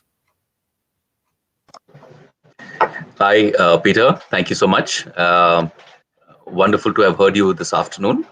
My name is Ajay Nambiar. I work with Larsen & Toubro. It's an engineering conglomerate in India. I'm based in Mumbai in India, and I head the entire life cycle of our residential, retail, and commercial real estate CX experience. Thank you, Peter. Lovely. Thank you very much, AJ. And now a little closer to home for the conference, I'd like to ask Anna. Anna, would you mind introducing yourself? Hello, everyone. I am Anna Karatmitriou. I am located in Athens, Greece. I am the Vice President of Focus Bari, which is a local research and insights agency, and I'm certified CX professional, passionate about CX for the last years and trying to serve as possible local companies on their journey. Wonderful. Thank you very much, Anna. And now going over to the United States, I would like to ask Michelle. Michelle, would you mind introducing yourself? Hello, everyone. I'm Michelle Batt. I am in Virginia, right outside of Washington, D.C. While I've spent most of my career in CX practitioner leadership roles, I'm currently in a management consulting role with lead with customer experience. Thank you, Michelle. And coming back to Greece, I would like to, Nikos, would you like to introduce yourself? Hello everyone. Good afternoon from Athens. I'm Nikos Barbadoukas. I'm the Chief Omnichannel Officer of Cosmosport. Cosmosport is the biggest Greek sporting goods retailer with almost 50 stores and a very big e-commerce operation, which is almost 50% of the business. So, a digital first business. Thank you very much, Nikos. And last but by no means least, I'd like to ask Richard. Richard, would you mind introducing yourself? Hello, good day, everybody. I'm Richard Beavers, and I'm the Chief Executive of Customer Plus. We're a customer experience consultancy that supports businesses deliver great performance through great customer experience, based in the UK. Great. Thank you very much, Richard. So a very august panel. I feel honored to be part of it, actually. But enough from me. What I'm going to do now is start with our first question. So bearing in mind those results, there's a pretty broad mix of people who are focused on operational aspects, are just starting their CX culture journey, some who have indeed made it part of everything they do. Richard, let me come to you first. What do you think we mean by CX culture? And how does it add value? And what needs to change, if anything? Okay, Peter, thank you. What do we mean by CX culture? Well, first of all, what do we mean by customer experience? And that's how people feel and work through the customer journey. And we all know that. We're here talking about customer experience. What is culture? Very simply, it's the way we do things around here. So we put the two things together. CX culture is doing things around here for the benefit of the customer, because we believe in the long run, that's for the good health of our business. What needs to change? Nothing needs to change. It's a choice. You can choose to run your business with a customer focus or not. But we know the evidence suggests that it's better for the long-term health of your business if you do put the customer at the center. Very, very simply, where else do you get money? So unless you look after your customer, you ain't going to get the money. So delivering customer culture is a lot of ease here. It's about evolution, changing with your customers, understanding their expectations, recognizing the importance of emotion, which we've heard from many of the speakers this morning, being easy to do business with, having great energy so you're present with your customers, being excellent, because operational excellence is a bedrock of great customer experience. And we have evidence that this is good for business. So it adds value because it's very, very simple, isn't it? Great customer experience drives loyalty, drives profitability. Simple. But there's another E. Simple does not mean easy. So it's a simple concept, but hard to do. So you've got to have a culture which recognizes the sporting discipline that we spoke about earlier, putting the work in, putting in the effort. Thank you, Peter. Thank you, Richard. I think there's a couple of points there we could discuss a little further. So what I'm going to do is ask the same question of Michelle. By the way, Michelle, thanks very much. You joined us at a ridiculously early hour for you. But what do you think we mean when we talk about CX culture, and how does it add value? And what, if anything, needs to change? Thanks, Peter. Well, Yes, lots of coffee this morning for me. So what that really means is CX needs to be ingrained into the DNA of the organization. And what does that mean? That means that it needs to be ingrained into the minds and the hearts of all the people within the organization. That really needs to start from the top. So you need to have very strong C-level commitment. The CEO, the C-level folks need to be aligned on it, and all the way down through the organization. And more important is that the leadership team needs to be demanding and showing commitment and action, and not only focusing on the pretty words, because there's a lot of really pretty words that you can say in your strategic pillars or priorities, but it really needs to be focused on action and commitment and investment. Great, Michelle. Yes, there's a couple of things I found was very interesting what you said there. The first of which is it does need to become part of the DNA. It needs to be a lasting change. The second one I think is slightly more controversial. I'm sure you, as others, have seen lots of organizations that make great statements about being customer-centric and then behave as if they don't actually like their customers at all.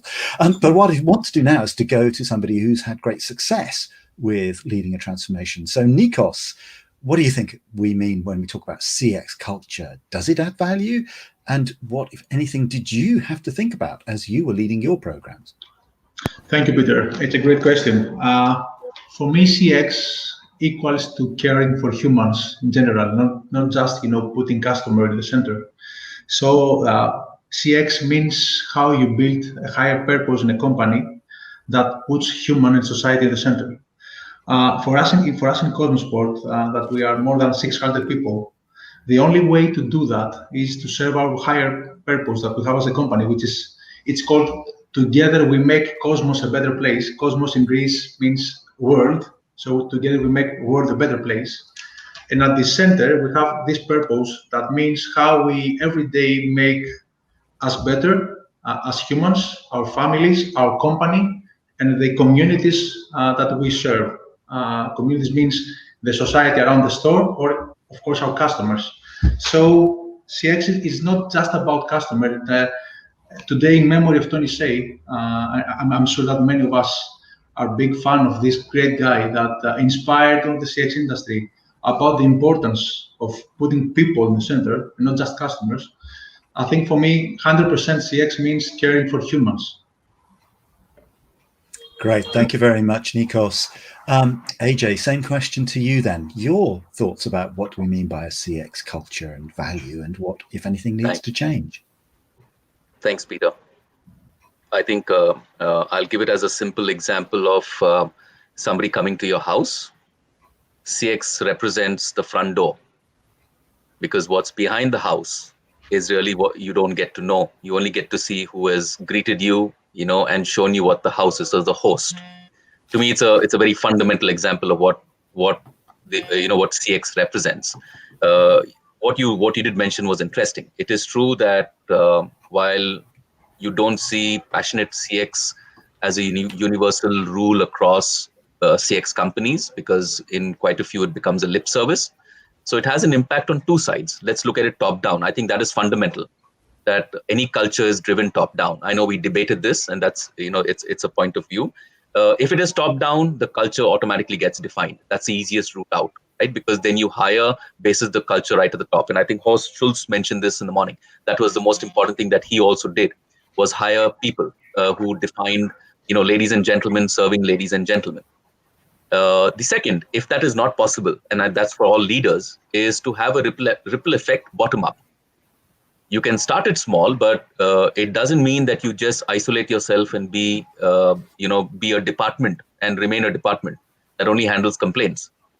You can be the cause of spreading that across the organization. Both work equally well. What would I like to see changed? I think most critically, there are 2 points. One, that CX must have a revenue focus and not just only customer complaints and customer handling, because revenue gives you recognition within the organization. And the second is CX must have a seat on the management. It's only then that it can influence and drive change. Thanks, Peter. Thank you, AJ. Oh, there's a couple of interesting points there. I think I'm going to come back to them in a moment. The first of which is, I think you raise an interesting point that customer experience, I believe, is not just the role of those directly customer-facing people. It should reach every element of our organization. And indeed, culture by definition means inclusive. It's what brings society of like-minded people together. So I absolutely agree with that point. It isn't just something that only customer-facing staff should care about. It is impacted by and impacts everybody within the organization. The second thing, I probably will come back to this later on, is about CX having a seat at the table. And the reason I'm interested in that is, firstly, I completely agree. But secondly, I've seen a number of organizations who have the empty seat representing the customer. And maybe that's part of that CX role. You represent the customer. But before we go on to that, Anna, you've obviously worked with a number of clients in a whole range of different sectors. What do you think is meant when people talk about CX culture? And do they understand the value that it brings, or that it requires a change in culture? Thank you, Peter. First of all, let's define culture. And to put it simply, culture for me is how the organization functions when the boss is away. So CX culture means that we have an organization where the human budget of the organization is at the very center. I totally agree. It has to be frontline and back office people. And they somehow become influencers. I mean, in the sense that they do not stay on what I should do or what I can do, but they go beyond, they find solutions, they help each other. To me, this is a CX culture. So there are quite many things that could change. It's a long and difficult journey, but I think I would like to stress on the purpose. For me, the purpose is both a compass, because it shows where to go, and I would love so many people have a human-centric expressed purpose, but also it is a glue, because it is a glue when an employee find common grounds within a company purpose. It somehow brings meaning to work, and this, if not happiness, at least brings fulfillment. So I think this is why it is so much important to strengthen things like that. Thank you, Peter. Thank you very much, Anna. So there's a whole range of things that we've talked about in just this short segment already. And I did want to reflect on the point. I mean, we are holding this panel in memory and to celebrate Tony Zai. He was one of the first who really started to demonstrate leadership at the top with culture. He sat amongst his workers, didn't have a big corner office somewhere where people had to queue up to get in. So he was living his values. I also do agree that there is an element that culture is expressed by how we do things here. Now, that can be a double-edged sword, of course. So you can have an organization that is not very CX focused, but very focused on the procedures and the technologies that they use. They're actually looking at the things and the how rather than the why. So I think that's an important point as well. I also genuinely believe that you do need top down and bottom up. You need to find those advocates within your organization, those people that live and express your values. And I'm going to slightly modify something that one of our panelists just said, in that culture is what you do when the boss is not looking. That's absolutely true with your intrinsic values. Your values should be what you do when nobody is looking. So it's not situational. It's not dependent upon circumstances. But one of the things I think has been interesting about the discussion of culture is its role in aligning people. So when you have a well-aligned culture, it means it becomes more predictable both for your employees. My employees can anticipate what I'm going to do in any given set of circumstances. I have a good understanding of what I think they're going to do in any given circumstances, and yet I don't have reams and reams of target operating model processes that they have to follow. We can deal with life as it happens because we share purpose, something all our panelists said. When you have common purpose, it drives the culture, it actually helps focus the minds of people and gives them a framework within which they can make decisions, particularly important as we try to move more decision making down to the people that are engaging with customers. So I love that. You know, it is, CX culture is partly about how we do things here. It's the values and the purpose that we share. It's alignment. It's leadership. It's recognizing and rewarding those people that live the values that we want to exhibit as an organization. And more importantly, for customers, it gives them a true sense of who we are as an entity. So that was the theory. What I'd like to do now is come to our panel and ask them to share some examples of how you can bring this together, the people and the processes, technology, if you like, the culture to deliver a customer experience.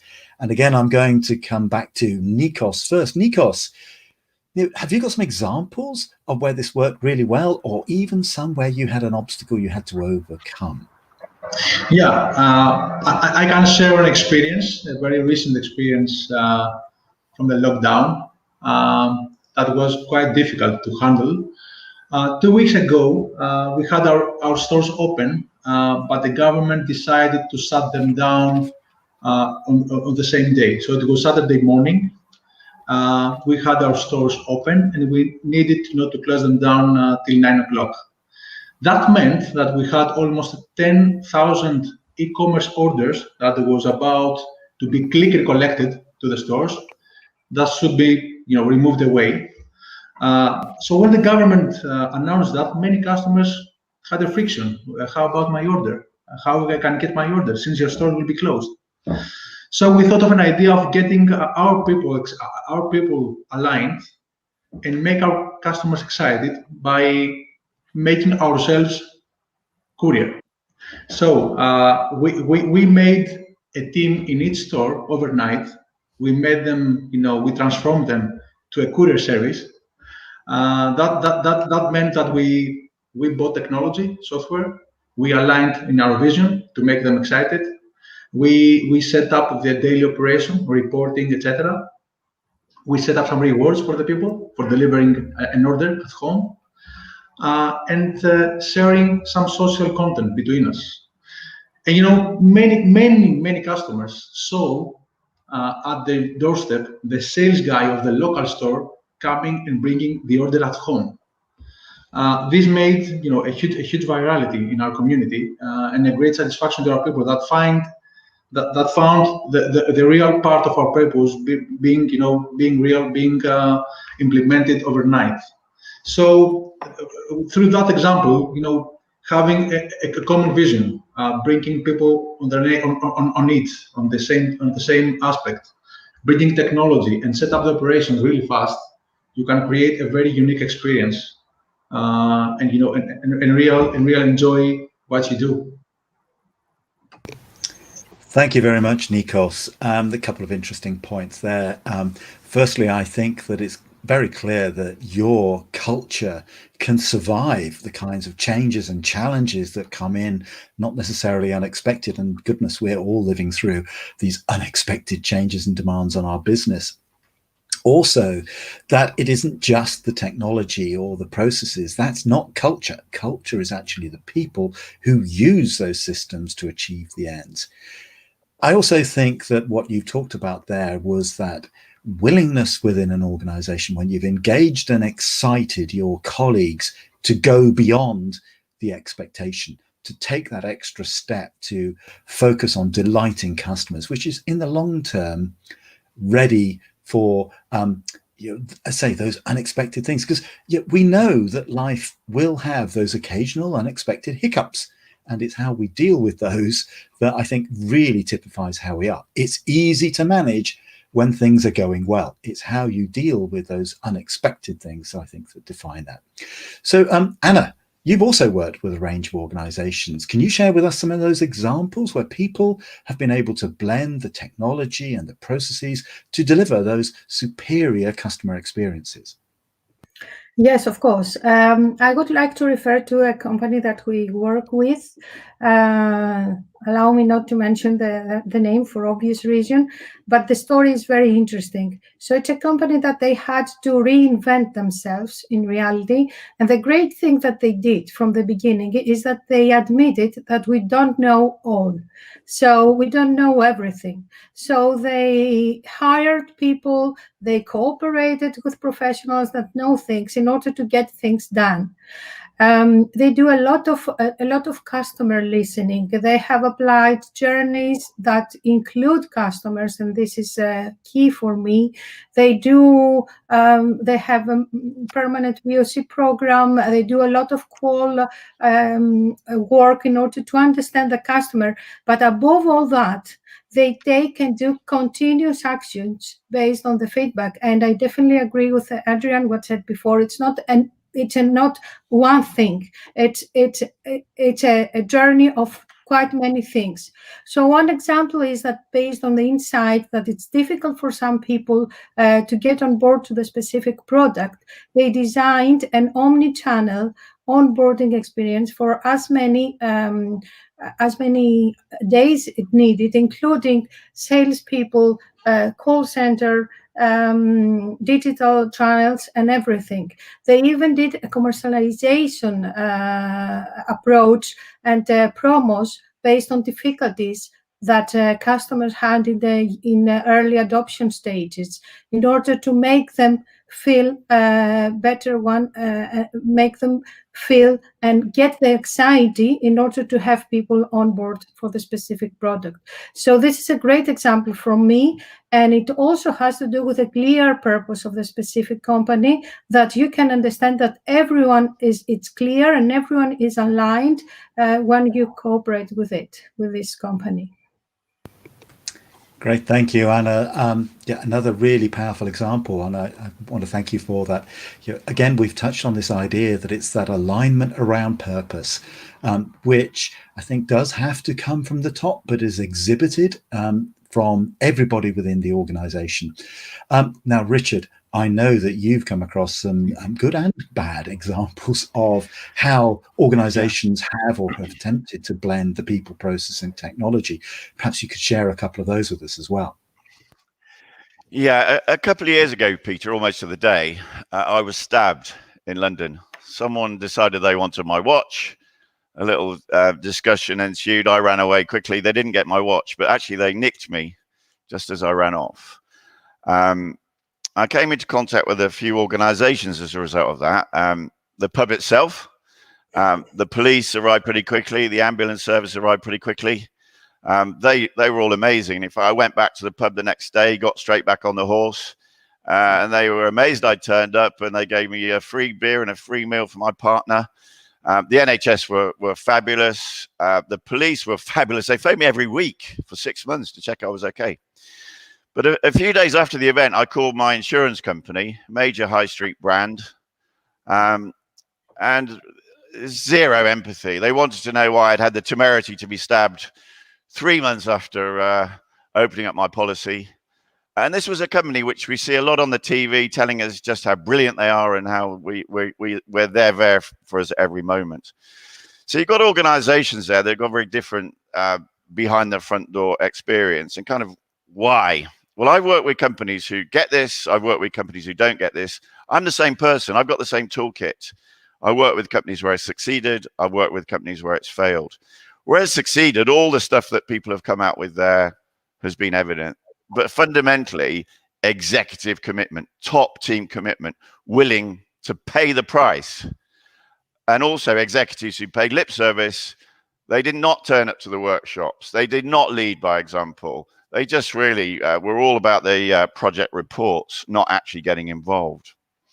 So I think we just have to apply everything we've seen before there and recognize that if you want to link people, process, tech, all the tools are there. We know this conference today has been full of great practice. Do these people really want to do it? Do they really want to pay the price? And it's a little bit like all those people who joined the gym, not so much this year, but last year on the 1st of January. You don't get a six-pack by attending an induction. You have to put in hard work over a long period of time. And the successors are those that will put in the long work. They'll apply the people, the process, technology around a common purpose, and it's all there. It's simple, folks. It's just not easy. And the difference is the people who recognize they have to pay the price for their success. And that's all sort of rather theoretical, but examples for me, 2 large motor dealerships, one owned by Ford Motor Company, 75 dealerships in the UK. They just got it. They did it. The chairman was fanatical about it. He had a customer experience director on the board who drove everything. He got into the detail. He linked it all together behind a common purpose. And he recognized, as Nikon said, this is about people. This is about just being nice. This is about doing things from a people perspective. They got the employee thing. They didn't recruit salespeople because they could sell 30 cars a month. They modeled the salespeople who got good sales, but also great feedback. And they did not even look at CVs when they were interviewing people. They looked at just the values of those people.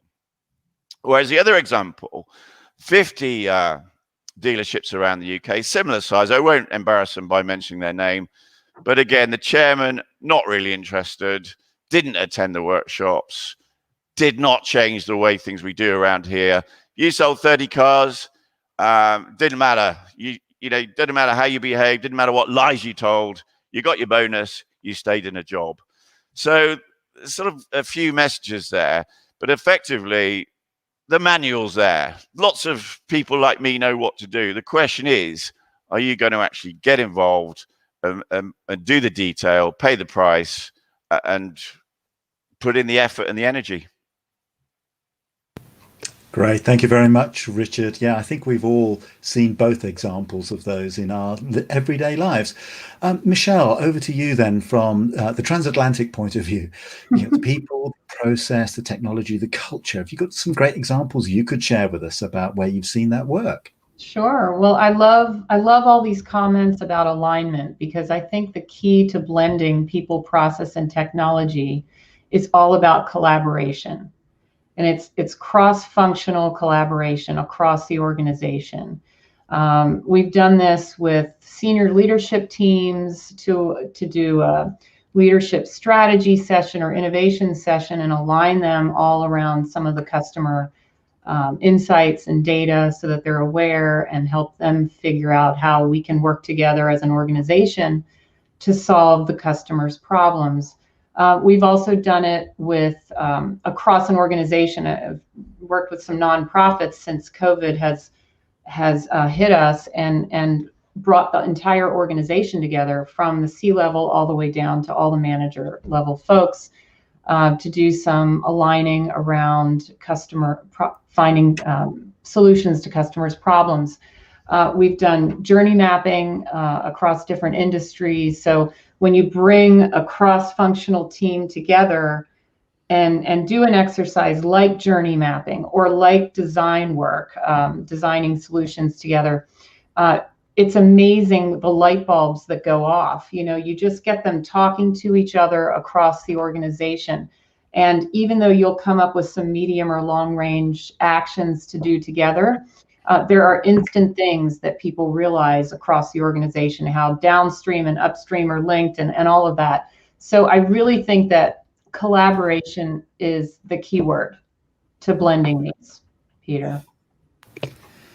Thank you very much, Michelle. And for the final word on this, I'm going to come to AJ. AJ, any examples you've seen, good or bad, about that blend of the people, the process, technology, and the culture? Thanks, Peter. I quite agree with the examples shared by Michelle. I think they're pretty universal in application.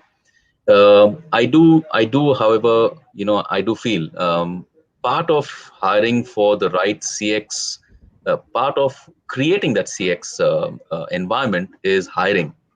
And I think, if you're even Jim Collins in his Good to Great, is getting the right people on the bus is fundamental. And I'll just give a couple of examples. So this is what, my 31st year, having spent time in hospitality, technology startups, and now real estate. I still hire and I speak to every customer facing recruitment. I still do that. because fundamental to what I do, if I do not know the person who's going to be speaking to the customer, I would be responsible for the output that that person delivers.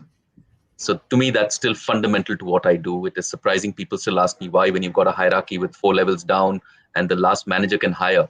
But to me, it's that decision of who is going to speak to the customer finally rests with me if I'm heading that. So to me, I think that is fundamental.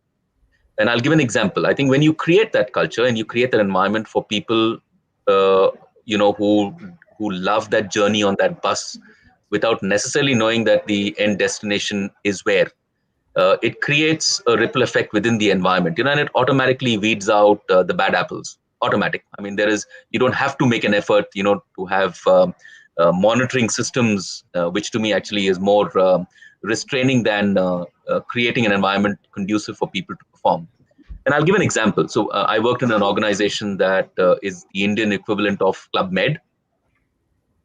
And we were to hire, so our resorts were far flung.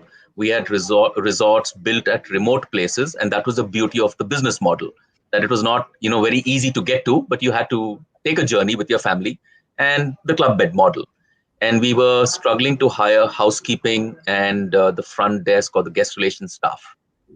So the operations head and I decided the hiring would be, let's hire nurses.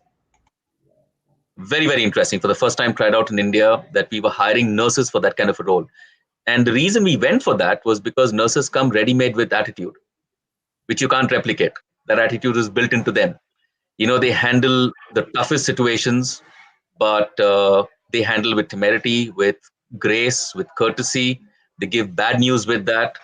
What better attitude to hire from? And we did that, and we found that exceptionally successful. So to me, if you ask me, the blending of technology comes later. Technology is just an aid. However, if you've got the right people on board, and there is a buzz in the way you get, work gets done. In hotels, we always had this belief that you work 22 hours, but you don't realize you worked so hard because you just enjoyed every moment of those 22 hours. If you can create that, I think you're on the road for creating the perfect recipe for a great CX experience internally and externally. Great, AJ. Thank you very much. And I can see that we're just about to run out of time. So what I'm going to do is, firstly, I want to thank our panelists. Thank you very much. I'm going to do it in reverse order. Richard, Nikos, Michelle, Anna, and AJ. Thank you for sharing so honestly your thoughts. Then I just want to draw out a couple of points that we talked about there. Clearly, what we're saying is that the culture is clearly in the people and that it has to be led from the top. Now, one of the things I have observed is what I call emotional dissonance when it comes to culture. So leaders who say one thing and do another. Now, that is extraordinarily harmful to an organization if you want to foster the kind of culture we talk about. Why? Well, firstly, because that means that you're still going to be measured in the same old things and in the same ways. Now, those measures that came from the industrial era of mass manufacturing don't work in the experience economy because you're looking at different things. The second thing is it actually erodes the will of your employees to do those things where they go above and beyond because they feel that there's no recognition, no personal buy-in for that. So when you're putting your organization together, have a very clear vision that everybody can buy into, that they understand where the value lies for them, for customers, for stakeholders. Secondly, make sure you align your organization behind that vision. And then you can use the goodwill that generates, where people have a good understanding of what's expected of them, to put in place the plans and engaging and exciting the people who have to make the change. Your employees live your culture. And finally, I would say reward those people who exhibit the very behaviors you would want your organization to proudly broadcast to the rest of the world. So I think we heard from Richard, that example of just sell. It's only about the number. We don't care how you do it, versus those organizations that got it, that understood that building lasting value means building a co-created relationship with your customers. So call to action then, quick finish up. Please look online, look at the speaker profiles, reach out, connect, use the chat, ask questions. I'm going to stay online for a while now, as I'm sure our other speakers will. Keep the conversation going, because this is something I don't think we can afford to do without. And with that, I'm going to hand back. Thank you. Thank you all. Thank you, Peter. What a great discussion. What a great panel discussion. Fantastic coordination. Great speakers from all over the world, US, India, Athens, UK. Thank you all very much for this. It is true that, Peter, that the customer experience and having a good customer experience stays in your minds and in your hearts for a long time. As Nico said earlier on, Cosmosport, when shops closed down, delivered my 7-year-old daughter's scooter in 2 days, just before Christmas, on the 23rd of December, to have it under my Christmas tree and give it to her. So this will stay in my mind and in my heart forever. And these are the things that, bring us closer to the brands and closer to our, to the companies. So thanks, Peter, very much for your coordination. See you later. Ladies and gentlemen, now we are traveling again, and we're going to Alina Glaze. She's leading successful Zendesk teams for over 5 years. She's expanding territories with her teams, and she's re-educating customers on the importance of CX, especially into emerging markets. So I would like to welcome Alina Glaze. Hello, Alina. Marilena, can you hear me? Yes, we can hear you, and we can see you. Welcome to CX Summit. It's a pleasure to have you with us today. And we're looking forward to listening to your presentation. Thank you so much. And also thank you so much to Peter and his team. They set a great stage for my presentation today. So today I'd like to talk to you guys about the CX trends for 2021 and how your company can benefit from them now. I'm accompanied today by our partner NemaWorks, who will also be at your disposal a little bit later, and I will explain to you how. So we know the past year has been full of big changes. So let's talk about what that looks like across the CX landscape. Customers now care more about the customer experience when purchasing, and they have new expectations for how companies should behave. Many agents have been underwater, facing heavier workloads and the challenges of having to learn new tools and new ways of operating remotely. And for companies, CX is make or break. More leaders than ever before say customer experience and customer service is now critical to informing business strategy. So, with delivering great CX being top of mind for companies heading into 2021, the question is, how do you do it? Or how to do it?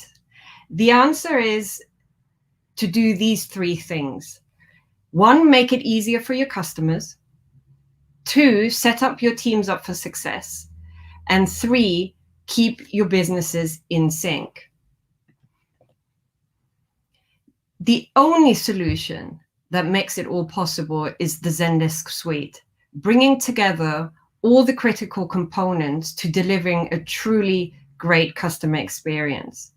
With the suite, you can make it easier for your customers by providing personalized, effortless experiences across any channel or device.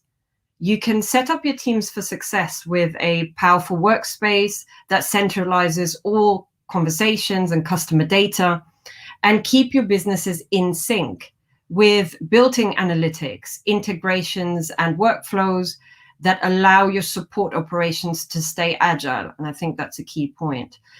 Plus, it's all built on top of our open and flexible platform powered by AWS.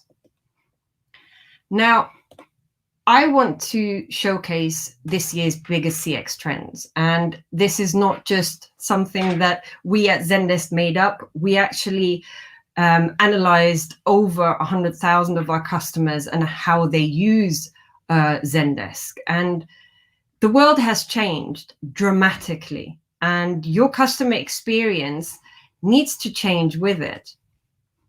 So the first trend I want to talk about is the spotlights on CX. We heard from all the previous presenters that there is a new light that has been shown or shined onto customer experience and the interactions that companies have with their customers. And the average number of requests companies on Zendesk handled hit an all-time high in 2020, leaving many, many teams overwhelmed. The good news is this massive shift towards online engagement is a big growth opportunity for companies, huge. Investing in CX is a way to grow revenue, since customers say they're willing to buy more from and are more loyal to companies that deliver a good customer experience. Like we just heard from Marilena about the present delivered to her daughter. She will remember that very vividly. The bad news is 2020 hasn't made customers more patient at all. In fact, they still have high expectations when it comes to customer CX. And here's the kicker. 50% of those customers will switch off to a competitor after one single bad customer experience, and 80% will leave after multiple bad customer experiences. So these are some interesting numbers that I suggest we need to think about. The second trend I want to talk about is the conversation that we are having, or the conversations that our customers are having. Customers are changing how they expect to engage with you or with companies. 64% have tried a new way to get in touch with customer services in 2020. That means more messaging, more turning to self-service, and more interactions with bots and AIs. Messaging in particular has grown faster than any customer service channel. As customers are stuck at home and have flocked to messaging apps as a way to contact companies, they have a lot more time on their hands to contact you, trust me. And the next point I want to make, or the next trend I want to show you, is the agility. And it's a top priority for this year. And it's all about adapting to changing customer needs. Companies have a new focus on agility, being able to adapt quickly to change as their top priority for 2021. And they've already adjusted by solving much, much more tickets over the messaging apps customers prefer, and adding to their self-service resources and boosting agent collaboration, and just staffing more efficiently across all of their channels.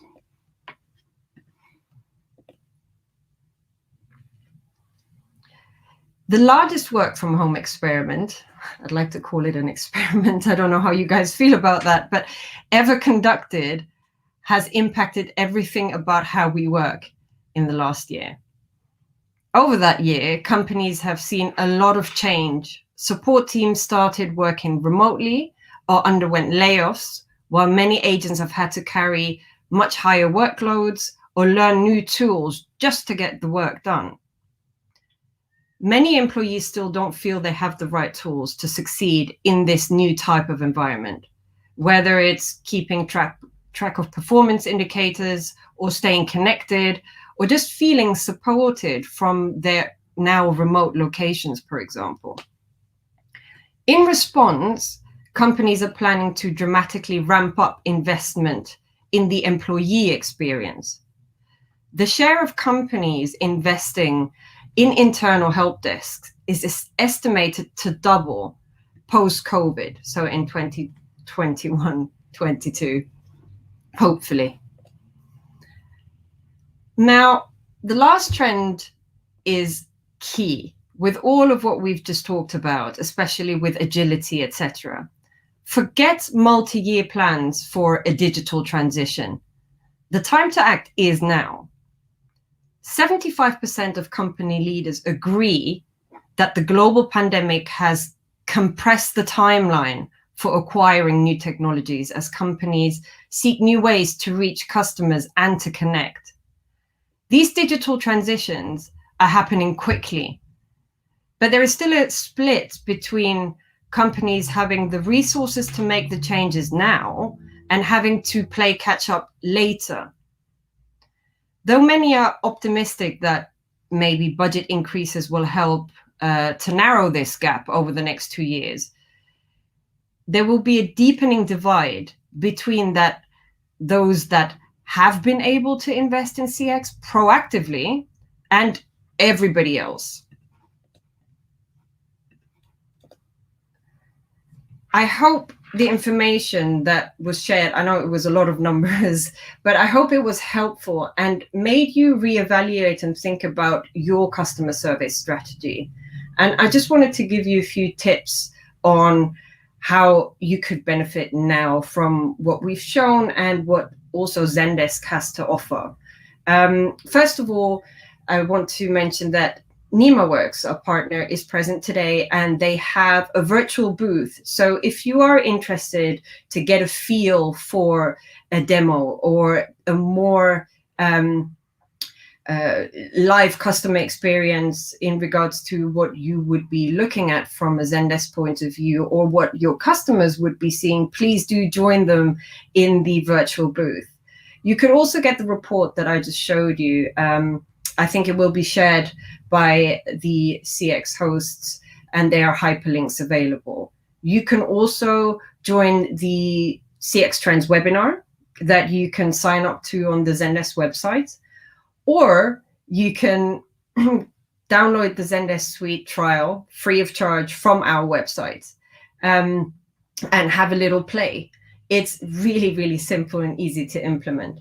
We also have, and this is also great news on my part, we have a dedicated team for the emerging markets. So reach out to Zendesk or the partners and get in touch with your territory manager, who will be more than happy to connect with you and have a discussion about what value Zendesk can bring to you and your customers.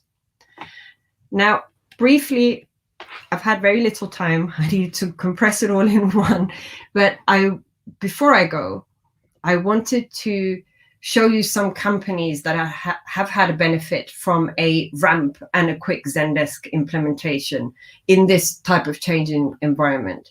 So this is just a snippet of our 200,000 customers that we have. But for example, Balearia is a shipping company from Spain. They implemented Zendesk in 2 days. I mean, that sounds incredible, but it does happen. And we have companies that you might know also, which are Wargaming or Kaizen, who have had a huge increase in their ticket and customer service request volume. And they've scaled with Zendesk seamlessly in the last couple of months. And lastly, but not least, I put Conrad there because Conrad Electronics is a huge German electronics organization, and they deployed Zendesk across their whole organization successfully and saw huge value in that. Now, I know this was very short and I didn't go into technical details about Zendesk and how it's set up, but I do urge you to either go on our website, download the free trial, or connect with NemaWorks and ask any questions also that you would like me to answer. Thank you so much for your time.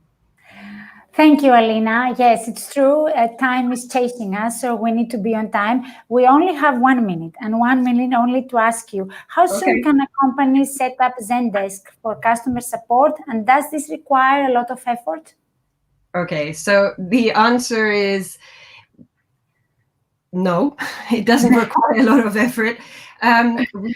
So Forrester has done an analysis on our behalf in regards to what is the estimated timeline for implementation of our close to 200,000 customers, and the average time is 8 weeks, which is fairly short already. Right. But we have a lot of EMEA customers which implement in about 3 weeks. That's our EMEA benchmark, and it doesn't require an implementation team. It doesn't require high IT knowledge. I can do it, and I didn't study tech, so I can promise you it's pretty straightforward.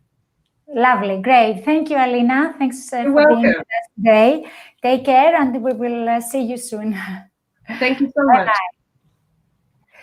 And now we are traveling across to Argentina, and I would like to welcome Cecilia Hagoni, is an international award winner CX professional with more than 20 years of corporate experience in the Latin American US markets. Her purpose is to make successful customer experience accessible to people and organizations by helping them develop a customer-centric culture impacting employees, customers, and profits. She's the founder of Real CX, which offers continued education through online courses, conferences, and in-company training sessions. Hello, Cecilia. Hello. How are you, Marilena? Welcome. I'm very well, and I'm very happy that you are with us today, and I see you there. So we have, I don't want to miss your time, so we're ready to hear your presentation. Thank you so much. Well, I'm really honored to be here. I've been listening to the other speakers, and of course, I felt aligned with lots of them, but I also learned a lot and add a lot of value. So I'm going to share with you something that is like the base, the key message that I always share about CX, and it's the power that has this discipline for the companies and the people. So first of all, we are going through a cultural transformation.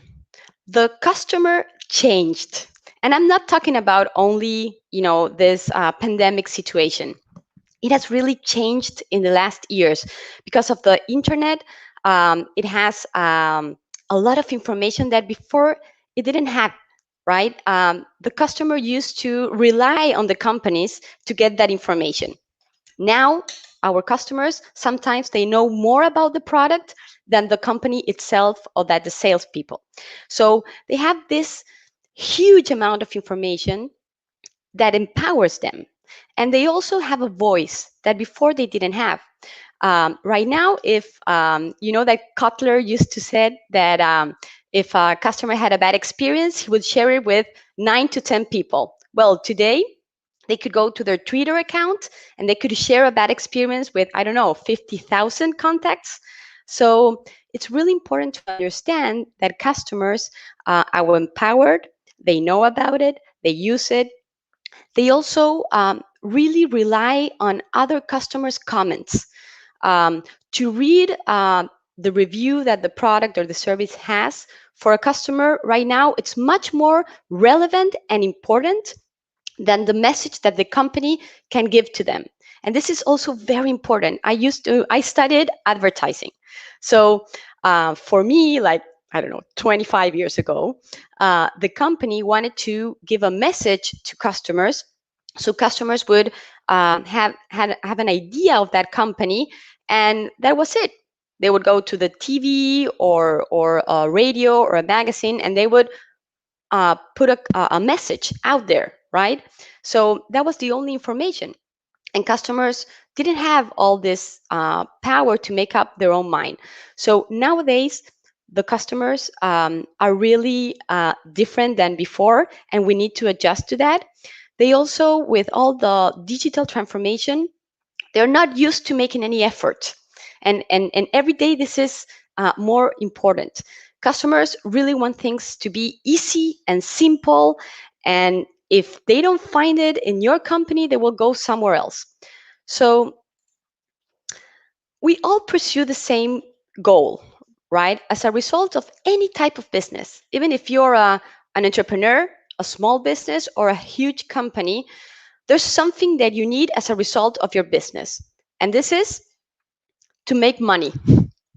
If you don't make money, you can't keep on going with your business. You can't pay salaries. You can't continue to invest in your company. You can't go on.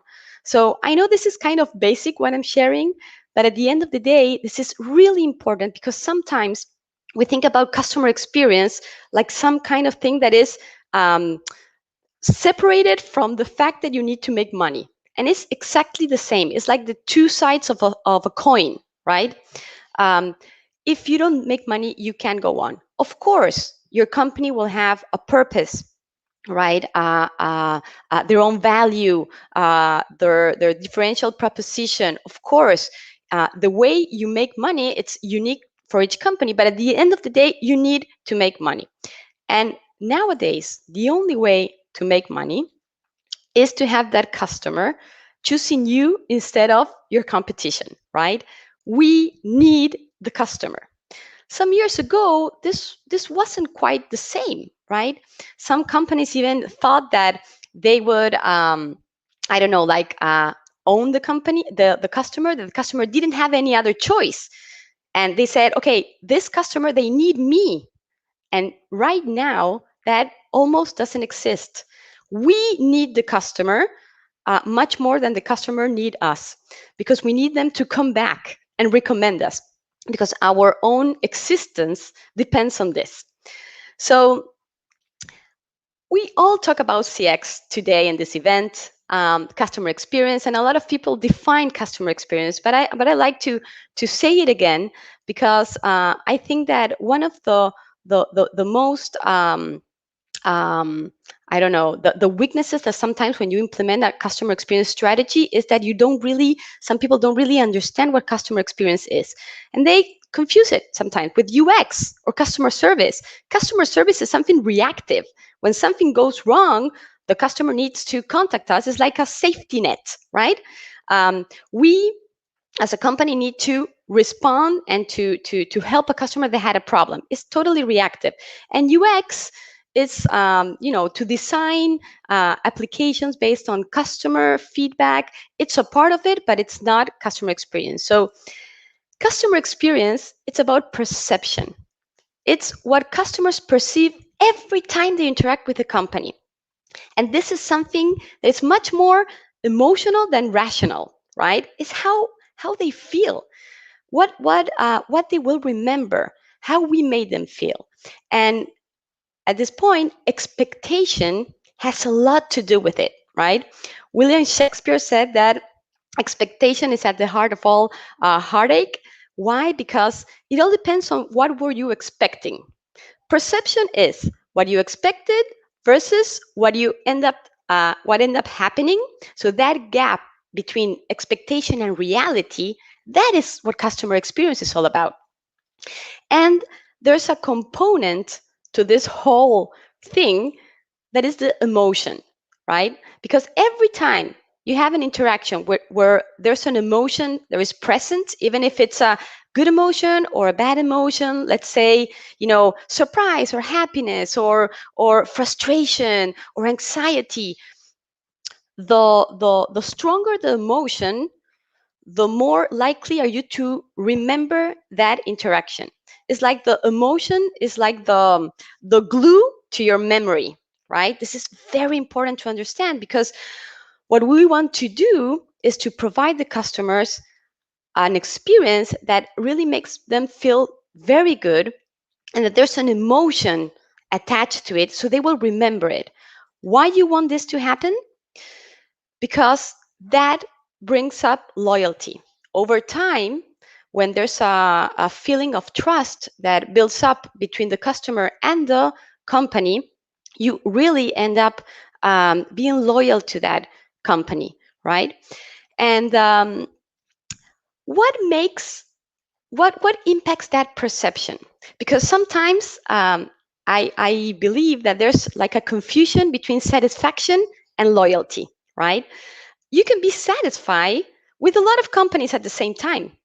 You can be satisfied with one bank, and you have another bank, and you're also satisfied. And at the end of the day, next time you want to, I don't know, ask for a loan, it will be the same. You can go to bank A or bank B because you're satisfied with both. When you are loyal, is different, because satisfaction does not predict your next purchase. Loyalty does. When you're loyal to a company, it's most likely that you will return to that company and not to any other company. So it's really important to understand what makes a customer feel good. What is all this perception about? And I always love to share this pyramid that has 3 parts. The base of that pyramid, and today Peter mentioned this, so the base rock of the customer's perception is the effectiveness, is the resolution. When customers interact with a company, they want something, right? They have a need. They don't do it because they're bored at their homes and they just call, I don't know, AT&T because they don't have anything else to do. They want something. They want to purchase. They want some information. They want to, I don't know, follow up on a claim. Something they need. And we have to make sure as a company that we can give them what they wanted, right?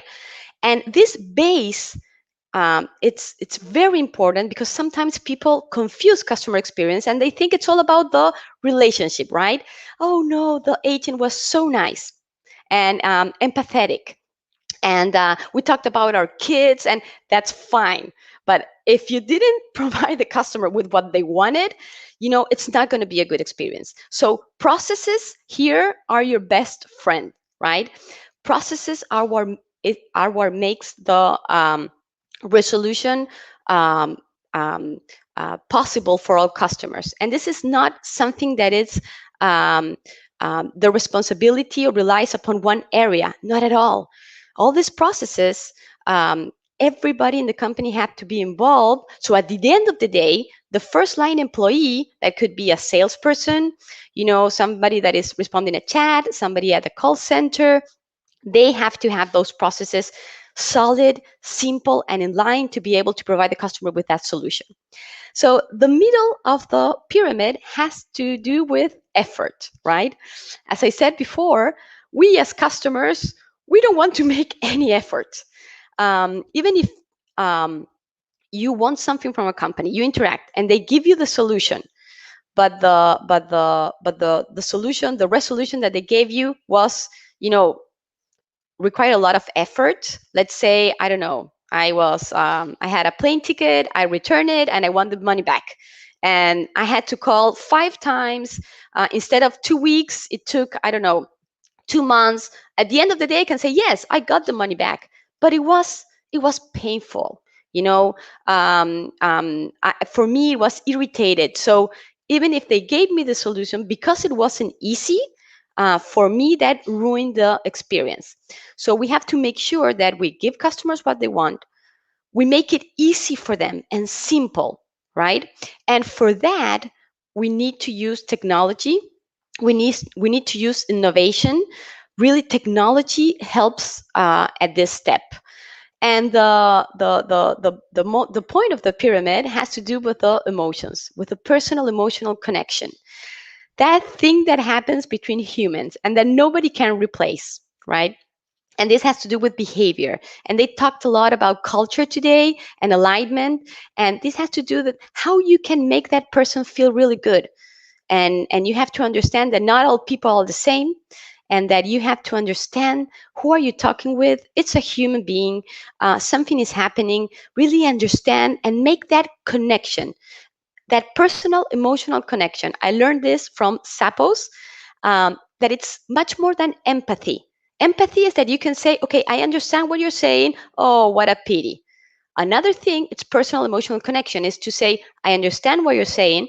I connect your feeling with something from my personal life or something that happened to somebody that I know. And then I make that connection, because it's much more stronger what happens when you do that. So we are all in the customer experience business.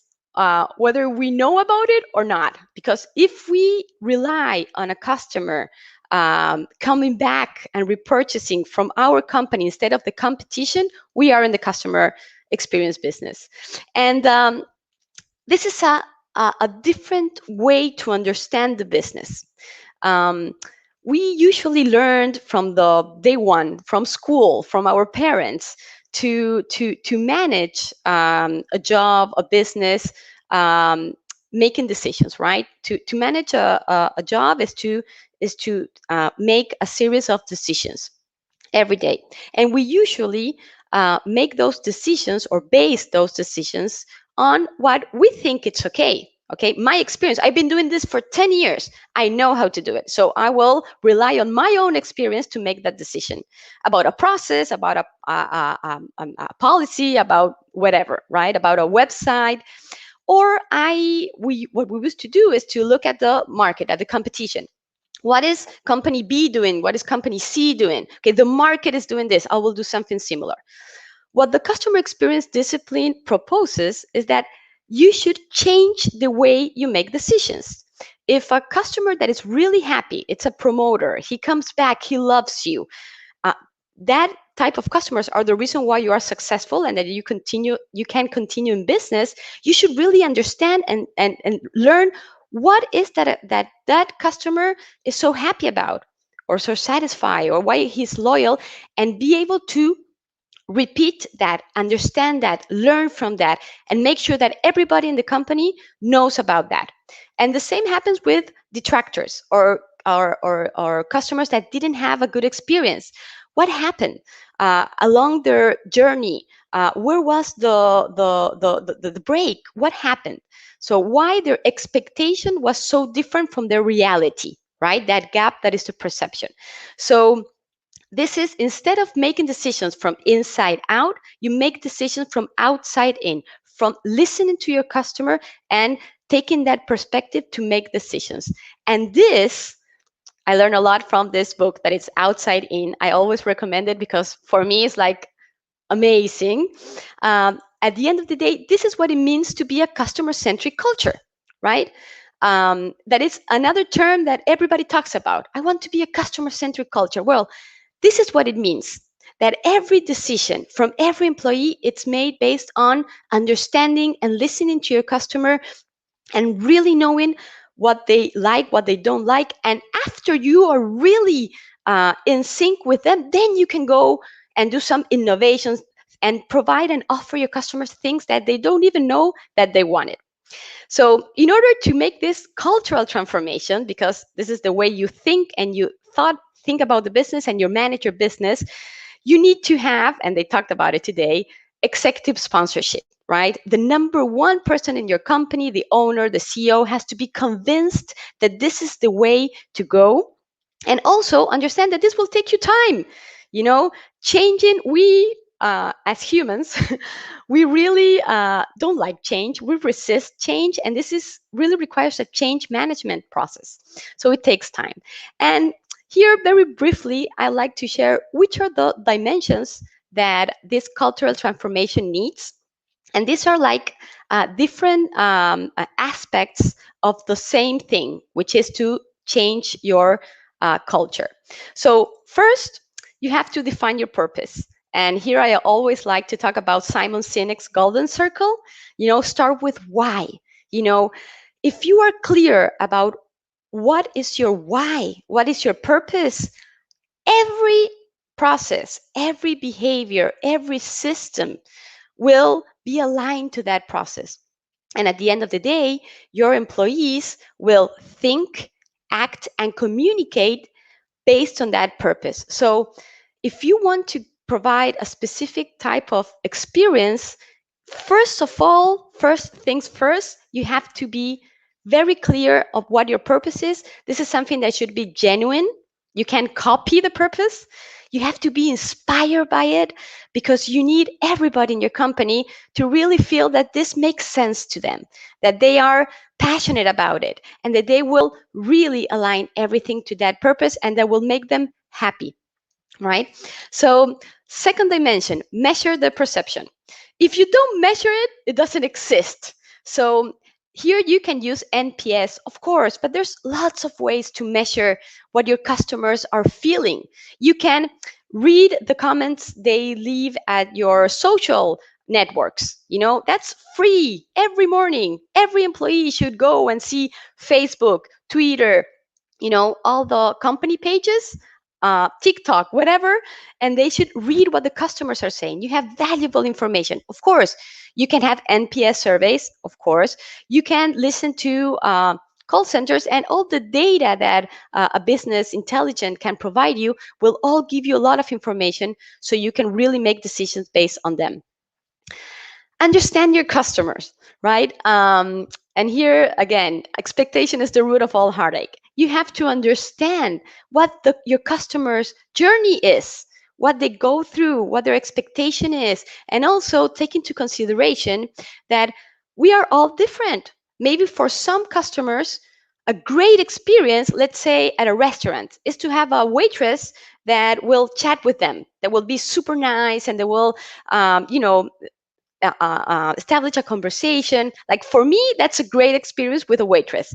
For my sister, for instance, she likes to have a waitress that is, not so chatty, but it's something that is really, up to the point and that is very efficient. So a good experience for me is different than from my sister. And this is very important to understand that we are all different. So, work with things like design personas or prototypes, and you will really understand how to relate with every one of your customers. Then with all this information, you know what you want to provide, you measure the perception, you understand your customer and the journey they live, then you design the experience, right? Right after that. And there's also a great book, Be Your Guest, that it's, the system behind the smile that Disney has. It's great about, processes and how you can design based on your customer feedback. And this should be in every channel, right? This purpose and this alignment should really be present in everything that you do, in every interaction that you have with your customers. And to inspire the team. Customers will never love a company until employees love it first, right? This is a Simon Sinek quote. It's amazing. Your people have to really be engaged on all this. So if they don't feel it, it will be very difficult that your customers will feel it. And it all starts with the right people. So really understanding what you need is very important when hiring. And just to finish, align the whole organization. As I said, this requires a change management. There will be people in your organization that will be, super happy about it and very excited. They're promoters, people that would say, I don't like this. It's not what I signed up for. This change, I don't want it.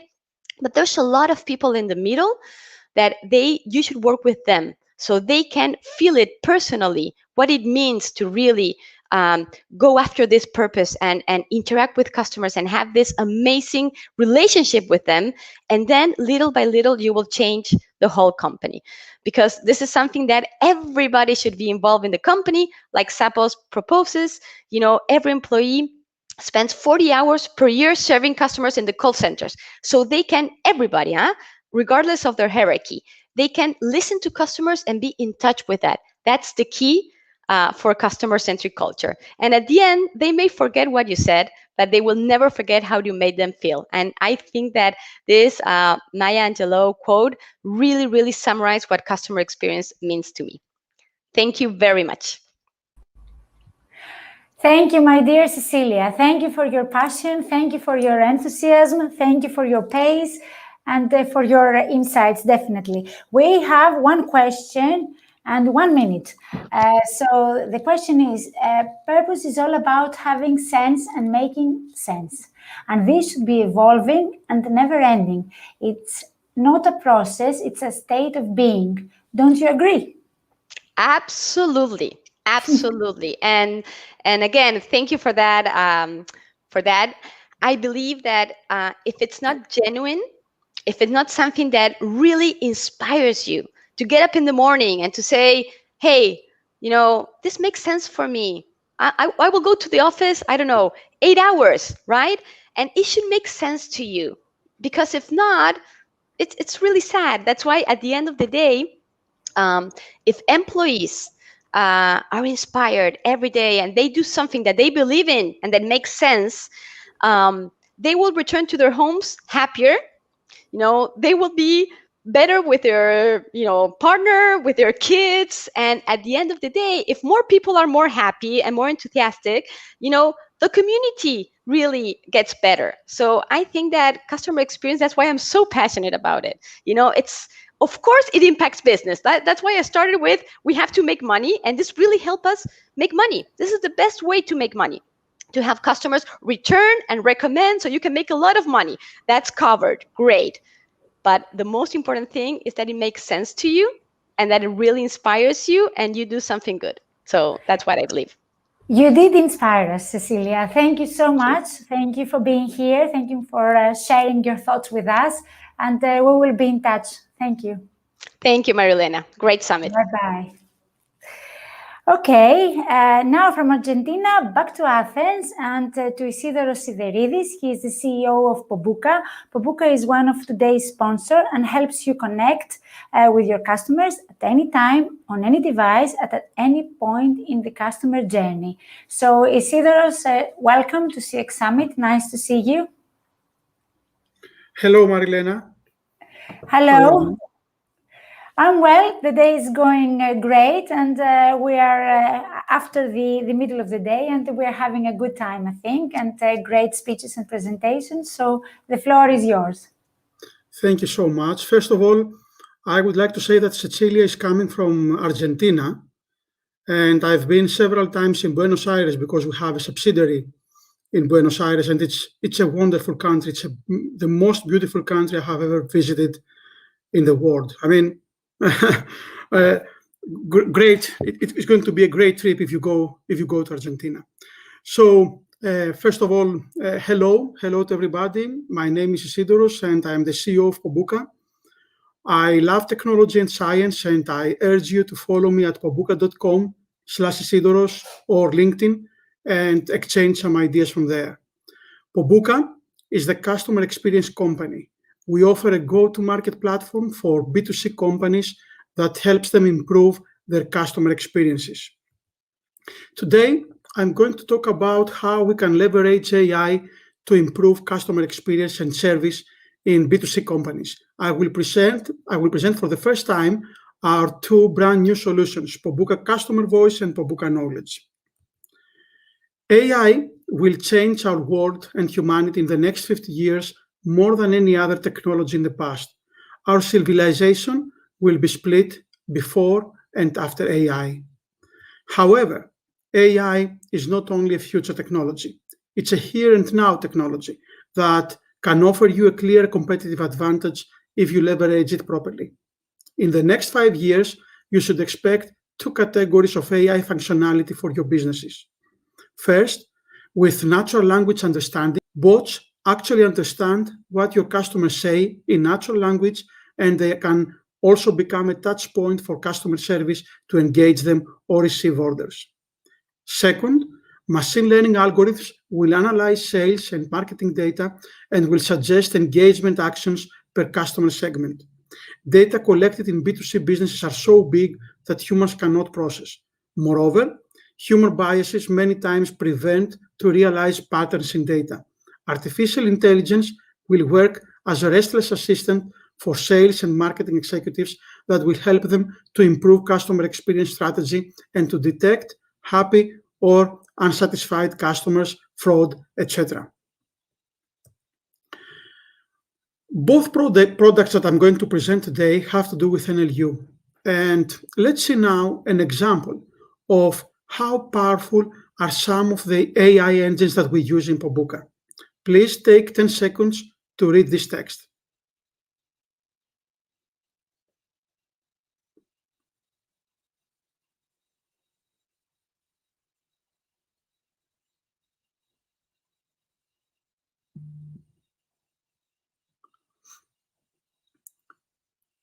For your information, the first part with bold was the input that I gave to AI, and the second part with the italics is the output that AI gave me back to continue my phrase. In Pobuka, we use such AI models for our bots in order to answer customer service requests or to build knowledge bases.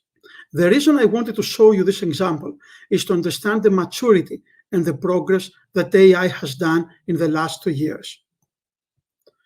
Now let's see the challenges that every B2C business has. In the older days, a small business owner had a personal interaction with all his customers. He knew personally their wishes, what they liked and what not. He knew all the answers about his business, and the customer service requests were always in person. Today, we live in an omni-channel, globalized era, with millions of customers interacting in any possible way with your employees. The one-man show of the boss owner has passed to many specialized employees that work in different departments. This situation has many advantages and may also be inevitable, but also has a core problem. There is no one that actually has the total customer view, not only his transactions, but his experiences too, like the old boss owner used to have. This has definitely a negative impact in customer experience, and consumers many times describe it as alienation with a brand or a retailer.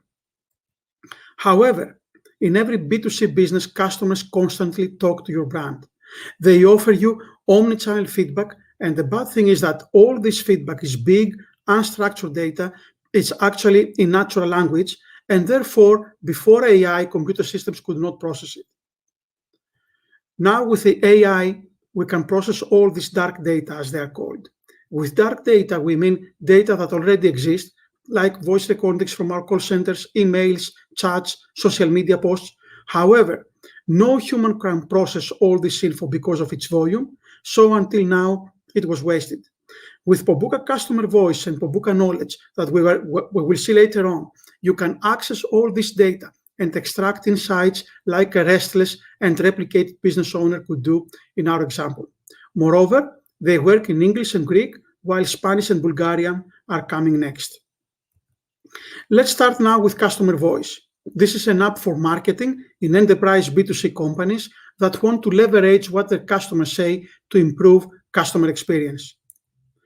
This is the need that customer voice covers. We help you know your customers, collect and process customer feedback to get valuable insights, and turn this feedback to actions towards your customers. With Pobuka customer voice, you can analyze all your customer communications in natural language from many touch points like voice recordings, emails, chats, social media, and extract customer experience alerts and insights. In other words, we offer you a digital version of the business owner of the past that has the capacity to review millions of conversations 24/7 and prepares a daily list with customers that you should escalate regarding their experience. Either this is for good or for bad reasons. Moreover, with the enterprise plan, you can automate the responses in each CX alert. For instance, send a survey to those that are angry because of late deliveries, or send a digital coupon to brand ambassadors. Here we see how it works. At the left, you see that it integrates with all the different customer service touchpoints, like emails, web forms, chats, call centers, etc. Firstly, it builds a customer database, or it matches customers with existing entries in your CRM system. Second, it analyzes what they say and builds segments based on their needs and customer experience alerts. And third, it can automate your responses based on those segments and alerts, while it offers insights of how you could improve CX in the long term. With Pobuka customer voice, you can get much more than a just sentiment analysis. It identifies the consumer, it understands the topics being discussed, and it combines all this information to help you raise Net Promoter Score. Moreover, apart from text analytics, we are only the only company that analyzes voice from phone calls in Greek. So we can analyze the tone of voice or the gaps made in the conversation to extract more accurately the CX that your customer is receiving. Here you may see a summary of the benefits you will get from Pobuka customer voice. I would like to point out the first bullet, that you can provide personalized and proactive customer experience based on what your customers actually say. Let's move now to our second AI, natural language understanding solution, which is Pobuka Knowledge. This is an app for customer service departments of B2C companies that want to use their customer communications in order to build a knowledge base. These are the needs that every modern customer service department has: to easily generate a knowledge base and empower their customer service agents to offer better services. Pobuka Knowledge is the answer to this need, since you can extract Q&As from customer conversations and offer the proper tools to your customer service agents to perform better. This is what it offers. AI builds a knowledge base from existing conversations with customers. In other words, a customer question and an answer by a call center agent becomes automatically a Q&A article for your knowledge base. We offer performance evaluation reports to your call center agents to perform better. Last but not least, the knowledge base may be used by the human agents, but it could also be used by a customer service bot. The biggest issue when you are developing a customer service bot is where to find the Q&As, and Pobuka Knowledge solves this problem. Here you see a summary again of the benefits you will get, and I would like again to point out the first bullet, that you can share knowledge across your customer service agents and bots. Finally, this is the pricing of customer voice and knowledge. I wanted to add this pricing slide because, as you can see, both of the solutions are subscription-based, and their price starts from 900 euros per month for customer voice and 400 euros per month for knowledge. If you are interested to book a demo or for a proof of concept, you may contact us at our booth or through our website, pobuka.com. Thank you so much for your attention. I will gladly answer any of your questions. Thank you, Isidore, so much for your presentation. Yes, I've got a question. What is the most important thing that AI offers and will offer to CX? Okay, if I wanted to answer with one phrase, this would be personalized experiences. AI will help B2C companies serve their customers like they know them personally, each one of them, and this will be a huge competitive advantage. This is actually what, as consumers, want from our favorite brands, don't we? We want to feel that they know us personally and they serve us in a personal way. Great, thank you so much for being with us today, and thank you for supporting the conference. We'll see each other again in some next conferences of Busias, as well as next year. So thanks a lot. Thank you very much, Marilena. Bye-bye. Ladies and gentlemen, we'll continue to travel around the world. Now from Athens, we will go to Malaysia. But before we get there, please take part in our polls. We need your opinions. In that way, we will become better. Did you like the conference? Would you suggest it to some others? Answer your questions and help us improve ourselves. Also, put your questions into the chat. We want an interesting and interactive day, so we want your opinions, we want your questions. We have all the stars of CX worldwide in this conference, and they are happy to answer to all your questions. So don't hesitate, write your questions, and I will be happy to ask our speakers. So now it's the time to go to Malaysia and meet Santha Kumaran at Malingam. Hello, Santha. Santha is the founder of CX Expert Asia and the leading customer experience consultant in Malaysia. Hello, welcome to our conference. Thank you, Marilena. How are you? I'm very well. I'm very happy to see you from far away. What's the time now there? It's 9:45 p.m. I'm not in my pajamas. This is my coat. Oh my God, it's too late. So we will hear your presentation and then you can go to bed.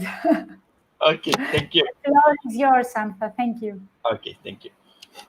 Hello, everyone. I'm Santha from Malaysia. How's everyone? I hope you're doing well. Just been a long day. Must be very tiring. I'll make it a good session for you. Okay, today I'm going to talk about designing experience for ultimate customer happiness. Okay, a little bit about me. I'm from Malaysia. Malaysia is a small country in Southeast Asia. We have about 30 million population, and Malaysia is well known for its food.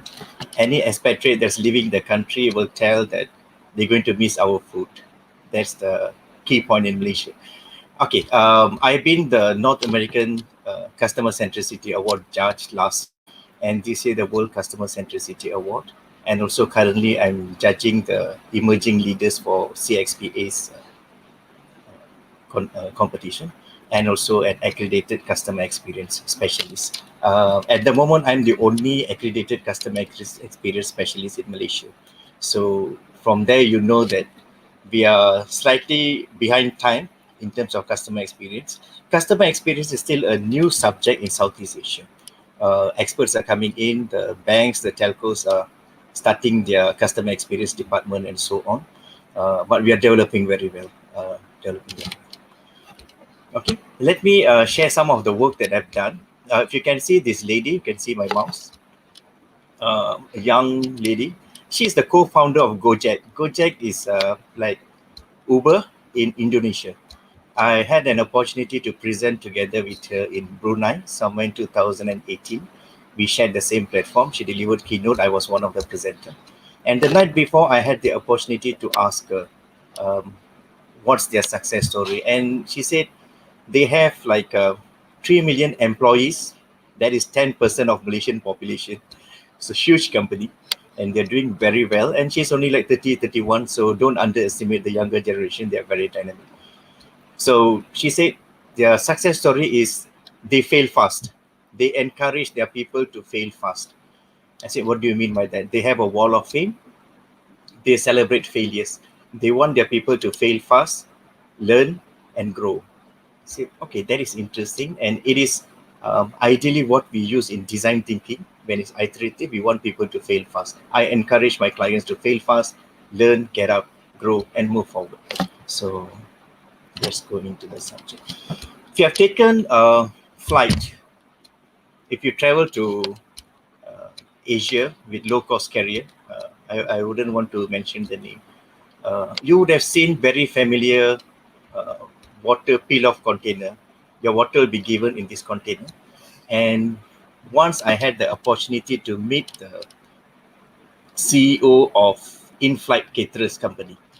So the first thing I asked him, why do you provide water in this container when it's so difficult to peel open the container at that height with cabin pressure and 120 kilogram guy sitting on my left and right, I'm sitting in the middle seat. Very hard to peel open. So you have to open at the right pressure, and that's the time you have a pocket, your flight drops, you're going to spill the water all over. So he laughed. He laughed and he explained to me that this is the regulation first, okay, and flight goes by weight, okay, and then the entire process system is designed to cater for this, meaning the compartment, the storage, and everything is designed for this container. He gave me a good 5 minutes explanation. Then I smiled and asked him, have you ever asked what your customers are looking for? Then he smiled, he got the point. I said, as a customer, I want a bottle. Water bottle, don't give me water in this peel-off container. So he's puzzled. You see, the entire airline industry for this particular flight was designed in such a way that they took into consideration only their business model, their process, their logistic, their vendors. The decision was made without involving the actual user. In this case, we are the user and we are the customer.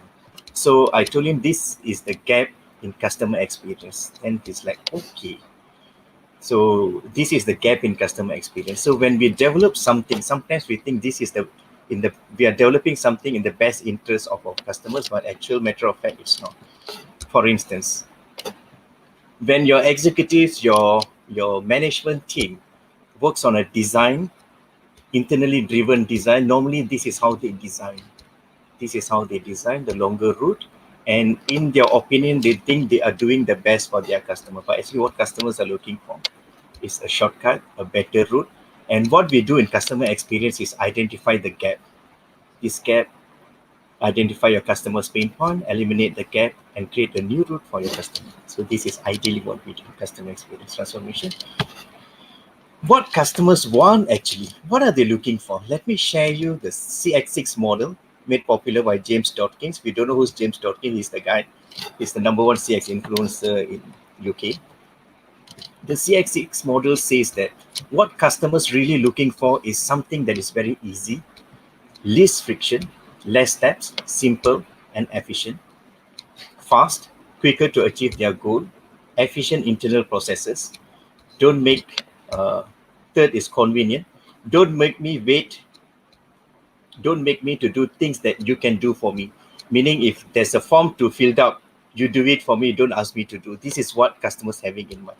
Why this is happening? Because today we have everything in mobile phone. We have a lot of applications, a lot of seamless applications. For instance, we have Lazada, we have Food Panda, we have Uber. Your customer's mind has been very much attuned. Their neuroscience works in a way that everything should be as seamless as these applications. So when you are coming from a conventional business meaning 20, 25 years old business, someone who designed your processes would have been holding a Nokia 3210 in his hand. You see? So today the phone is gone. I mean, the phone is still there, but it's not in the good market at the moment because they didn't innovate, they didn't transform at the right time. So what happens is it's high time for you to look into your processes, system, process, method, and also your people. The next thing people are looking for is a trackable solution. Let me know the process and what my progress in the process is. Give me the visibility, keep me updated, and manage my expectations. So if possible, if you look at the younger generation, the Generation Z that's coming into the job market at the moment, they are not very much interested to communicate with another human. They prefer to communicate through machines, their phone, and among their friends, they are connected through games. So it's a very unique generation, and they prefer to do everything on their own. Give me the visibility so I don't have to call your call center. I don't have to send you 10 emails to know what's happening to the status. So this is ideally what customers are looking for. And next is personalized. Personalized, know me, know my preferences, and shape my experience accordingly. And I want a unique experience. I want a unique experience that I believe Lazada is global, or Lazada is global. I'll use Lazada as an example because my Lazada and your Lazada app is the same. The application is the same, but the content is completely different. It's very much personalized for me. It's very much personalized for you. This is what customers are looking for. Don't give me a generic across solutions. And the last is predictive. Know what is going on without me having to tell you. Know what I want before I do. And be one step ahead. If someone were to ask Henry Ford, who invented the car back then, if Henry Ford were to ask his customers, what else I can do for you? I mean, those who were riding horses and using carriages, what else I can provide you? How else I can improve your experience? They would have asked for a stronger horse, faster horse, bigger carriage or lighter carriage, this sort of thing, because they don't have a knowledge that Henry Ford is capable of inventing a car. So same goes to your customer. They will want something that's readily available in the market, and they are not really aware what are you capable of. So when you work with your team, your design team, think of something that they need, which is not available, and future-proof your business. I'll talk about future-proofing your business later. Okay, so this is about the CX6 model. This is what customers are looking for. So what I do normally in my workshop, my consulting, my workshop, I always start with workshop. I'll ask my participants, the management team, rate your company based on these credentials, these criteria. How well would you rate them for easy? Your company's services, product and services, easy, fast, convenient, trackable, personalized, and predictive. Normally, the first round, I will get a politically correct answer. An answer which is politically correct, which they want to hear, which they think in the best interest of their customers. Okay, fine. Then I will tell them, okay, what if I take all 20, 25 of you out of the classroom? I'll bring 20, 25 of your customers to sit in the classroom and ask them to rate your company. How do you think they will rate you? And the moment of truth, I'll get the actual figures. So I'll tell them the gap you need to work on with me in this transformation is the points. Normally it's about 30 30, 31, 32, there will be like 20 points to work on. Work with me, stay with me, trust me, follow the methodology, I'll take you across. It's not going to be easy, but it's worth it. So normally that's how I start and show them before even going into NPS, CSAT, CAS. This is a great eye-opener for my clients. Okay, so today I'm going to talk about happiness is the new productivity. How to make your customers happy, how to make your employees happy, and how to make your management happy. So it's a very fine skill I acquired along the way. I've been in training line for 12, 13 years, 46 this year. So been in industry for about 20 years. So what I do normally, when my clients calling me for consulting work, I will tell them, I need to speak to your CEO. If you can't get me your chairman, I need to speak to your CEO. Give me an hour with your CEO. I will show him the presentation of what is customer experience transformation is about. I'll get the buy-in for you. This transformation is about change management. If your organization is not ready to change from process-oriented organization to customer-centric organization, don't even think about transforming anything because it's not going to work. You're going to get exhausted and you may leave the job. So normally I'll get that appointment with the CEO. I'll show him where are they now, where they need to go, what's the market trend and everything. And I'll sell the idea to the CEO. And when the CEO is in the project, the employee team, the management team will get excited because they have direct support from the CEO. Then only the project will start to move. So how do I do? So let's look at what is happiness is all about. Happiness is that feeling that comes over you when you know life is good and you can't help but smile. For me, my happiness is when someone, my participant, walks to me after the class and thank me that, thank you very much, I learned something today. That is my satisfaction.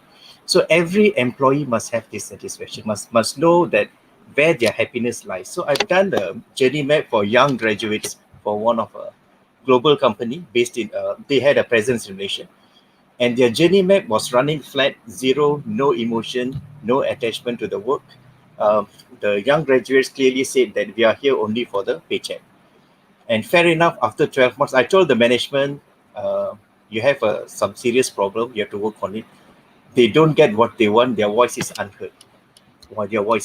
So you have to tweak a bit, listen to them. Otherwise, you'll have trouble in the long run. Fair enough, after 12 months, the MNC pulled the Malaysian branch and went to Philippines. So careful with your young employees. Okay. So what we do in customer experience, we start with empathizing the customer. I mean, we've heard a lot since morning how to empathize your customer. Normally, we start with journey map. We identify customer's pain point.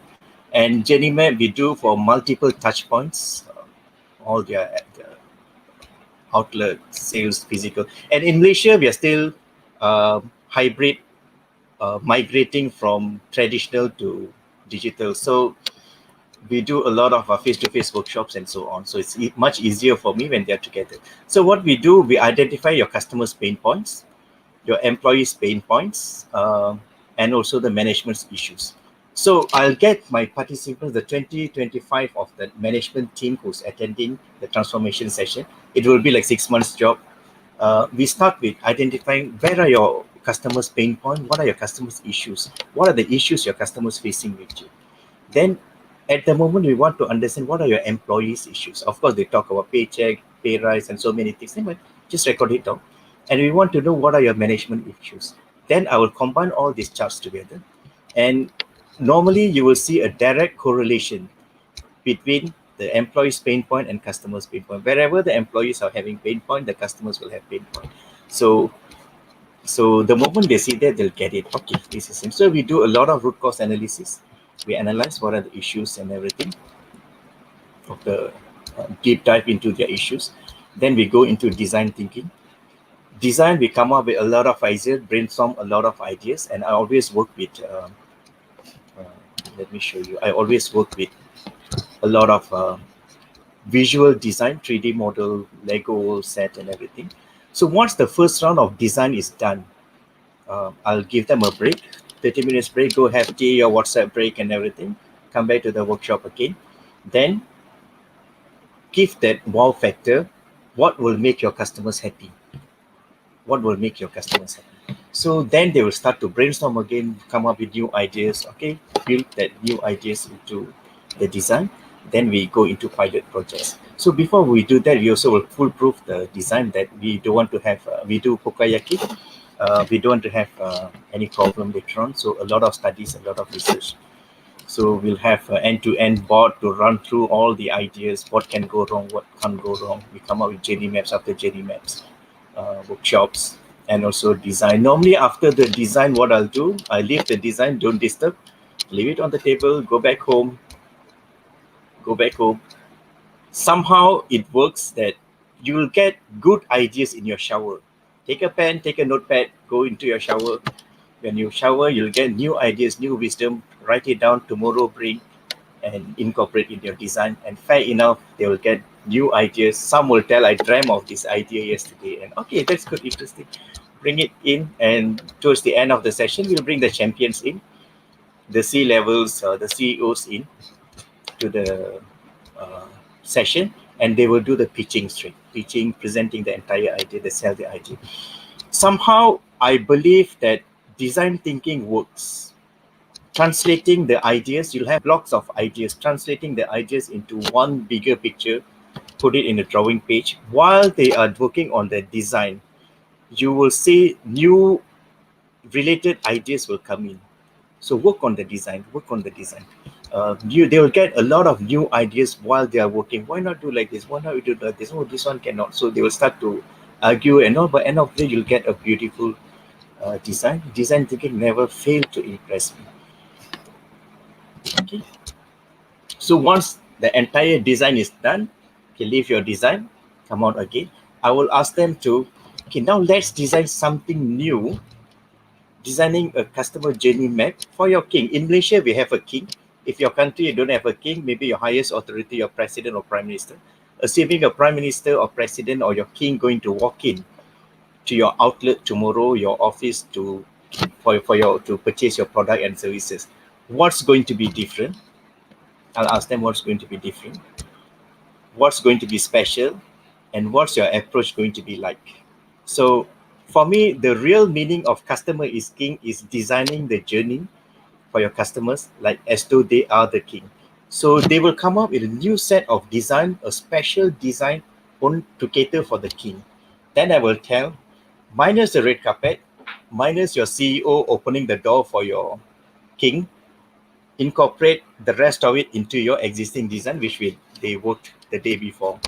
And we will get a superb design. Of course, there will be some superficial design and everything, superb design, which I will break it down into time frame, quick wins, bite-sized projects, short-term, mid-term, and long-term. And then we work on projects for transformation. So it's quite an interesting journey.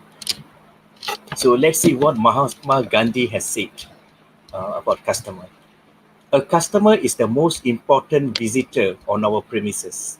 He is not dependent on us. We are dependent on him. He is not an interruption in our work. He is the purpose of it. He is not an outsider in our business. He is part of it. We are not doing him a favor by serving him. He is doing us a favor by giving us an opportunity to do so. I embed this in all my participants' heart that you are here because of your customer. Don't think they are your burden or anything. Serve them well. Their satisfaction is your happiness. So with that, I end my presentation. Thank you very much. Thank you, Santha. What an experience, what a day, what content, fantastic. Thank you very much for being with us. I've got a question. When is the best time to embark in a customer experience transformation journey? Yesterday. Okay, let's go back in time. It's yesterday. We are already behind time. We've got some minutes to elaborate if you want. Sorry? If you want, you've got time to elaborate on your answer. The best time to embark in customer experience is always take a stock check, audit your company. Are you ready for customer experience transformation?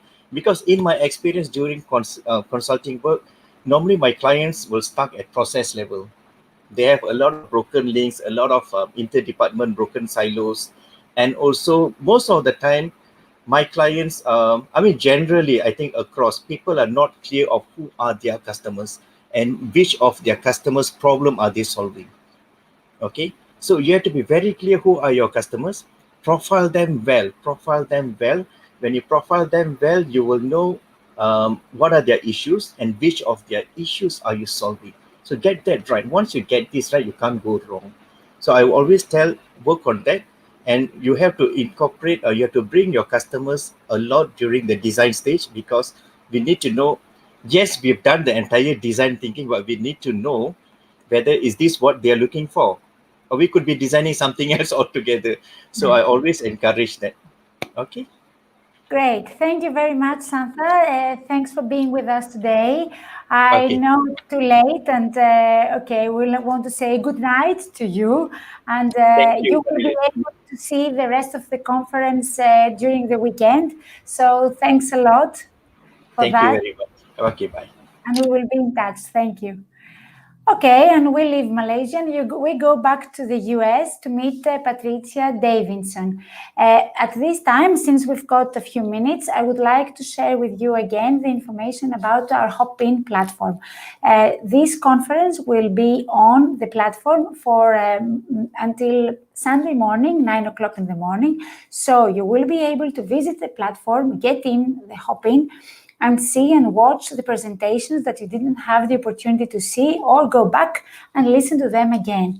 Also, you have the opportunity to have one-to-one sessions with other participants from the conference. So you can fix a date and meet on the Hop-In platform and discuss during the weekend when you have time available, and you will be able to network again.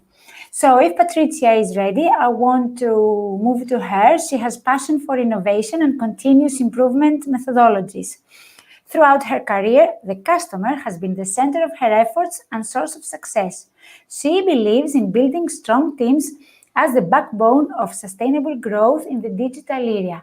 Hello, Patricia. Welcome to our conference. Thank you very much.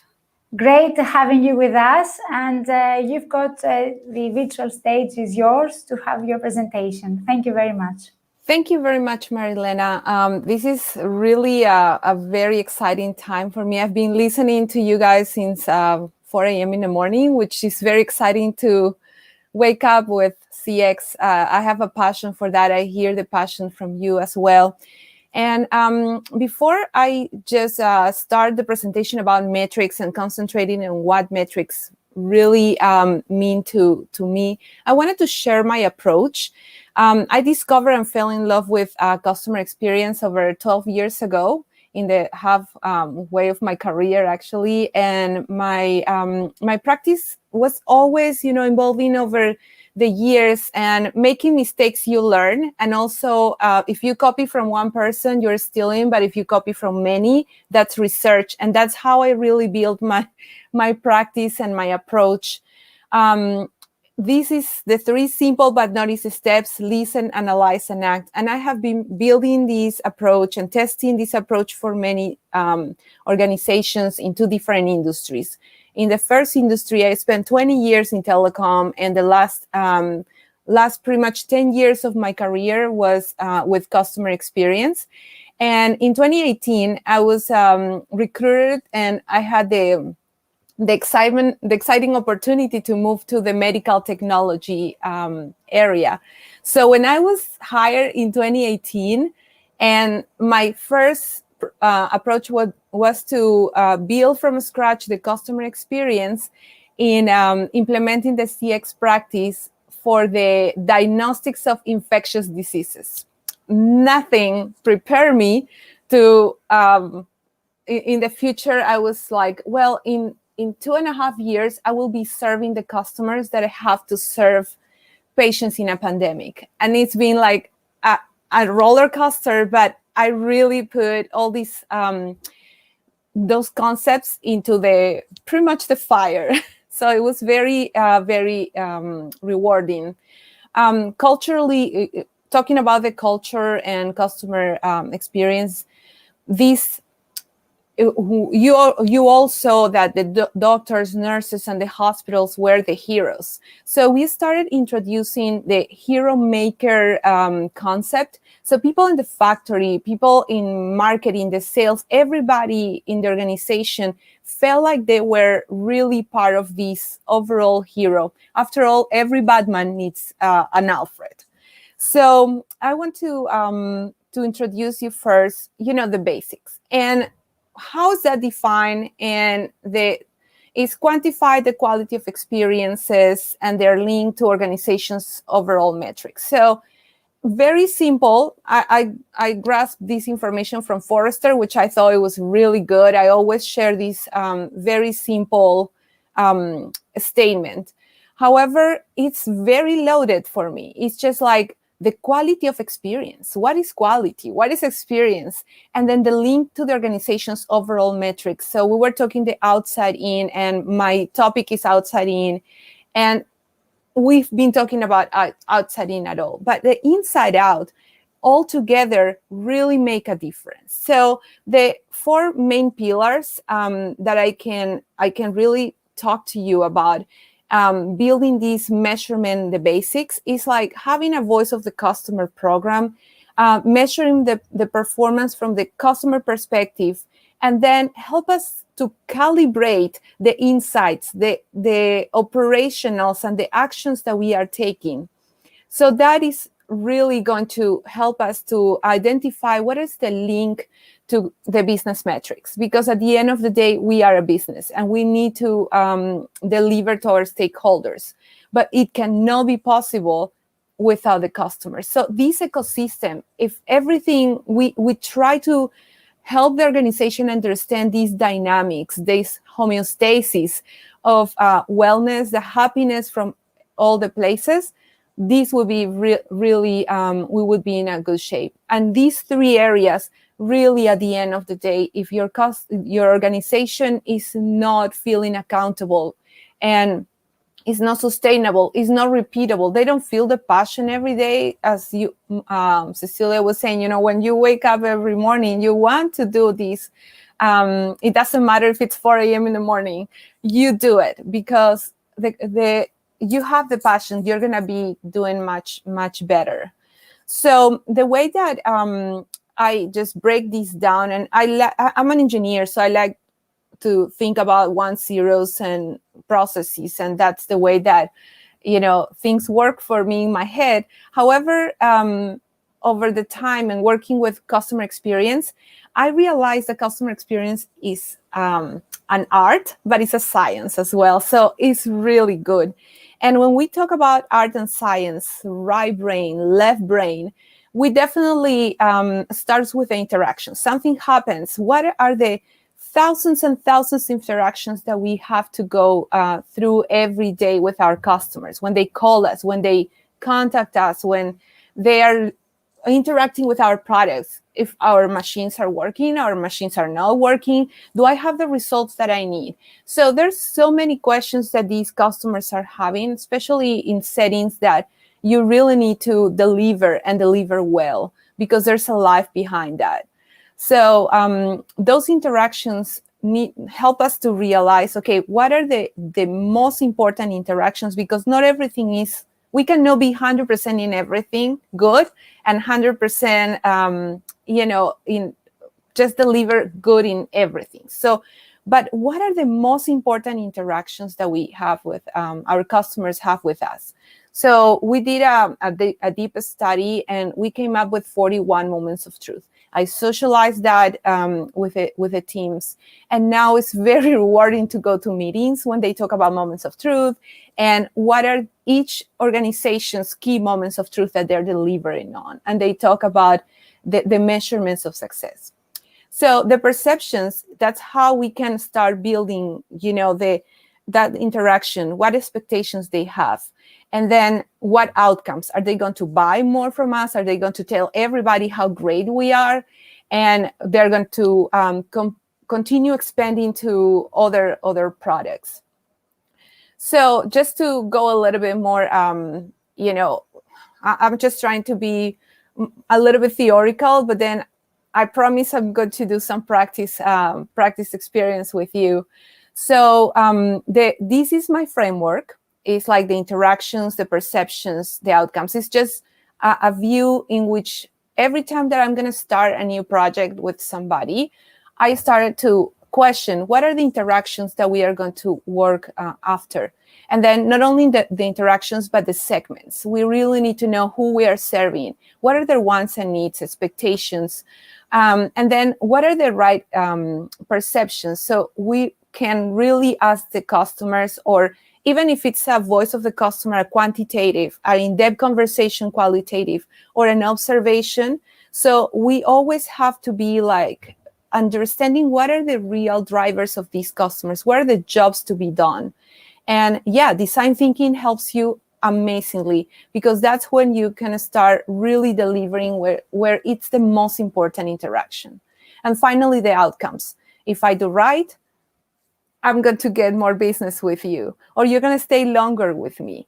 If not, nobody's human nature to continue suffering. And sometimes because of some of the business nature, especially in business to business, we have that, the relationship is more based on contracts. So we want to have customers that love to be with us. And sometimes I always tell my organization, hey, are those our customers, or we are hostage? We're holding them hostage. And that's what we need to always make sure that we understand. So to give you just an example, I'm talking about our COVID solutions. So that's, you're going to see the customer life cycle. Those are not all the customer life cycle stages, but I grabbed the most important one. We needed to, of course, make sure that we put in the hands of more and more people the device for testing the COVID. And normally, our bread and butter, as I call it, our customers are in hospitals, and they're like acute or non-acute hospitals or doctor's office. So that's the people that we are already working on. But here in the US, for example, the government needed to have, and all the governments actually needed to have these tests done in long-term care and nursing home settings.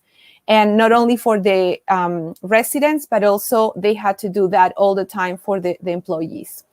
So we really needed to understand, what are the moments of truth for these people, and understand the different wants and needs, expectations, and level of knowledge of the new customers. So the use and seek help really help us to understand, what are the drivers. Do they understand the equipment? Do we have to do more training? And as you know, it's very difficult for us to be face-to-face. So we really needed to go fast into the more digital channels. But are those the digital channels? We needed to understand what digital channels these long-term care companies needed. And then finally we see, okay, the government gave them the equipment, and now we needed to know if really they're recommending us or buying more, which is, the actual test that we call it assays, to make sure that if there's a loyalty, are they buying more from us? So that's, we built a dashboard. Actually, we call it the CX dashboard. And we work with the whole organization, with marketing, with the product, with the sales teams, with customer service and technical services. So we really needed to make sure that everybody is seeing how the dynamics are going. And it's really going very well. So I'm very happy about the approach that we took about the managing these challenging projects through CX. So talking about rallying the organization, and I just touched about that people is getting all together, but going a little bit at the highest level, when we're thinking about how can we really start the organization, and we have all these, like we have to do this, and we as a CX practitioners know that, it's just like the people in the organization sometimes have challenge translating what they have into what, this new way of thinking. And this table is helping you a little bit to see the pyramid, the strategy. We talk already about the customers, the customer being at the table. So the C-suite really need to understand the importance on the right metrics that can transform our business and making our customers and ourselves successful. What I learned from experience is that upper management really invest time, money. Actually, they hire me, so they pay my salary. That means that, and I have a team, so that means that upper management is really investing. The lower rankings, the people who's really every day with customers or serving any process, even in the factories, they are really rallying for that. They understand how they can make a difference. It's just the middle management sometimes that we've been having some problems because there's so many competing pressures that they have. So that's where when you do strategy and it's on top of you have all the support, they're in every single town halls and we feel good. It's just how we can really identify those promoters, detractors, and passives. The passives can be your best people in the organization for the customer experience. So work with the strategies, and the strategies go in many layers. So I would say, the clear strategy. The second is the organizational structure. So the CX analytics function, yes, my organization have analytics, CX analytics, but then I found many other organizations, cross-functional. Michelle was mentioning, collaboration. Cross-functional collaboration is so key because these people have some view, some vision that, yes, can be calibrated, but also can bring a lot of insights for your own CX metrics and measurement metrics. So, and then the third one is the data quality and reliability. Make sure that you work with your data quality, and the reliability would be like, I always work with my teams in the metrics world. Please check, do a data sanity. And we even have a process for data sanity to make sure that we bring the organization the right information.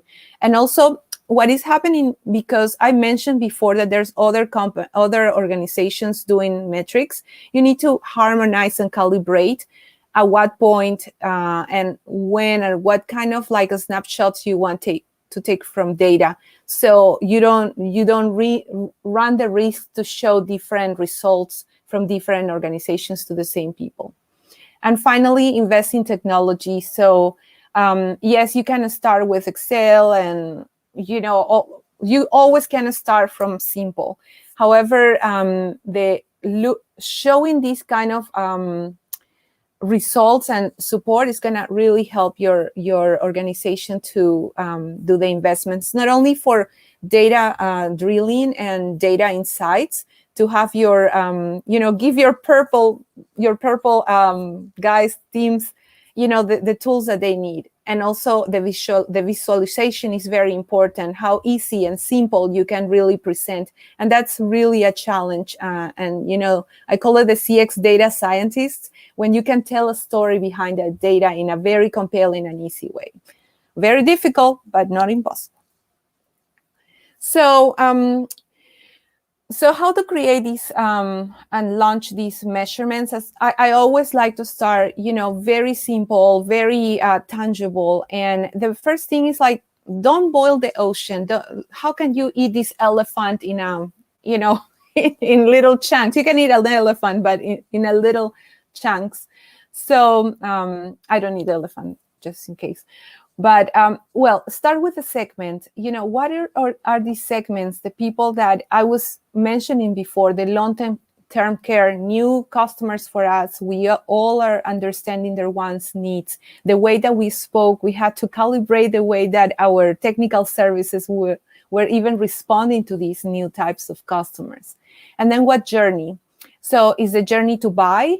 Or is the journey to deliver? Is the journey to take care of the customers and resolve their problems? So also find the data, starts your baseline. So some people ask me, Okay, great. How are you going to measure? And I explain. And then what is the target? And we are always thinking about targets. When you first start, just look at the improvement opportunities that you can have and set a baseline. But make the commitment to set the baseline and see the results. And then after a while, you can set your targets. And of course, you can be in a listen, analyze, and a continuous loop of analysis paralysis, but the action really is going to make a difference. And in my last, actually, I have a couple of minutes that I want to show you an example of one of my journeys and my personas. The situation that we had is when we did these 41 moments of truth, and we tried to understand what are the main importance and the satisfaction gaps that we had, even with the competition. So we understood that we had many top items, but one of those was the technical service support. So we identified which would be the best way for us to really improve this satisfaction, because it was a big chunk of our NPS overall as a company. So also, when we were doing the inside out, we saw that the expenses were increasing for visits to customers. And the time to arrive was extremely high. So our customers verbatim is like, tell me when you arrive, but just come soon. And especially, not only for COVID testing, but all kind of testings, these people have some body fluids that need to be processed right away. So the clock is ticking, louder. And so the actions that we took is like, okay, what are the systemic and the endemic issues that we could really work after? And then identified, we saw the United States and Europe like the big focus. And actually, you're going to see different personas, but they pretty much do the same. We call them different. So the organization can feel more connected, not with an American girl, but with a German guy as well. So it worked very good to make sure that we see regional differences, but systemically, we saw the same problems. And basically, we took actions, and you can see the actions that we took. And the measurements were awesome. And actually, we had now a good promoter as the VP of Technical Services always talks about us. So that was a very quick win for us to make sure that these methodologies are really making an impact in the organization. So what you cannot improve, you cannot measure. And with that, any questions? Thank you for your time.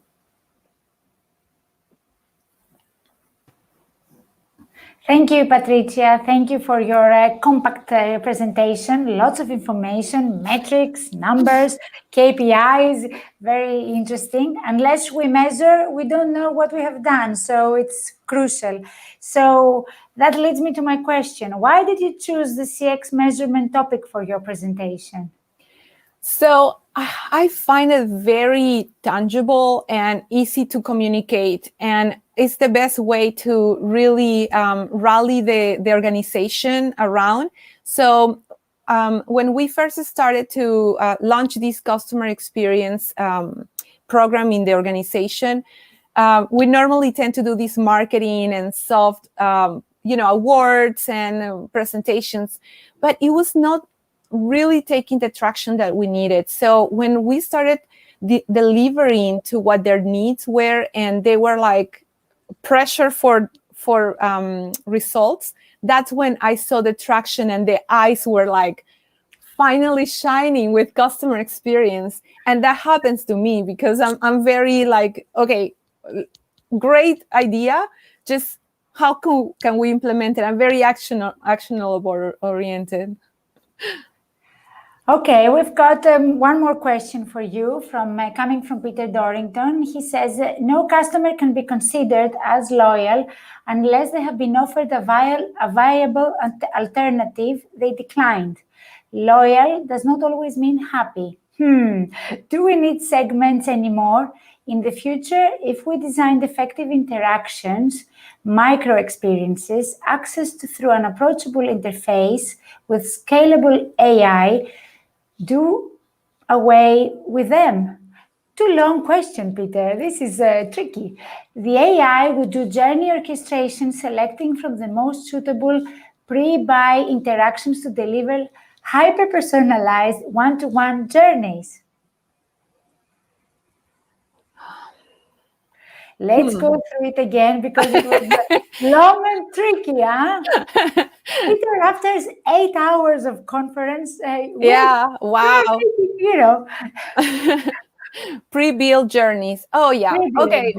Yes. Yeah, I mean, yes, we can have pre-built journeys. That's why you have your moments of truth pre-identified, your journey of the time that, for example, in your life cycle, your buying time, buying through face-to-face, that could be a pre-done journey, or buying from the internet, e-commerce.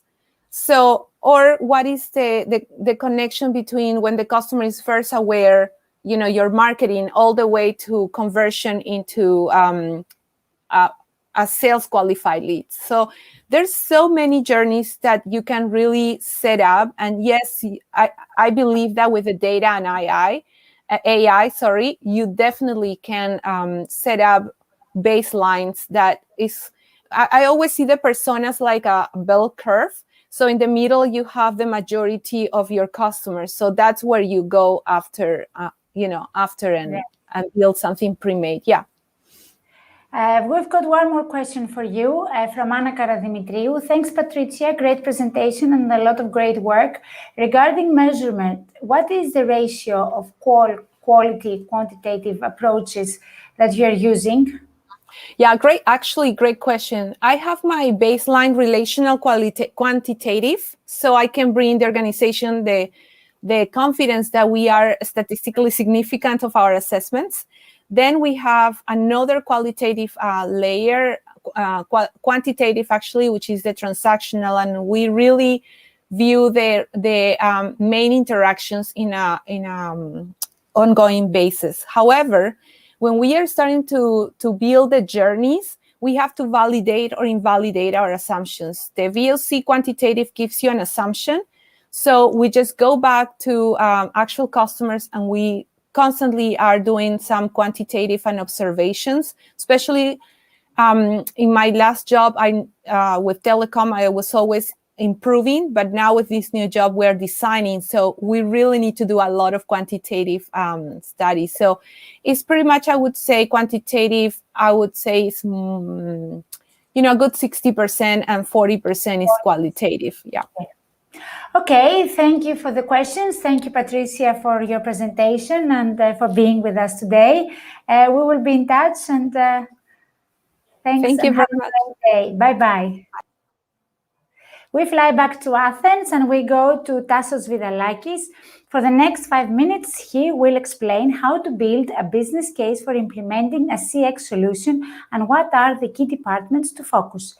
Tassos is Business Development Manager for Customer Engagement Solutions in DIS, Dynamic Integrated Solutions. He started working with CRM and cloud solutions almost 15 years ago, when, as a member of Microsoft team, he was leading the launch of the Dynamics CRM in Greece. Hello, Tassos. Welcome to our conference. Hello. Nice to have you with us. And well done for the great summit. I think it's Thank really you. great. Okay, thank you so much, and thanks for the support on behalf of DIS. Very valuable support. Thank you. So the time is yours. Okay, thank you very much. So, as Marilena mentioned, I'm Tassos Vidalakis. I'm working in DIS as a business development manager for customer engagement solutions. And for the next 5-10 minutes, we're going to discuss about how to build a CX business case. What are the departments to focus? I remember when we started discussing about CRM probably 15 years ago in Greece. That time it was CRM. We're discussing, and we always get a similar question from organization. Why do I need to invest in this solution? It was quite difficult, quite tough to convince stakeholders to invest. But now I think that the landscape is somehow different or totally different, because we all remember that together with the 4G, we had the evolution of the social media from one side, and in parallel, we had the connected world. During the previous decade, the world was more and more connected. And this led to a new type of customer, a digital intelligent customer. And what do we mean by digital intelligent customer? We mean a customer who has all the information in front of him and or her, and he can decide when he will contact the company and how, which channel will use. So it is the customer nowadays that defines the journey and not the company that defines the customer journey. So this was, I think, very important. And because of this, the majority of the companies, at least the companies who can understand the value of having healthy relationship with the customer, they understand that the CX solution is now mandatory. So now it's not the question, do I need a CX solution, but the question is, where should I focus? Where should I focus if I start a CX project? Here, someone could say that, okay, you go out and you conduct an ROI study. You see what is the best return for you, the maximum return, and then you focus there. But it's not always the case with CX, and I'm pretty sure that you know this. And during the speeches today, we have heard things about strategy, we have heard things about culture. So CRM is not only that I invest money and I want to get the most out of this. So the thing is how we focus. The question now is which department should I focus in order to have a good project, a successful project. Sorry. So the thing is, there are many factors that help us identifying the proper department. If I go with marketing, or if I go with sales, or if I go with customer service first, and all these different in order to have a quick win. And of course, these factors are of different importance for organizations. The next slide, I have selected three factors that I think that can apply in all cases and can help us identify the proper department where we can, let's say, we can check these factors, the outcome, and evaluate the factors, and depending on the outcome, we select the department to focus. The first one is the type of the customer that the organization has. Are we talking for B2B organization or for a B2C organization, or a mix of these two? The second thing is the industry, because industry in the majority of the times shows us the complexity of the processes. And the third one is the available solutions. And what I mean by available solutions, I mean the CX solutions available right now in the market, how mature they are, because probably someone selects to start with marketing, but then if there is not a marketing solution, a mature marketing solution in the market, probably the project will fail. So it's better to start with a different department and then go to marketing, for example. In this slide, I have put some tangible examples. So the type of customers, and we all know that in a B2B environment, what the company needs to have is to build very strong relationship with the customer. What it means that if someone invests in CX solution in sales or in customer service department, it's a pretty safe bet that he will have a quick win. It doesn't mean that marketing is not important. Of course, it is important, because the company should attract new customers in order to grow. But marketing, I would say that in a B2B organization, if we want to prioritize, it's not the first priority. On the other side, if we talk about B2C, things are somehow different. So in B2C environments, organizations need for sure to invest in marketing, because they need to bring as many customers, to win as many customers as possible. And of course, they need to invest in customer service, because through this customer service, they can offer the personalized experience to the customers that they have. Similar for the industry, and I'm not going to stay here more, but you can see that for different type of industries, we can achieve quick wins easier in some when we start with one department or over the other department. Last thing is the available solution. The fact is that right now the the vendors, the IT vendors who build CX solutions, also follow the same approach. So the departmental approach. They have CX solution for sales, they have CX solution for marketing, and CX solution for customer service. Someone or the organization can select which solution will implement. And here I would like to share our experience, because you have probably seen in the slide we have a very strong partnership with Microsoft. We are recently we were named as Partners of the Year in the Business Application area for 2020 in Greece. And when it comes to CX solutions, we work with Microsoft Dynamics 365 solutions. And here, of course, Microsoft offers solution for each one of the departments. And now I'm talking about the core solution. Of course, they offer solution for AI, they offer solution for insight, and so on and so forth. As an example, but they go beyond this. As an example, I would like to stay in the customer service. You can see that, okay, we have the core solution, the Dynamics 365 customer service. This is the core solution, but which has, the basic functionality covering the case management or the knowledge management. And then if an organization wants to implement an omni-channel solution, then it's there. You can pick it and you can add, let's say, on top of the core customer service solution. If the organization has technicians that go out for preventive or ad hoc maintenance, again, there is a solution that they can implement in order to cover their needs. In conclusion, what I want to say is that if you want to start your CX journey, I think that the first thing is you need to identify a department where you can have a quick win. Once you do it, then you should check the solution, and you should check and find a solution that is mature enough in the market, and together with a partner, you can go through this journey. So that's all from my side. Thank you, Tassos. Thanks for the information and the nice presentation. It was quick but condensed. Yeah. So we got a lot of information there. 5 minutes, eh? 5 minutes, but it was worth. Lots of things to think about. And one question from me: based on what you see in the local market, what is the department that invests more in CX applications? Is it sales, marketing, or customer service? Yeah.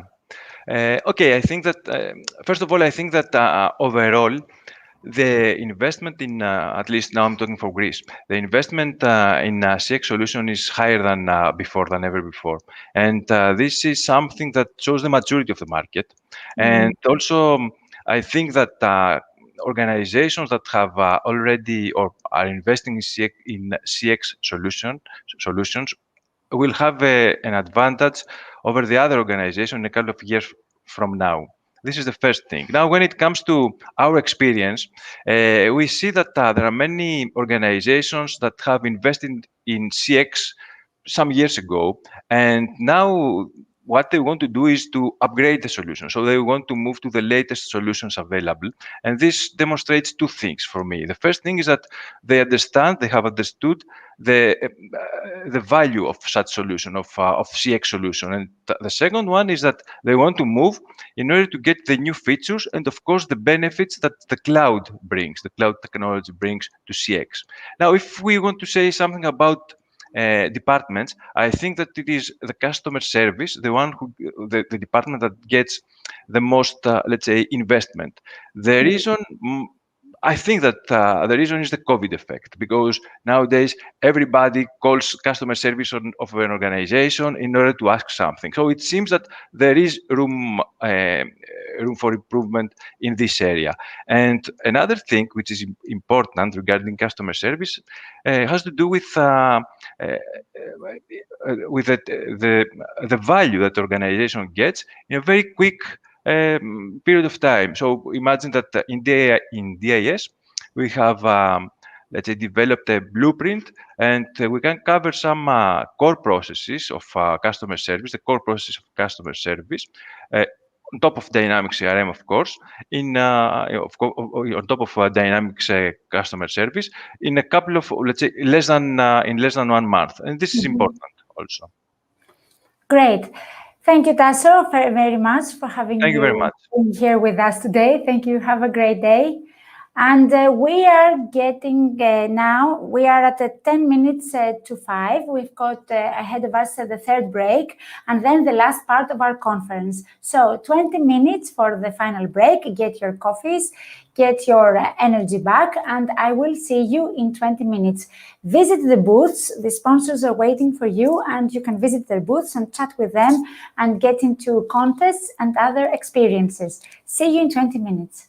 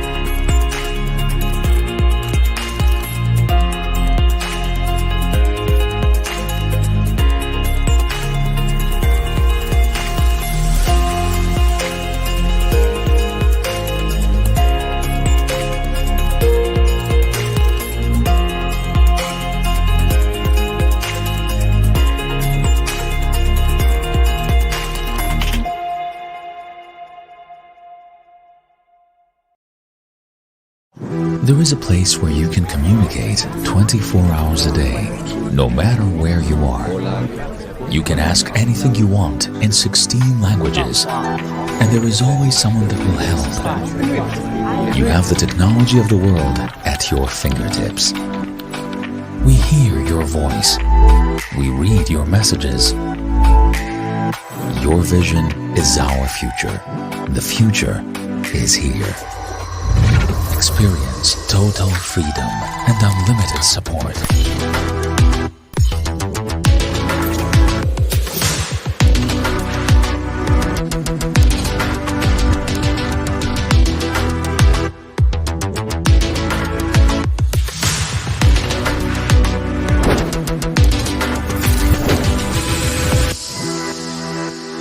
Cosmote eValue, your contact partner. Hello, welcome back from the break for the fourth and final part of our conference. I know it has been a long day, but our turnout right now is quite big. Many people are still with us. Thanks for being with us until the end. The end is the best part, maybe, of the conference. So we have 4 fantastic presentations ahead of us. Before we start with Nate Brown, I would like to share with you again the great news. CX Summit 2022 is out. It's your time to register for next year. So mark it in your calendars. Thursday, 27th of January, 2022. And for 1 week only, we have a super early bird of 45% off. So do register now. The platform is open and we are waiting for your subscriptions. Now we're going to the US to Nate Brown, who has been waiting for us. He's a perpetual student of the world's greatest experiences and the people who create them. Having spent the first decade of his career managing a complex technical support environment for occupational health and e-learning software, Nate transitioned to customer experience in 2015. After authoring the CX Primer, Brown was dubbed the CX Influencer of the Year by Cloud Cherry in 2019. Nate currently serves as a Chief Experience Officer for Officium Labs, and he can be found at a variety of conferences, speaking and training on CX topics that he loves. So welcome, Nate. Great to have you. Hello, how are you? Happy Thursday. I'm so well. Thank you so much for having me.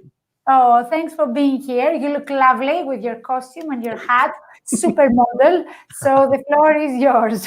Awesome. Thank you, Marlena. Thank you, everyone. Thank you for sticking it through here. I know it's been a bit of a long couple days, but I've been so excited to bring this to you. It's easy to get tired right now, is it not? I mean, there's just so much going on. Already in 2021, it feels like it's been a long year. And I mean, in this work itself, I mean, CX work, customer service work, there's just a burnout factor that is there. We are serving, we're giving all the time. And sometimes we just need to be filled up. So I'm so happy that you all are taking the time to get filled up. I've listened to several of the speakers who have been incredible, and I've been filled up so far. So I hope that you all have as well. And I can't wait to light the fire a little bit more. I want to put a pep in your step, put a little bit of energy in this work back for you so that you can really hit the ground running this year with some new energy, some new excitement around CX work. So let's get to it. I want to talk about building some momentum here. And that's something I've been doing inside of teams for many years. I just love learning about this work, being a part of it. I just think it's so important what we are doing. I mean, really, at the end of the day, the privilege that we have is to reduce the stress and friction that people have in their lives. And we get to pull that out and create an experience for them that's going to guide our customers towards whatever their definition of success is. So it's really wonderful and privileged work that we get to do. So I'm the co-founder of CX Accelerator, which is a virtual community for CX pros. It's just all about edifying and building up the awesome people that are doing this work. And then I serve as the Chief Experience Officer at Officium Labs. We are creating incredible customer experiences in a whole variety of ways, and would love for you to check us out at officiumlabs.io. And it has been just an incredible learning experience being inside of that company with some visionary leaders over this past year and a half. I love startups. I didn't know that about myself, but I've discovered that, and it is just a good fit for me. So what is this CX thing anyway? I mean, you probably know that. I mean, you have something in your mind, and this is a very advanced group that we have inside of this summit. But I've been wrestling with this a little bit, and really like this definition inspired by Forrester and inspired by Justin Robbins and some others.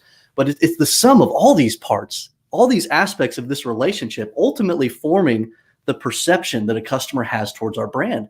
So it's a really artistic thing, but it's also a very scientific thing, because these perceptions are being generated through all these different methods and ways.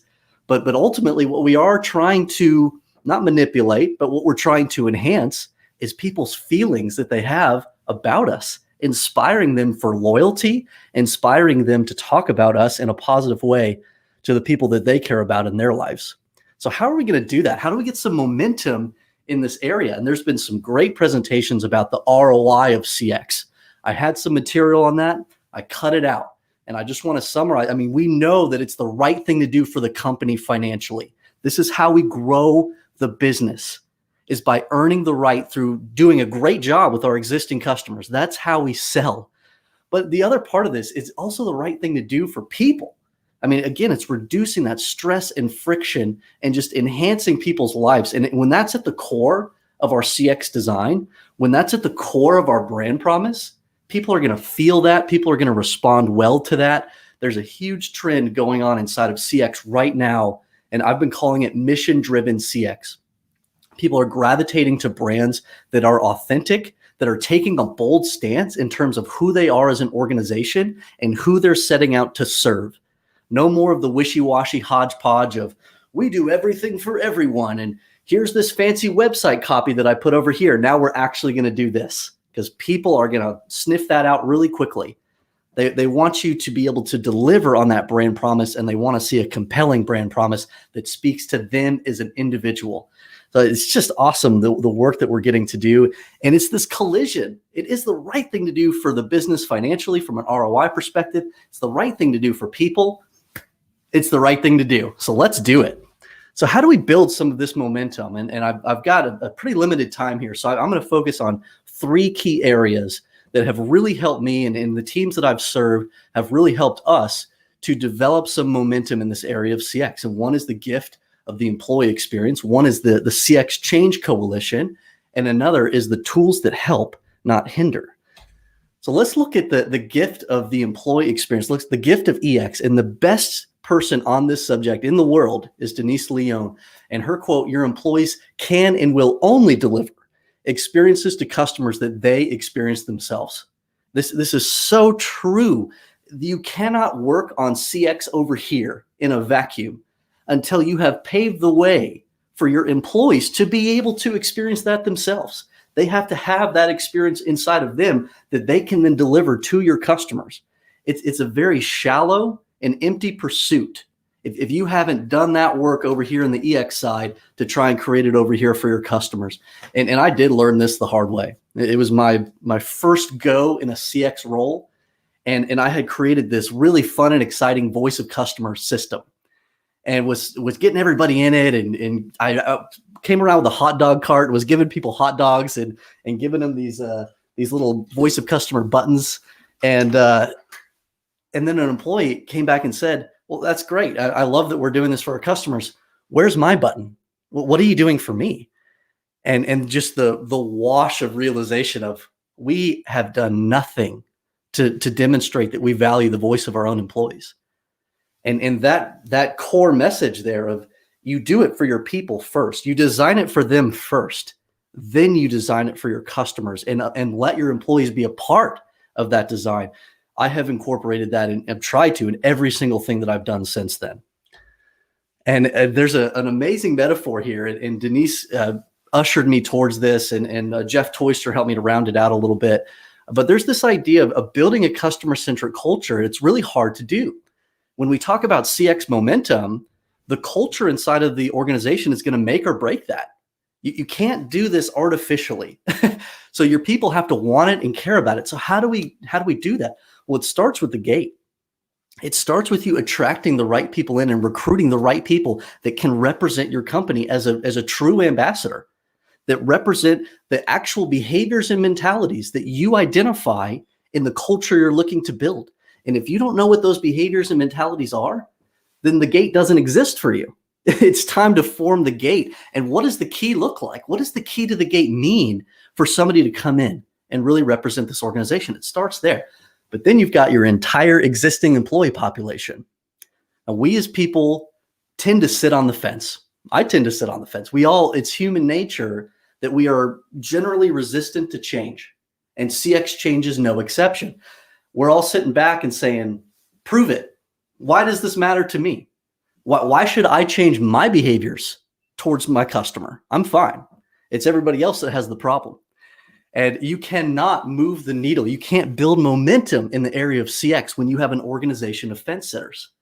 So we have to compel them to come to the house. And when we think about the house, when we build the house, it's this place where we are serving together, where there's a great deal of pride with being associated with this home. It's a privilege to be there serving alongside one another. We know who our customers are, and we're working together to design the best experience that we can for them. So if you have people on the fence, it's time to push them towards the house, make them want it. And if they don't, then it's time to push them off the fence, just the other direction, because we can't allow people who aren't going to serve well and serve in the house to continue to sit in the fence. It's going to hinder the ability for everyone and will ultimately lead to an inconsistent experience that you're delivering. So talking about the organization on a macro level, let's think about us. And Steve Gutzler is an amazing leadership coach, executive coach. He talks about fountain inputs and protecting ourselves. Because we as CX leaders, we have to have energy to give out. And the energy that's coming into us is ultimately what's going to come out.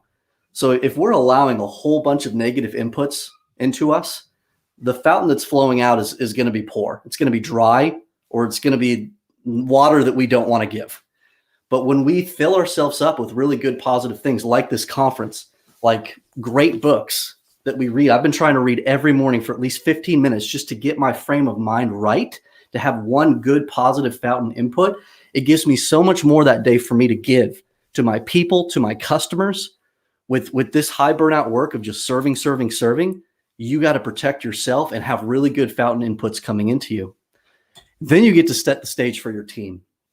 And it's amazing to me to see, the more I do CX work, the more it boils down to the internal employee experience. And do people want to be there? Are people intrinsically motivated to serve customers well and to serve one another well? And there's some incredible stats out here. I mean, 51% of respondents indicate that having great colleagues is the number one reason people love their jobs. I'm sure you're an amazing company and you do incredible things. That's not the primary reason. I'm sure you are an incredible leader, but you are not the primary reason. They actually love each other and serving alongside each other. That dynamic right there, that peer-to-peer relationship aspect, is more important when it comes to happiness, when it comes to quality work, when it comes to employee loyalty than anything else. So your job is to create this fertile ground where those great relationships can happen. 61% say that support from a peer has helped them get through a difficult time. People are tapping into their work families for critical stuff. This is life that we're sharing. It's not work life anymore. We need, people want to be in an organization where they can be cared about, where they can be loved, where they can connect with people, that you're accomplishing something great together. And you're doing that in a way where you're lifting one another up. And 58% of the happiest workers are the ones that are sincerely and authentically likely to cheer one another on, instead of these environments where everybody's scrapping to get to the top and the dog eat dog type of culture that we see inside of so many organizations. Those organizations that can shatter that. And if you look at the book Tribal Leadership, create the type of level 4 tribe where people care one another about each other so much that they're even willing to sacrifice some things upon themselves to make sure that their peers are elevated. That's when you have a magical team that can do some incredible experiences. And loneliness is such a key thing right now. There's obviously a very critical health pandemic that is out there. There's been another one that has been building for some time, and it is this pandemic of loneliness, and it is very real. So when we can create these really good peer-to-peer connections, when we can connect with them really well, our employees, and foster good relationships with customers, it adds to somebody's health and creates not just loyalty, it'll extend their life. So we have an awesome opportunity as leaders in this realm to do something really special for our people and our customers. So next is this idea of the CX Change Coalition. Again, when I started this work, I was very much what I would consider, I call it the Moses model of CX, where I was descending upon the mountain. I had my voice of customer tablets descending down Mount Sinai, and I just slam them down in front of the people and basically was just like, you all are terrible. Look at how poorly we've done for our customers. And you can imagine how motivating that is. It's not motivating at all. So I've subscribed way more and seen work, the Gandalf model, as I like to call it, for those Fellowship of the Ring or Lord of the Rings fans out there. It's bringing people together. You have your dwarfs and your elves and your men and your hobbits, and everybody's together in this fellowship of CX, the CX Change Coalition. It has to be cross-functional, and it has to be galvanized with a real purpose and mission. In the case of LOTR, it was bringing the ring to Mordor. In the case of you, it's serving customers really well. How can we galvanize this CX Change Coalition and usher them to accomplish this incredible purpose that we have together? I mean, this is what I love to see. I mean, so often we have the sad reality of this huge organization, and then there's a little CX group over here, and they're expected to penetrate and influence this huge organization. It doesn't happen. It doesn't work. So the work of CX is not to do customer experience on behalf of the organization. You will fail. The work of CX is opening it up and gaining a heart for it inside of others, inside of every area of the company. Because in any case, sales, implementation, when we do it from a customer-centric lens, it changes everything about how we approach that work. I don't have time to go in, but I love giving examples of how a CX mentality, when brought to these groups, changes the way that expectations are set, changes our ability to deliver on our brand promise in each of these areas. But this is what we're looking for: unlock the work inside of others. Then we have this idea of the power core. We want to unlock the power core inside of your organization. Somewhere inside of the organization is an area that has a whole bunch of control. You want to make sure that they are a CX ally for you, and that you're tapping into this power core and adding them to that CX Change Coalition, because otherwise, ignoring the power core is going to be a brick wall for you and your ability to gain momentum in CX work. They're going to say, I don't want this to change. Right now, we're in control. We have the money. We have the influence. The CX thing is a threat, and you never want CX to be viewed as a threat. How can you earn the right, earn trust, and earn allies into the work? That's what helps you to gain momentum and ultimately accomplish things with a cross-functional CX Change Coalition. I want to consider quickly, and me and Ben Moderum did a study, a quick study. It was about 100 CX professionals, and we gave them a small Myers-Briggs assessment. and our hypothesis was that we don't have enough diversity of skills and diversity of other types inside of these teams when it comes to doing CX work. We have a huge number of people that are very caring, they're very extroverted, we're eager to help, and that is extremely important.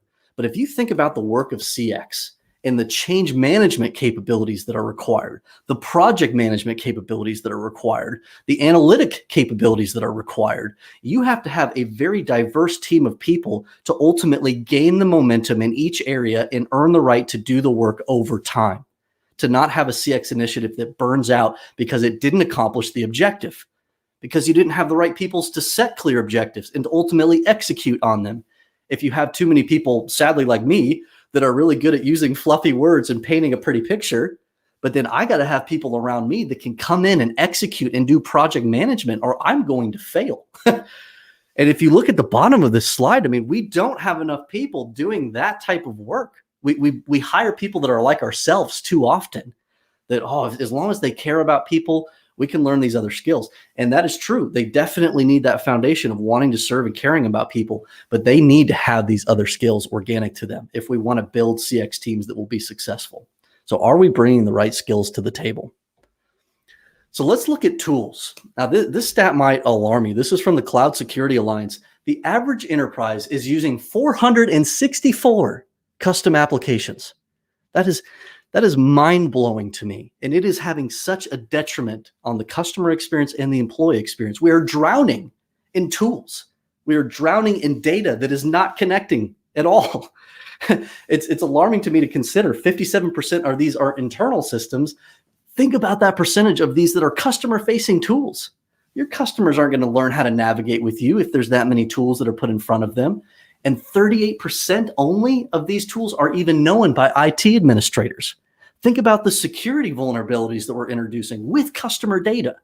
It's mind-blowing to me. So it's time to simplify these tools. And in the area that I want to think about with you is this idea of like customer sentiment. Let's think about voice of customer and what we've done to ourselves in many cases.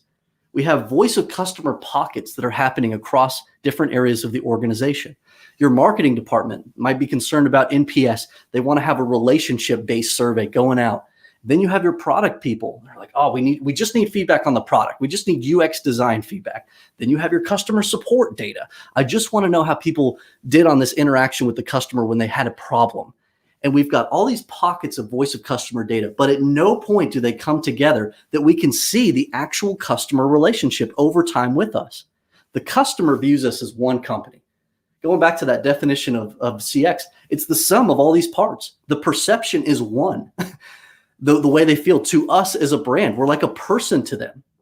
And we don't want to be a bipolar person to them. We want to be delivering a consistent experience across all these different areas. And when we can have voice of customer effectively centralized, then we can actually get a picture of how we're doing in that regard. So I want to finish with this quote. Our brand promise is no longer what we put on our website. It's what one customer says to another. I recently saw a statistic that people only believe 16% of the marketing copy that is put on a website because we ruined that. we put fake things up on websites and we didn't deliver on it. We didn't make it real with good customer experience design. So now people are skeptical of those promises.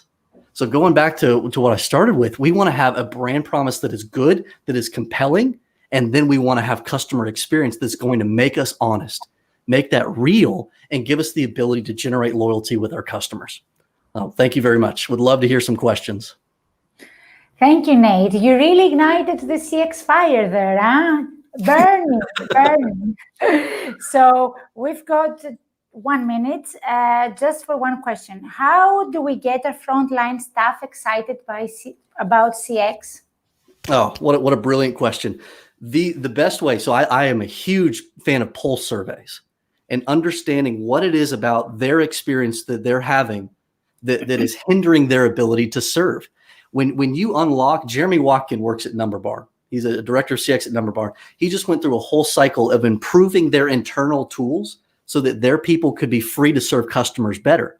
But what they did is they had a round of different interviews with these employees. They did focus groups with them. They learned from the employees so that they would know, wow, these are the things that are friction points for you. When you let your frontline staff participate in CX improvement and be a real part of enhancing the overall design and making the customer's life better, that is so intrinsically motivating for them. So don't just take like, oh, I hit my button, I put in some customer feedback. Now I'm going to go off in some room and fix that. Bring the employee in that gave the feedback, that was representing the voice of the customer at that time. Let them help to solve the problem, and then let them celebrate with that customer and go back and close the loop. So inclusion, allowing that frontline staff to participate in the CX strategy and design is essential. Great question. Great presentation, Nate. Thank you very much for being with us today. Looking forward to seeing you again in the future. Take care. Thank you, everybody. Have a great day. Thank you. Nate loves polls, but so we do love polls. So please, your chance to go into the polls and answer the couple of questions that are in there. They help us improve ourselves and provide a better experience in the next conference. So now we fly from the US back to Athens to Maria Kalergi, Customer Experience Manager for Dixon's Southeast Europe.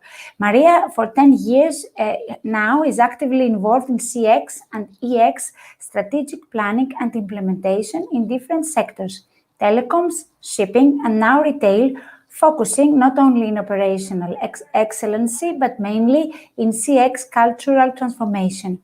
Hello, Maria. Welcome to our conference. Hello, Marilena. Really nice to be here with you today. It's great to have you as well, and the floor is yours. Thank you. First of all, I should say it's amazing how much aligned we were with Nate and this food for thought let's say, we try to give today, because I see that many of all these great professionals that they were here today, they talked about the same things that what I call the CX paradox. And why I'm calling it a CX paradox, because despite the fact that CX is a huge global trend at the moment, organizations have not reached the required transformation or evolving, as we heard earlier today, level they should have. So everybody in every market is talking about CX, but is it actually a strategic element for them, which means is it accurately designed, budgeted? Is there someone with full responsibility and, most important, authority, as also Nate said, to redesign or reshuffle priorities? Are there certain results a board is expecting? Are these actually happening regardless the size of a company or regardless the market? My estimation is no. Of course, everybody is focusing on customers, or at least so they say. It is the right thing to do and the politically correct one, of course, especially such turbulent times. But it is also true that it is very difficult for organizations to compete in pricing, and there is not much room for differentiation. Instead, though, of focusing strategically in CX, what I've noticed, not only as a professional, but also and mainly as a customer, is that companies fail in that, because they choose to deal with it not as a strategic element, but like that, like a trend. So is it actually at the top of the business agenda or just the talk of the town? I mean, it's hot to talk about CX, but unfortunately, saying is not enough. Michael and Adrian earlier mentioned that lack of patience and being stuck in basics lead companies to fail or not to evolve. This is about talking. Doing, on the other hand, is about being bold to leave your comfort zone, dare to change. And this is the point, because companies usually hate change. They don't face CX strategy as a change management process, as an opportunity to evolve and be better. Instead, they feel more comfortable not changing at all, dealing with practical issues only, day-to-day business, but not working on the mindset side. So these missed opportunities are the main subject of this presentation, an attempt to spotlight two fears of organizations. So, companies and superheroes. Have you ever thought how many things there are in common there? They both have core values in which not only they do believe in, but also these core values are defining them. They both have a mission to succeed something good with a broad effect. They both aim high and they have a vision for a better world, a better experience. Superheroes usually appear to be introverts, and many companies resemble to that. But here is the difference. Superheroes, being introvert, they add a little of a mystery in the story, while companies, being introvert, they add a little of myopia on how they see themselves. So while a superhero becomes greater in our hearts, the average company often fails to serve its purpose and find its way to what we say customer excellency. So is this why companies fail to succeed in CX excellency? Not the only thing. I mean, the HR is out of frame, and this is a fact. Is it possible to hire to hire the right people, to develop new ideas, which they lead to innovation, to build advocacy of the CX vision without the help of the HR? Is it possible to deliver excellent CX if not willing to invest on EX? The answer, of course, is no. We know now that, especially with the major effects of COVID-19 pandemics, in many cases, it is more appropriate to talk about HX rather than CX, which means that we cannot exclude our people from the scope. So without our people, without caring about them, empathize with their needs, hopes, fears, without training them, developing their skills, sharing the same vision with them, helping them understand what CX is all about, and which their role is in delivering CX, there is no CX.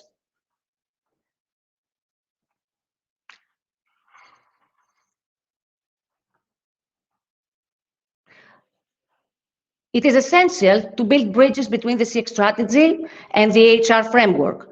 The recruiting process should be focused on selecting people who can cope with the CX priorities, both as personalities and professionals. The induction journeys should aim to excellency, because if you want to build excellent first impression for your customers, you should start with your employees. It should be clear to everyone that the excellency delivering CX is a personal target for everyone, regardless their role, regardless if they are frontliners or not. Last but not least, the segmentation. The segmentation is not something we should use only for our customers, but also for our employees. Regarding customers, we know that we should address to baby boomers or millennials or centennials in a different way. But do we have the same mindset when we address to our employees in order to deliver successfully the message and increase engagement? If we wish to redesign our processes for delivering excellent CX, we should take into consideration how our people feel, which their experiences are, and try to evolve them every day. Another issue we need to do better are the metrics. I know what you think. You should say that we have too many metrics and KPIs in CX, which is true. We measure lots of things, lots of behaviors. But the question is, what then? Are we determined enough to proceed with long-term plans, to have an holistic approach on all the action and changes needed to perform better? CX metrics are not always connected with official company key value metrics. So stakeholders and top management don't see the connection and necessity. We need a different orientation, a different approach. For example, personalization. Personalization is not about campaigning. It's not about partially consider your customer's attributes and offer a value-based proposition. It's about actually knowing your customer throughout the whole life cycle journey. If you know him when you suggest him a new service or product, you should also know him when he or she comes to you with a problem or a request. Personalization is not a personal segment interpretation. For example, if you have a group of customers segmented as high value, this high value hat is not something for your CRM or marketing only to know. It is also for your collections department to know or your call center to know. When there is no common approach of what your segments mean for your company, then we are talking about a veneer of personalization. And here is another question. Where does customer segmentation belong? Who is responsible to analyze, propose, and maintain the segmentation? Usually there is no orchestration. If you go one level up, you also have the personas. I mean, in CX, customer journey mapping is probably the most famous tool of CX operational approach. We use personas for building, for outlining our real customer personality and visualize their needs. The next thing we must do is connect these personas with our real customers and copy the ideation of a customer journey to our real contact with them throughout the whole journey. For succeeding that, we need the conductor, someone with the authority, the decision-making authority to orchestrate the change. Because we must not forget that it is all about change. It's a major change for organizations. So we see that usually budget and sales report are structured by segments. No. Rarely we see customer data in such reports, and there is no a big analysis for that. Talking about conductors and change leaders, even though for more than a decade now, CX is a global trend, how many CCOs or CXOs do you know? I know that if I ask my Greek colleagues, I can guess the answer. Here are some data from Gartner analyzing the reporting of a CXO or a CCO. As you can see, 10% of companies don't have this role in their structure. And if they have, there is a big variety on where they directly report. I surely believe that this 10% in Greece is even higher. And I'm not sure that we have many executives who stand where they should in the circle of decision. This fact makes it even more difficult for CX managers and middle-level executives to influence the top management, since they have to borrow authority all the time, as Nate said also before. And additionally, there are many different ways organizations incorporate their role. In my opinion, what a CX executive, regardless level, must do in every organization is this. First of all, starting with HR and IT and work closely with them, focusing on EX and UX. Then leave the customer journeys as a customer before designing or redesigning. Then the best voice source for us are frontliners. So we should interact with them regularly. We should create CX value for all back office and administrative activities and roles, and involve as many people as possible, and have a centralized role in the organization. But last and not least, focus on culture. So if we need to talk about seriously about CX strategy, what we should do is dare to change, dare to feel, dare to share. Now that our people and our customers feel vulnerable, is the time to dare. If not now, then when? Now it's time for real action. Thank you so much. Thank you, Maria. Thanks for the pace. Thanks for the dynamism. It's a long day. It has been a long day. It's quite late, but we are all here excited, and we listened to your presentation. So now it's time for actions. And now it's time for my question. Okay. Do you believe the COVID crisis will change faster than expected the situation as described in your presentation? To tell you the truth, I hope it will. Of course, the challenge remains, because we must not neglect the fact that several organizations struggling with their sustainability at the time. But I think that those who actually face future in a right way, in a strategically right way, they will focus in a most fast pace with CX. So those who dare to do these things now, they will stand out for good in the future. But to tell you the truth, it is a challenging time for all markets at the moment. Yes, it is a challenging time. Maria, thank you very much for being here. It has been a pleasure and an honor to have you with us. Thank you so much. For me also. Thank you. Thanks. We are a bit early, but I think we can travel to Canada. It will not take us 10 minutes. We will go much faster. Dennis Gillen is there waiting for us. He's a CX and innovation consultant, founder of Zero In, and author of the best-selling book, The Zero In Formula. During his speech, he will tell us very valuable insights, and we have also a great gift to give you during the speech. Stay with us. Dennis, welcome to the conference. Thank you so much. Thank you, everybody, for attending the CX Summit here today. What a great lineup of speakers and presentations that you've been able to absorb from. I'm very humbled to be here and be able to speak to you today about why it's so critically important that your business is founded on the principles of being customer-centric and innovative. So before we dive into that and unpack that just a little bit more about me, I am the founder of a consulting company here in Canada called Zero In, and we help businesses around the world become more customer-centric and more innovative. And I'm going to explain to you today why that's so important. But last year when COVID-19 hit, Zero In was devastated. There was all kinds of consulting work lined up for the year, and almost all of it was put on hold.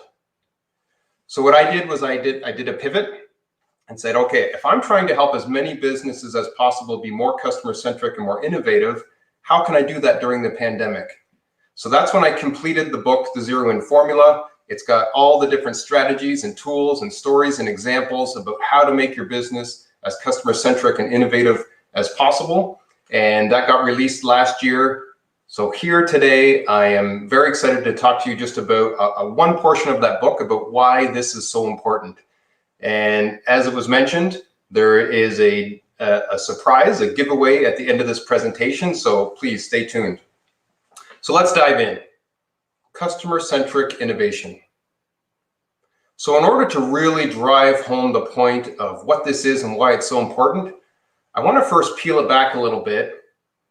And let's talk about the fact that most new businesses fail.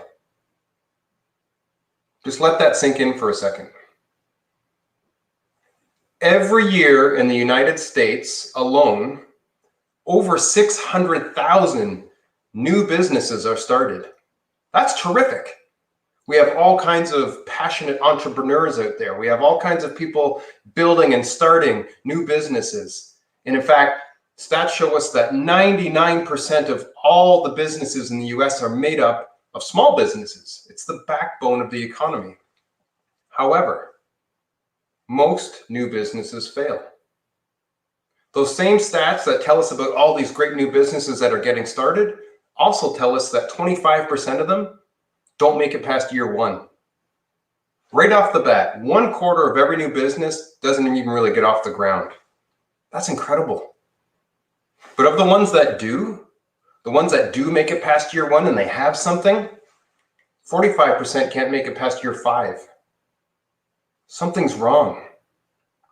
But the ones that do get past year 5, they've got something going, they're able to see some traction, they start to have a customer base, 65 don't make it to year 10, and 75% don't make it to year 15. Most new businesses fail. The goal is not to start a business. The goal is to have a long-term successful business, and 75% of new businesses fail to do that. Why? This is the question that I love to help answer with the clients that I work with. This is the answer that I try and give in the book, The Zero In Formula, and this is what we're here to talk about today. So let's dig this back a little bit more. Why are all these businesses failing? I believe the problem is that the focus is in the wrong spot.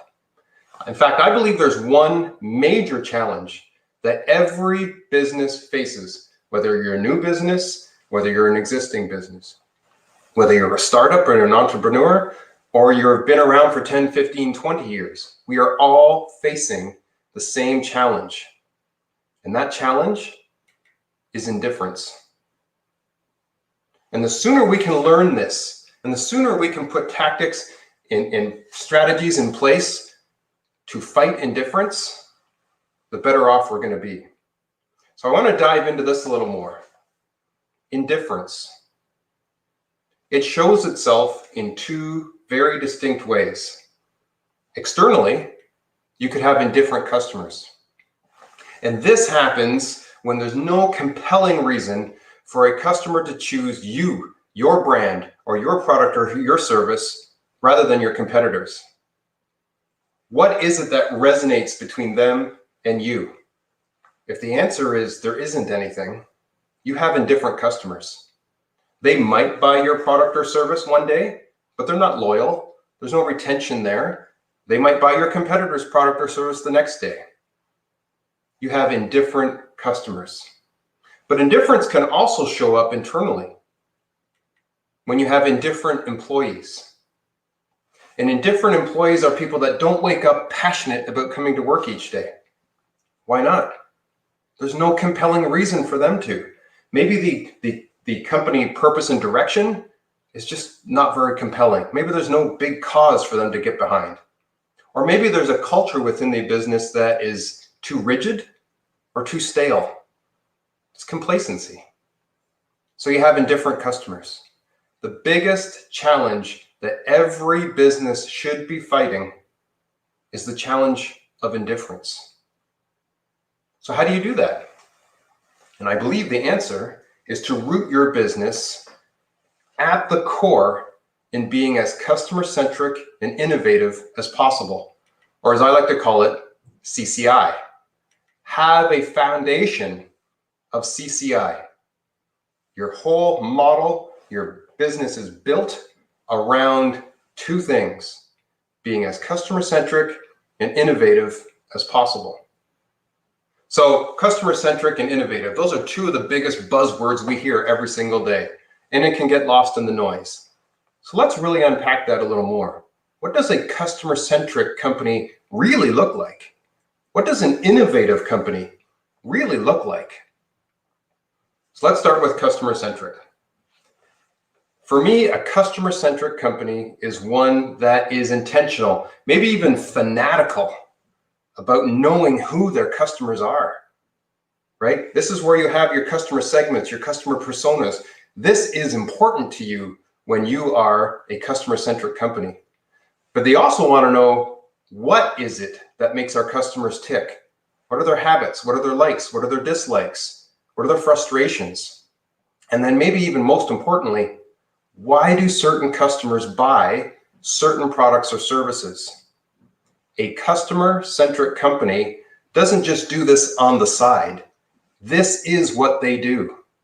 They invest in roles, in responsibilities, in accountabilities, in metrics, in goals, in strategies, in tools, in principles, in practices to know who our customers are, what is it that makes them tick, and why do they buy certain products or services. At the core, this is what you're building your business on when you're a customer-centric company. For anybody that has read the book Competing Against Luck, very popular book by Clayton Christensen, and he talks in here about jobs to be done theory. What are the jobs that people are hiring my product or service to do for them? It's not just enough to know who these people are. Why are they buying our products or service? And as soon as you can really, really dedicate your business to understanding that, it unlocks a whole new realization. What I like to tell my customers is, people do not buy your product or service. They buy what your product or service can do for them. And a customer-centric company understands this and invests in this. So that's customer-centric. What about the other side of the equation? What about innovative companies? What do they look like? Well, very similarly to customer-centric, innovative companies are intentional about investing in tools, in strategies, in principles and practices to make sure that they are building a culture where people are always looking for new and better ways of doing things.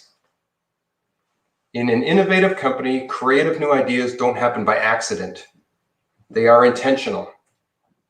And just to drive this point home for a second, I want to tell you a little story. About 20 years ago in my career, when I was much younger, I had much more hair, but I was also very green in the world of business. My boss called myself and a few of my coworkers into a room one day. The company was doing fairly well, but it was strategic planning time, and each manager was asked to come up with some strategic goals. So he grabs us, puts us in a room out of the blue and says, okay, guys, we need to come up with some new strategic ideas, some new creative things that we need to be doing this year. And he puts up a picture of popcorn on the screen. He says, okay, popcorn moment. Everybody come up with your best ideas. And I froze. I consider myself a fairly smart person. I have some creative ideas every once in a while, but here I was being put on the spot in what was called a brainstorming session, where we were just put in a room and said, give me your best ideas. And I thought, what's wrong with me? I can't think of anything. And I'm looking around the room and my peers were in the same boat. Everybody's scratching their head. I don't know, on the spot, I cannot come up with a great idea. And the manager was like, what's wrong with you guys? Come on, let's come up with some great ideas. That is not how innovation happens. There are principles, there are best practices, there are strategies, and there are tools to have effective innovation brainstorming sessions. And I'm sure some of you here today can resonate with me. how I was feeling when I was sitting in that room. Maybe you've been sat in a room too, and a boss has said to you, okay, give me your best ideas, and you freeze. And maybe some of you are resonating with the boss in that story. Maybe you have done the same thing to your team and put them in that position and wondered, why is there no great ideas coming out here? So it made me really stop and think, how does this work? How do you innovate?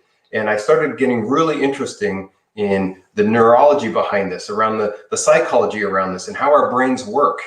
And it turns out it's not easy. It takes intention and a plan and strategies and tools to be innovative. And innovative companies understand that and they invest in it. Okay, so that's customer-centric. That's innovative. What I'm here to talk to you about today is you can't just be either, you can't be or, you can't be neither, you need to be both. And the way I like to explain this to people, and I lay this out in the book as well, is through a graphic I like to call the magic quadrant of CCI. And it looks like this. So imagine you have two different axes. On the horizontal axis, we're measuring how customer-centric is your company. On one end, very low on the customer-centric scale. You're not investing in these strategies and these tools and these roles and responsibilities to understand who your customers are and what makes them tick. On the other end, you're highly customer-centric. You are invested in this. And then on the vertical axis, we are measuring how innovative is your company. At the bottom, very low on the innovation scale. You do not invest in principles and best practices to create a culture of innovation. At the top, highly innovative. What this does, it splits this into 4 quadrants. And I want to just look very quickly at each quadrant so that we can fully understand where you need to be. And it should become apparently clear you need to be in the magic quadrant of CCI. So let's look through each of these one at a time really quick. Top left-hand corner. This is what I call the quadrant of IFSI. These are companies that are extremely innovative. They invest in these tools and these strategies to have people that, and a culture where we think outside the box, we push the boundaries and we come up with creative ideas, but they're not invested at all in understanding who their customers are and what makes them tick. So the ideas that they end up coming up with are innovation for the sake of innovation. It's not founded in solving a problem for our customers. It's something cool. It's something neat. And in fact, most times it's a fad. So remember those stats about companies that don't make it past year 1, 2, or 5? A lot of times a company might put out something neat or cool, and a year or 2 later, sales have gone. It was just a fad. It was innovation for the sake of innovation, not a recipe for long-term success. And I'm sure you can already think of some examples of different products or companies that have fallen into that trap before. Just think of any fad that you've seen over the last 5, 10 years. Fidget spinners, for example. Does anybody need a fidget spinner? It's cool, it's neat. I buy one because it's the fad, but the year after, I'm not buying another one. I'm not replacing it. This is not a long-term strategy for business success. So let's look at the polar opposite now. Those were companies that were innovative and not customer-centric. Now we're looking at the exact opposite. Businesses that are extremely customer-centric. They invest in knowing who their customers are, what makes them tick. They have roles and responsibilities around knowing their customers, owning their customers, having their customers be successful, and they have a personal relationship with their customers, but they're not innovative. I call this the quadrant of CS, and that stands for customer service. Because what you end up having here are businesses or companies that are great at customer service, but they're terrible at finding new and better ways of serving those customers, whether through new products, new experiences, new innovative models. They do not think outside the box. And in fact, in most of these companies, the phrase you will hear a lot is, if it's not broken, don't fix it. Or, but this is the way we always do things around here. They do not have a culture of innovation. Now, this is a very dangerous quadrant to be in because it creates the illusion or the perception of success. Your customers love you. You have a personal relationship with them, and you deliver great customer service. Look at us, pat on the back, we're doing great. Until Somebody else comes along and finds a new and better way of serving your customers.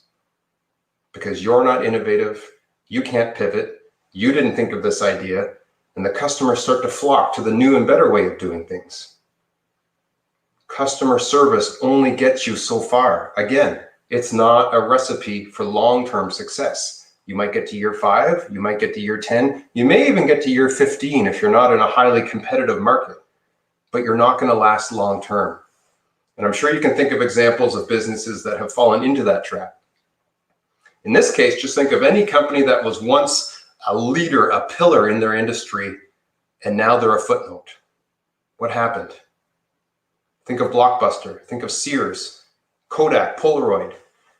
These are companies that failed to be innovative, and somebody else came along and disrupted their industry and stole their customers because they were only focused on delivering good customer service with the current products and the current services and the current experiences they had. They were not thinking innovatively. It's not a recipe for success. So obviously, if just being innovative is not great, not long-term success, if just being customer-centric is not great for long-term success, obviously being neither is worse. And this is that bottom left-hand quadrant. And I call this flying blind.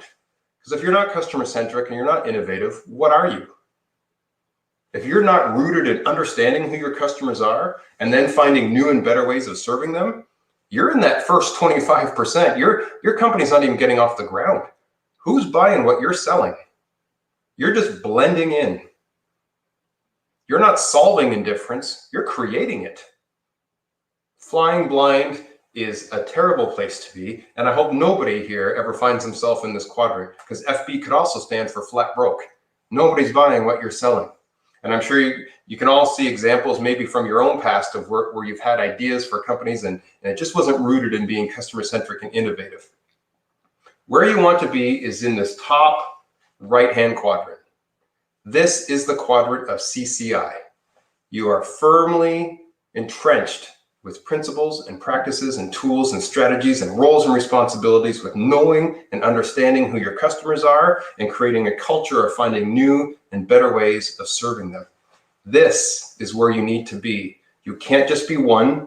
You can't just be the other. You need to be both. And I'm sure you can think of examples that companies that fall into this quadrant. Think of the companies that have been successful for a long time. They know who their customers are.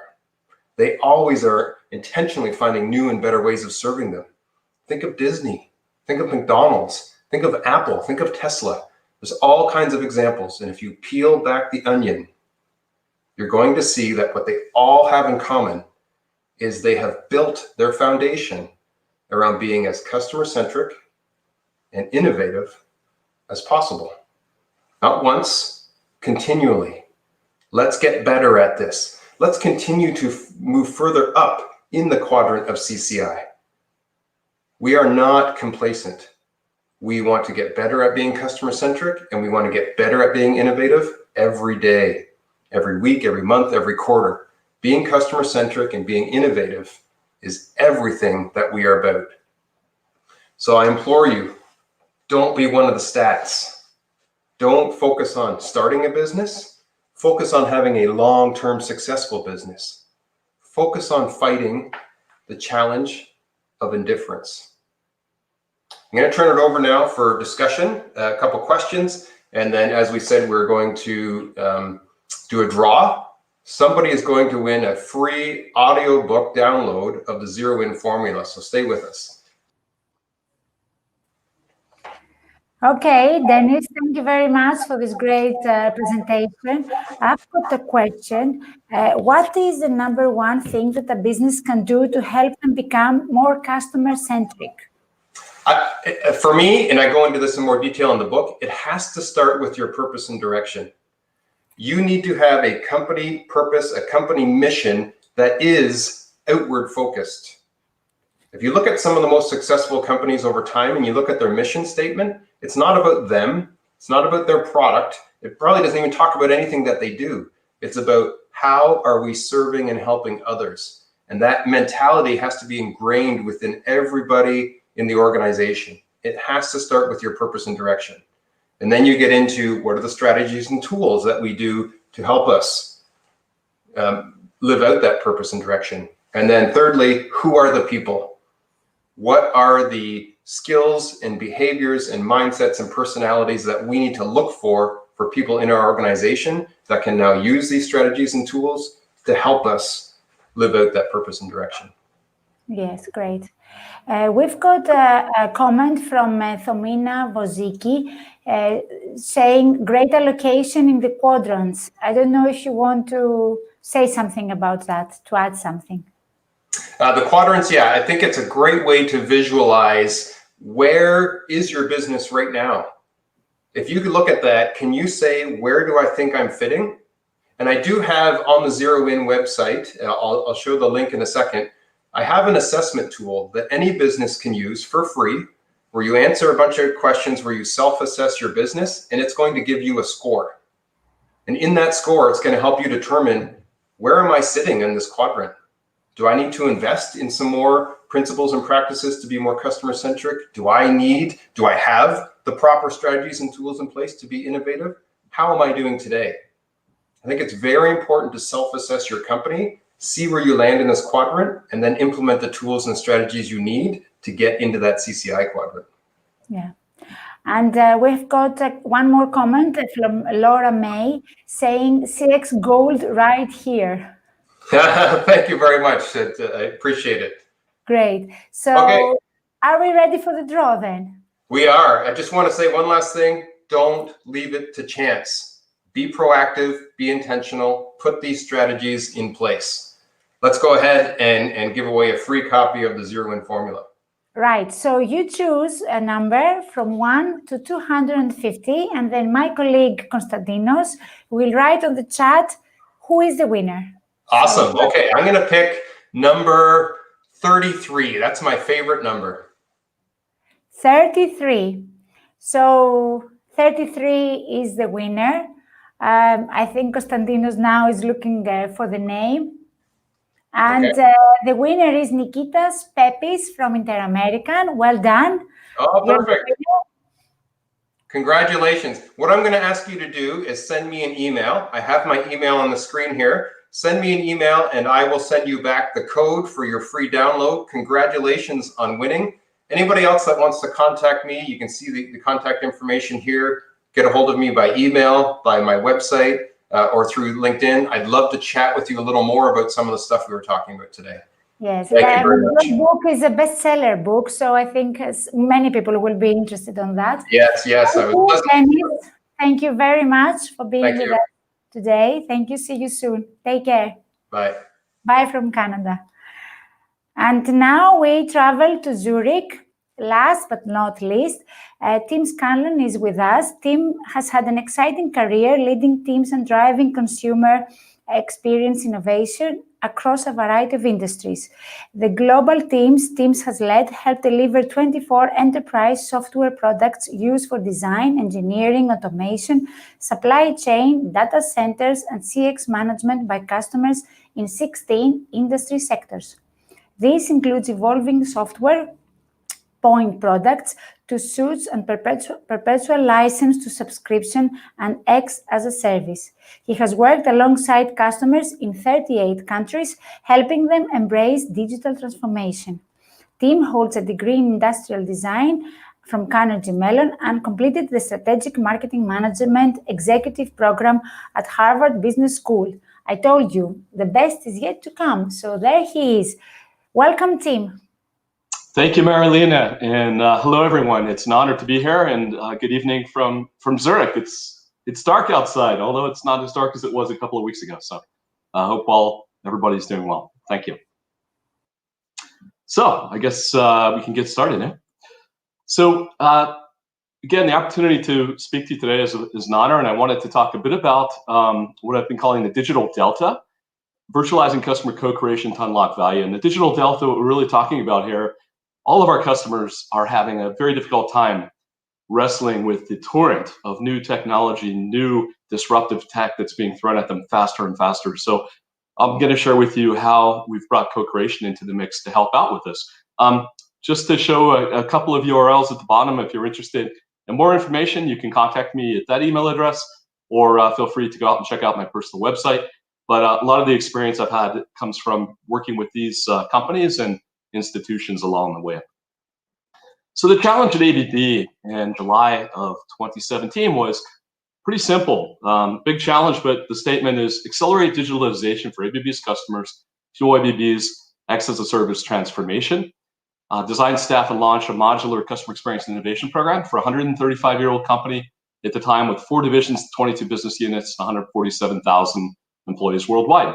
And then do this so that we can replicate and scale globally. So really creating a system. So I'll talk a little bit about how we approach this. First, I'd like to really highlight that it's mission critical to identify the measures that are mainstream with the existing organization to put the CX program right in the center of all the data that's currently being gathered and measured, so that you can illustrate impact, to really be open and transparent about how well the program is doing. So in this particular case, there were these 7 measures. And if you look at on the left side, it was all about increasing opportunities. It was about decreasing time to order and increasing outcomes. And we actually were tracking all of these different measures through different existing systems in the business. So really, not inventing a lot of new stuff, but really trying to tie into the core and use the currency that the business was using to measure success.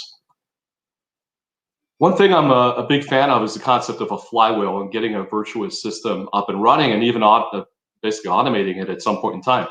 But first, you have to kind of walk and crawl before you run. So the idea is, once you understand what those measures are and the outputs that you want to generate and the outcomes that you want to pursue, we have to think about the inputs. And in this particular case, ACE stands for ABB Customer Experience. It was an acronym that was developed before I joined the business, but it's something that we stuck with. But on the inputs are all of these different systems and tools that we were developing. On the output side, it was what I showed earlier. How do we increase customer loyalty? How do we increase our hit rates to drive ARR and various other subscription type services, retention, etc. And then in the middle is really about forcing functions and how do you grow customer obsession. So I won't go into all of these, but I wanted to share with you where I started, because it was really important not just to design the program from scratch, but it was really important to start with the needs of the customers as well as the needs of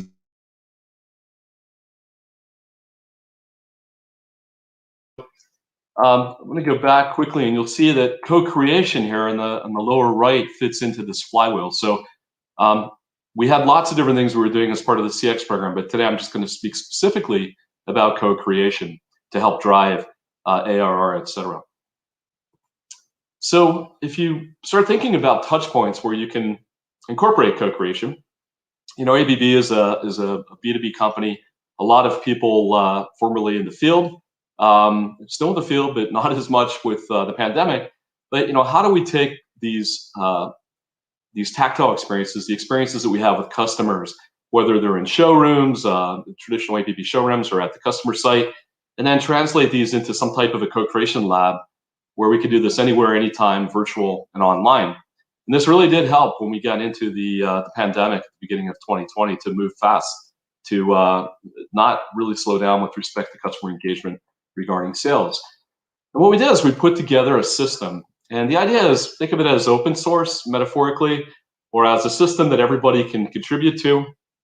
I like it in an open source platform, but also we have things for upskilling and reskilling, and really driving adoption. So this is a system of open source modules, is how we think of it, that help to drive a consistent data model, which the whole system is built upon, and drive all the applications that we created.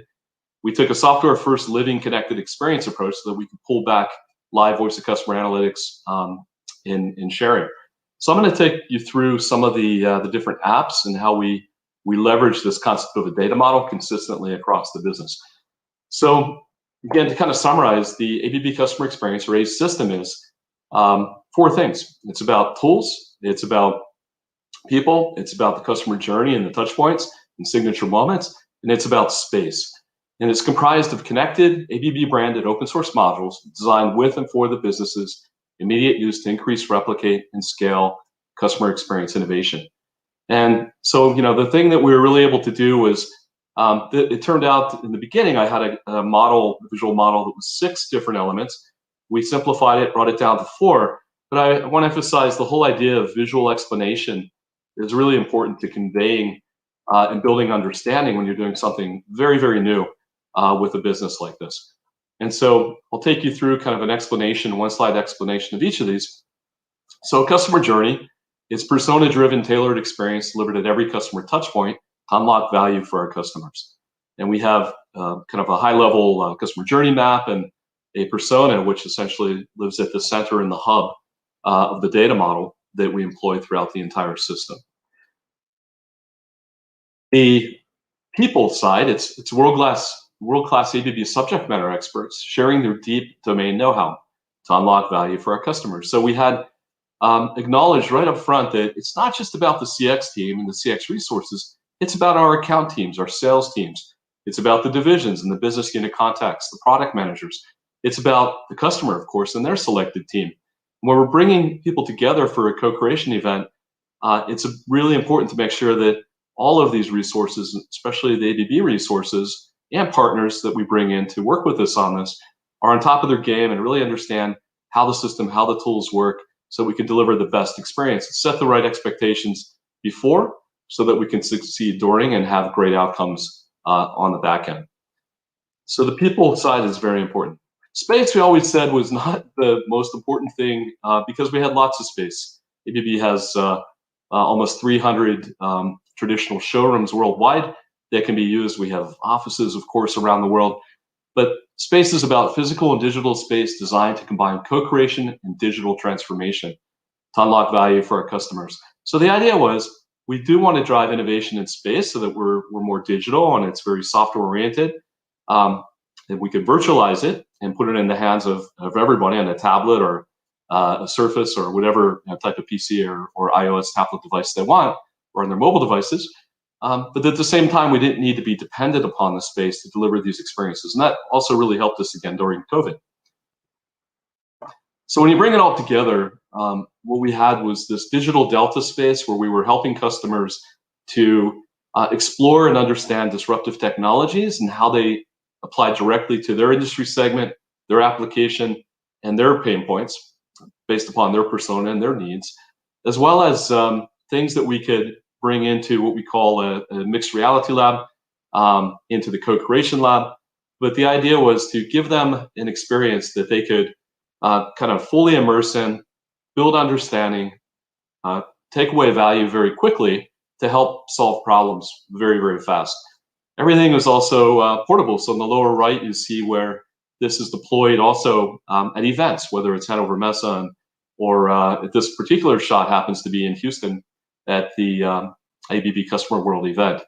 The applications are scalable. So on the upper right-hand side, you see a large 8-screen interactive touch panel experience. That same experience runs on a Surface tablet.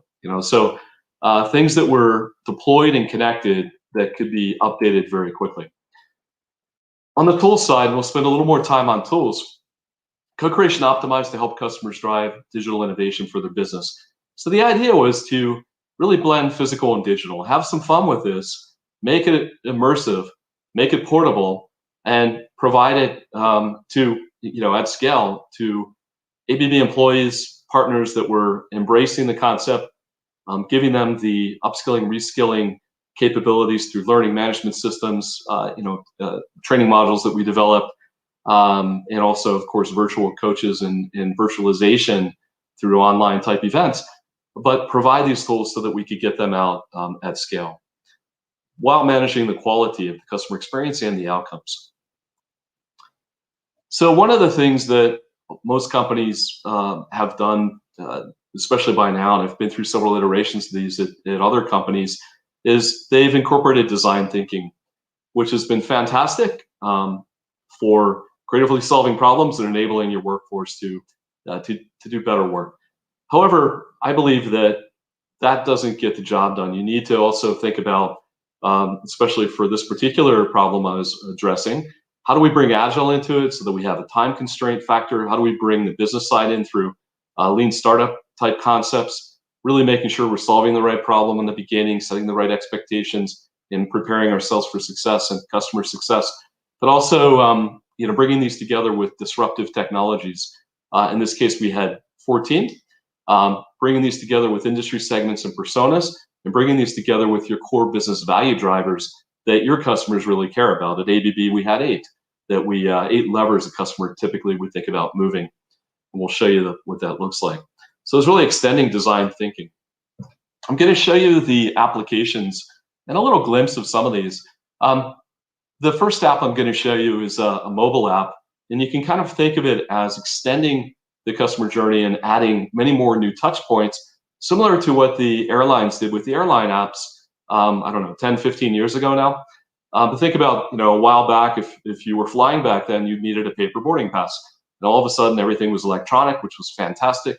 Now, of course, you can do electronic bag tagging. But what that gave the airlines was many, many more touch points to work with you on. So that's what we did here. We also set this up so that you could plan these co-creation events, and you could reuse the agendas, reuse the formats, share the results out immediately across the organization, so that if I'm working with a pharma or with a food and beverage company in, let's say, Singapore, and then I happen to be in Chile, or I happen to be in North America somewhere, I could also take a look at, that food and beverage company, problem they needed to solve was this, and this is actually how we were able to bring our solutions together to solve the problems. So the idea was also socializing and sharing through this community. All of the different methods that we introduced are here, and we were very careful to introduce not too many, but just enough to drive adoption and drive, let's say, upskilling and having people that would establish a competency with these. 3-minute video clips to help them understand how to use these, and then they could order templates online. If they were not a frequent user, the 3-minute clip was very powerful. But then also putting our models of our customers, target customers, in the pockets of all of our employees' hands through their mobile devices for the 16 industry segments and all of the different roles within, including the business value drivers. So this was pretty high value to really starting to drive a relentless customer focus within an organization.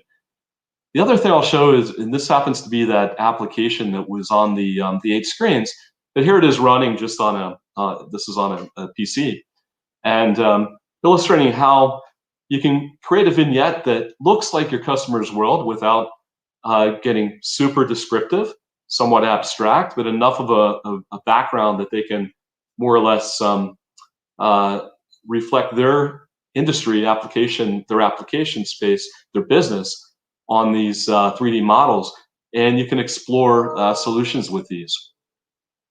So if I go forward, we'll take a look at a couple of other examples. The value drivers. So how do we get a customer to really focus on what's important here and now? And so we had a physical version of this, but first you pick your industry segment. This is the application in a tablet form. Let's say marine and ports. And then we say, okay, you have 100 points to spend. How would you allocate your investment right now, today, to solve the problem that's most urgent and important to you as we go into this co-creation lab? In this particular case, they're selecting OpEx, they're looking at security, and they're also going to give sustainability a bit of an investment. So here we have a profile that we generate, and then we use an algorithm to go out and find a case study from a previous project, previous customer that we can share, and they can take away, of course. And again, this is part of bringing that immersive experience that happens in the physical world or at an event or a trade show into a virtual event that you can do anywhere. And we have a very kind of well-designed motion graphic sequence that takes them through the problem, the solution, the result, and the benefit. And so they can save that case study. But what it does is it really helps drive focus and understanding on what those business value drivers are, which are a key part of the data model, which also then allow us to correlate those back to the solutions that we are envisioning with the customer. And you can actually kind of get really fun with this, with blending physical and digital through augmented reality. This is something that we call the smart pucks. Just showing you on my desk here, but a these were designed to have the value drivers, the solutions that we offer, as well as disruptive technologies such as digital twin, AR, VR, cybersecurity, lots of different, robotics is another big area. And in this case, we're looking at the relationships between the solutions, between the disruptive technologies to solve. I don't have the value drivers here or the pain points, but we were able to capture, of course, the relationships of these things. The more we use them, and then share relevant recommendations to our customers that they can then take back and consider during the co-creation labs. So really trying to make it fun, blending physical and digital, and really trying to make it fully immersive. The really great payoff for this was as we got more and more virtual with all of this and less hardware, kind of the clickety-clack, large, heavy, iron hardware, which is important for the business, but isn't exactly portable. And, if it's not connected, it's not exactly, maybe smart. So the virtualization of all this has really paid off in a big way. And then what we did as well is got into how do we do this where we can bring people in from anywhere in the world, whether a customer, a partner, or an ABB employee, to do this in a virtual way using an online application. In this particular case, we're using Mural. Many of you might be using Miro, but this happens to be Mural, where we replicated all of these physical elements online so that we could actually run the co-creation labs using our templates and canvases online.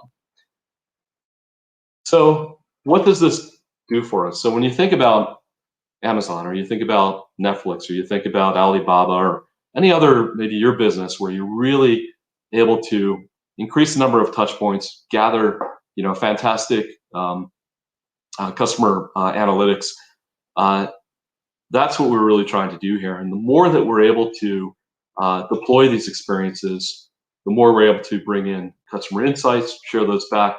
And this happens to be today the 4 different business areas that ABB is organized around to share the voice of customer analytics to the different functional areas within the business. And then, of course, as we open this up, again, open source type concept where people adopt the tools, they begin to use them with customers. We really try to lower the barrier to entry. The more we learn, the more we can serve back rich analytics to our internal resources that need them to make faster and better decisions about products and services and drive, again, the X as a service type business models. And so the other thing that we started to do was, because this was so new to our industry, is introduce more external touch points where they can understand, okay, what is this all about? What time investment is required for me? And how can I pursue this in the future?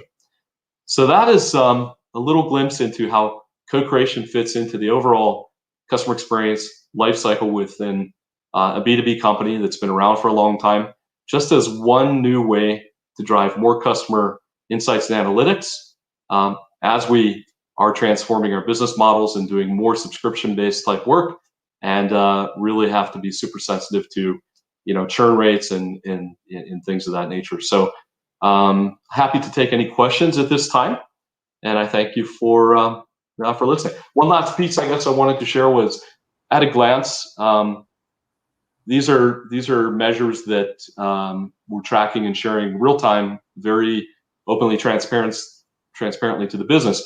But what I'd like to just kind of share is that when we look at the percentage of hardware, software, and services, we did see a really interesting increase coming out of these co-creation labs where the percentage of software and services started to increase, which is exactly what we would have expected, because customers are involved in exploring these new business models and new, often subscription-based type services.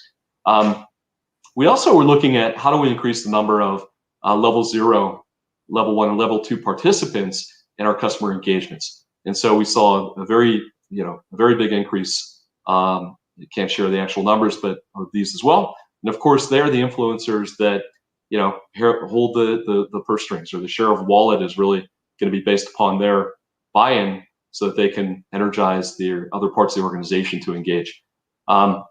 The upskilling, reskilling piece, and of course, I think it's super important to go in inorganic and organically when you're talking about building this capability. But yeah, we had lots of colleagues trained across all functional areas. Innovation catalysts are the people that are leading these co-creation labs with customers and really responsible for them and the success. The digital innovation app, tracking the number of users and how they're using it, moving from in-person to online, especially with the pandemic.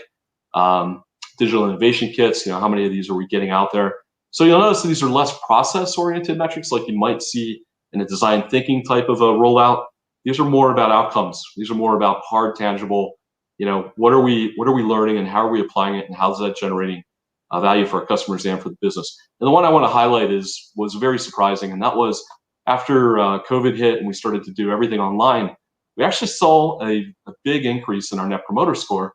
It really puts us in the same category as some of the leading e-commerce companies in the world. And for our business, this is transactional NPS, not relational. But for our business, it was quite groundbreaking, considering traditionally where a B2B company like ABB would be historically. So that all happened as a result of these online labs of just having great tools available to work with our customers. They were having issues as well. They couldn't travel, they couldn't host us at their site. So that was a real surprise, but it was actually a pleasant surprise. So that's it, and I'm happy to take any questions. So thank you, Tim. Super interesting, great information. And I've got the questions. Yes, one coming from Isabel. The app looks awesome. How do you engage employees to actually use it on a regular basis? Yeah, so that's a really good question. I would say that we're a very small team, so a lot of viral marketing has been super important. But really what it comes down to is starting with what's in it for them. And this is something I think,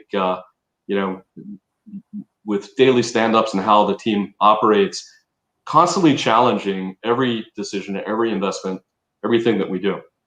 If we're not, as a central team, delivering value to these product line groups, to the businesses, then there's no reason for them to engage and use the apps, to go through the learning modules, to use anything, of course, that we're providing.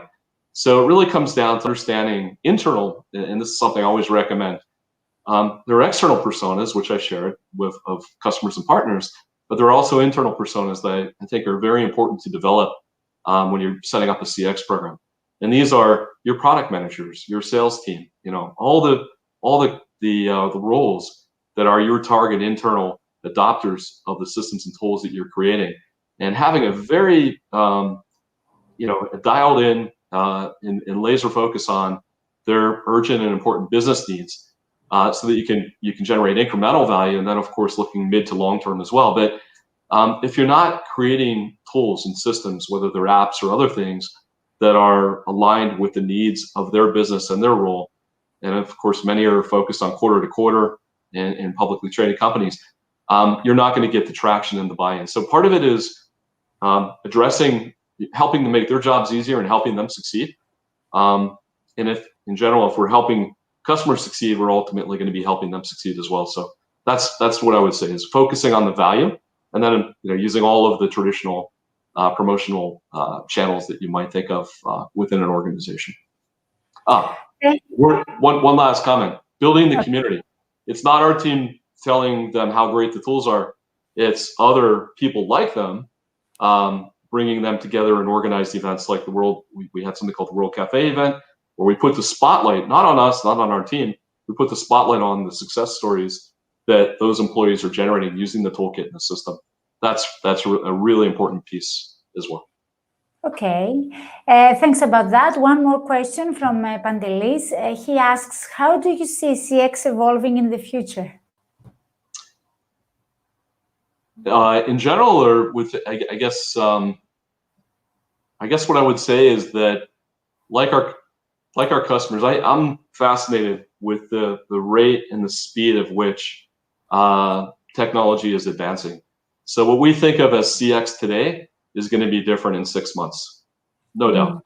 So what I'm super interested in, and where I have spent a lot of my time, is helping customers embrace in the most, let's say, the most productive way and the easiest way, all of this new tech that's coming at them. And if you're a fan of Peter Diamandis and Ray Kurzweil, and believe in exponential, and their latest third in the trilogy, The Future is Faster Than You Think, for instance, is a great read or listen.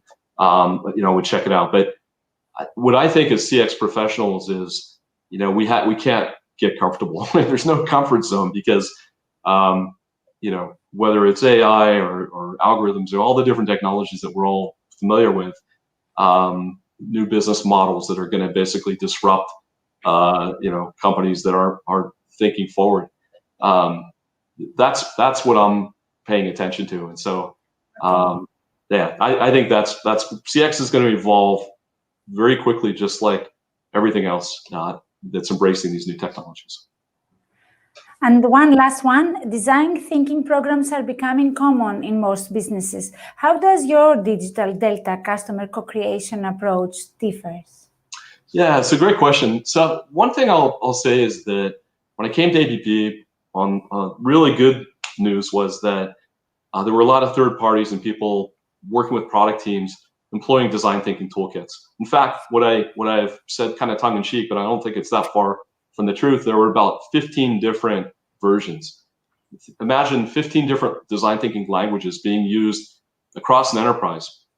Now that's not really great, and that's why we built our toolkit to really standardize and provide a common foundation.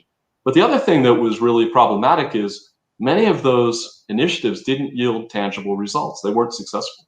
So they went through the process, but they didn't, on the other end, really understand.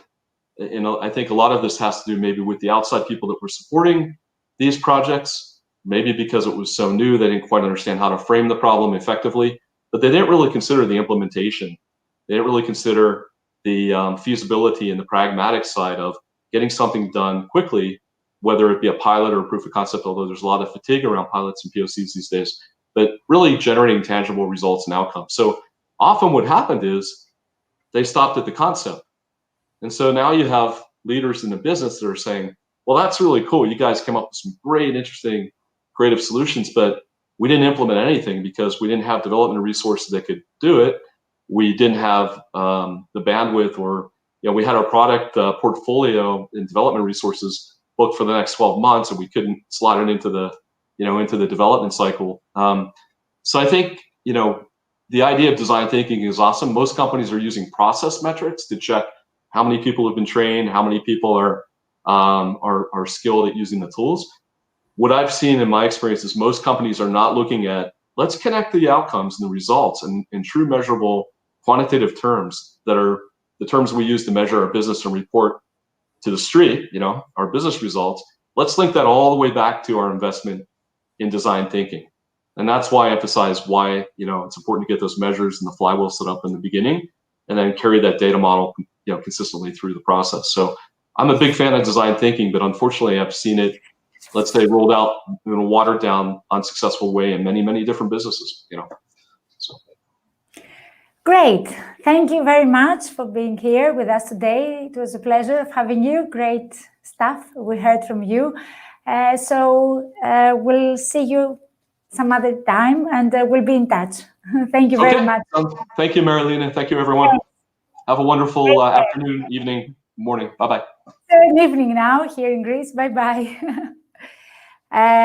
Ladies and gentlemen, after almost 9.5 hours of a conference and content, a great conference day has come to an end. We saw a lot of interesting presentations, we listened to amazing speakers, we were exposed to different experiences, we learned practices, we were introduced to strategies.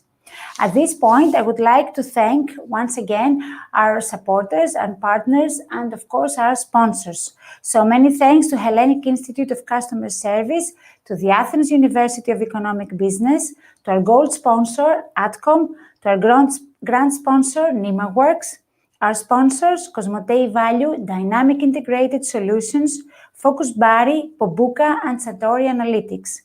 Also, many thanks to our exhibitor, Crateon, to our global partners, Voices to Connect, CX Expert Asia, Frontira, Zero In, Quirks, Real CX, and Exemplify.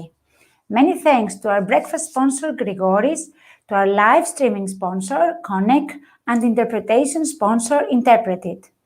Lastly, to our media partners, CNN, 360 Magazine, CX Focus Magazine, CX Magazine, Dias, Nafteboriki.gr, News 24/7, Epihiro, and Opium Works for their help. Super thanks to our world-famous DJ Dino MFU for his great music. Last but not least, many thanks to our amazing speakers, my colleagues at Busias for working with me long hours, and of course, all of you have been here today. See you all at CX Summit 2022. Mark it in your diary, register now, and I'll see you next year. Thank you.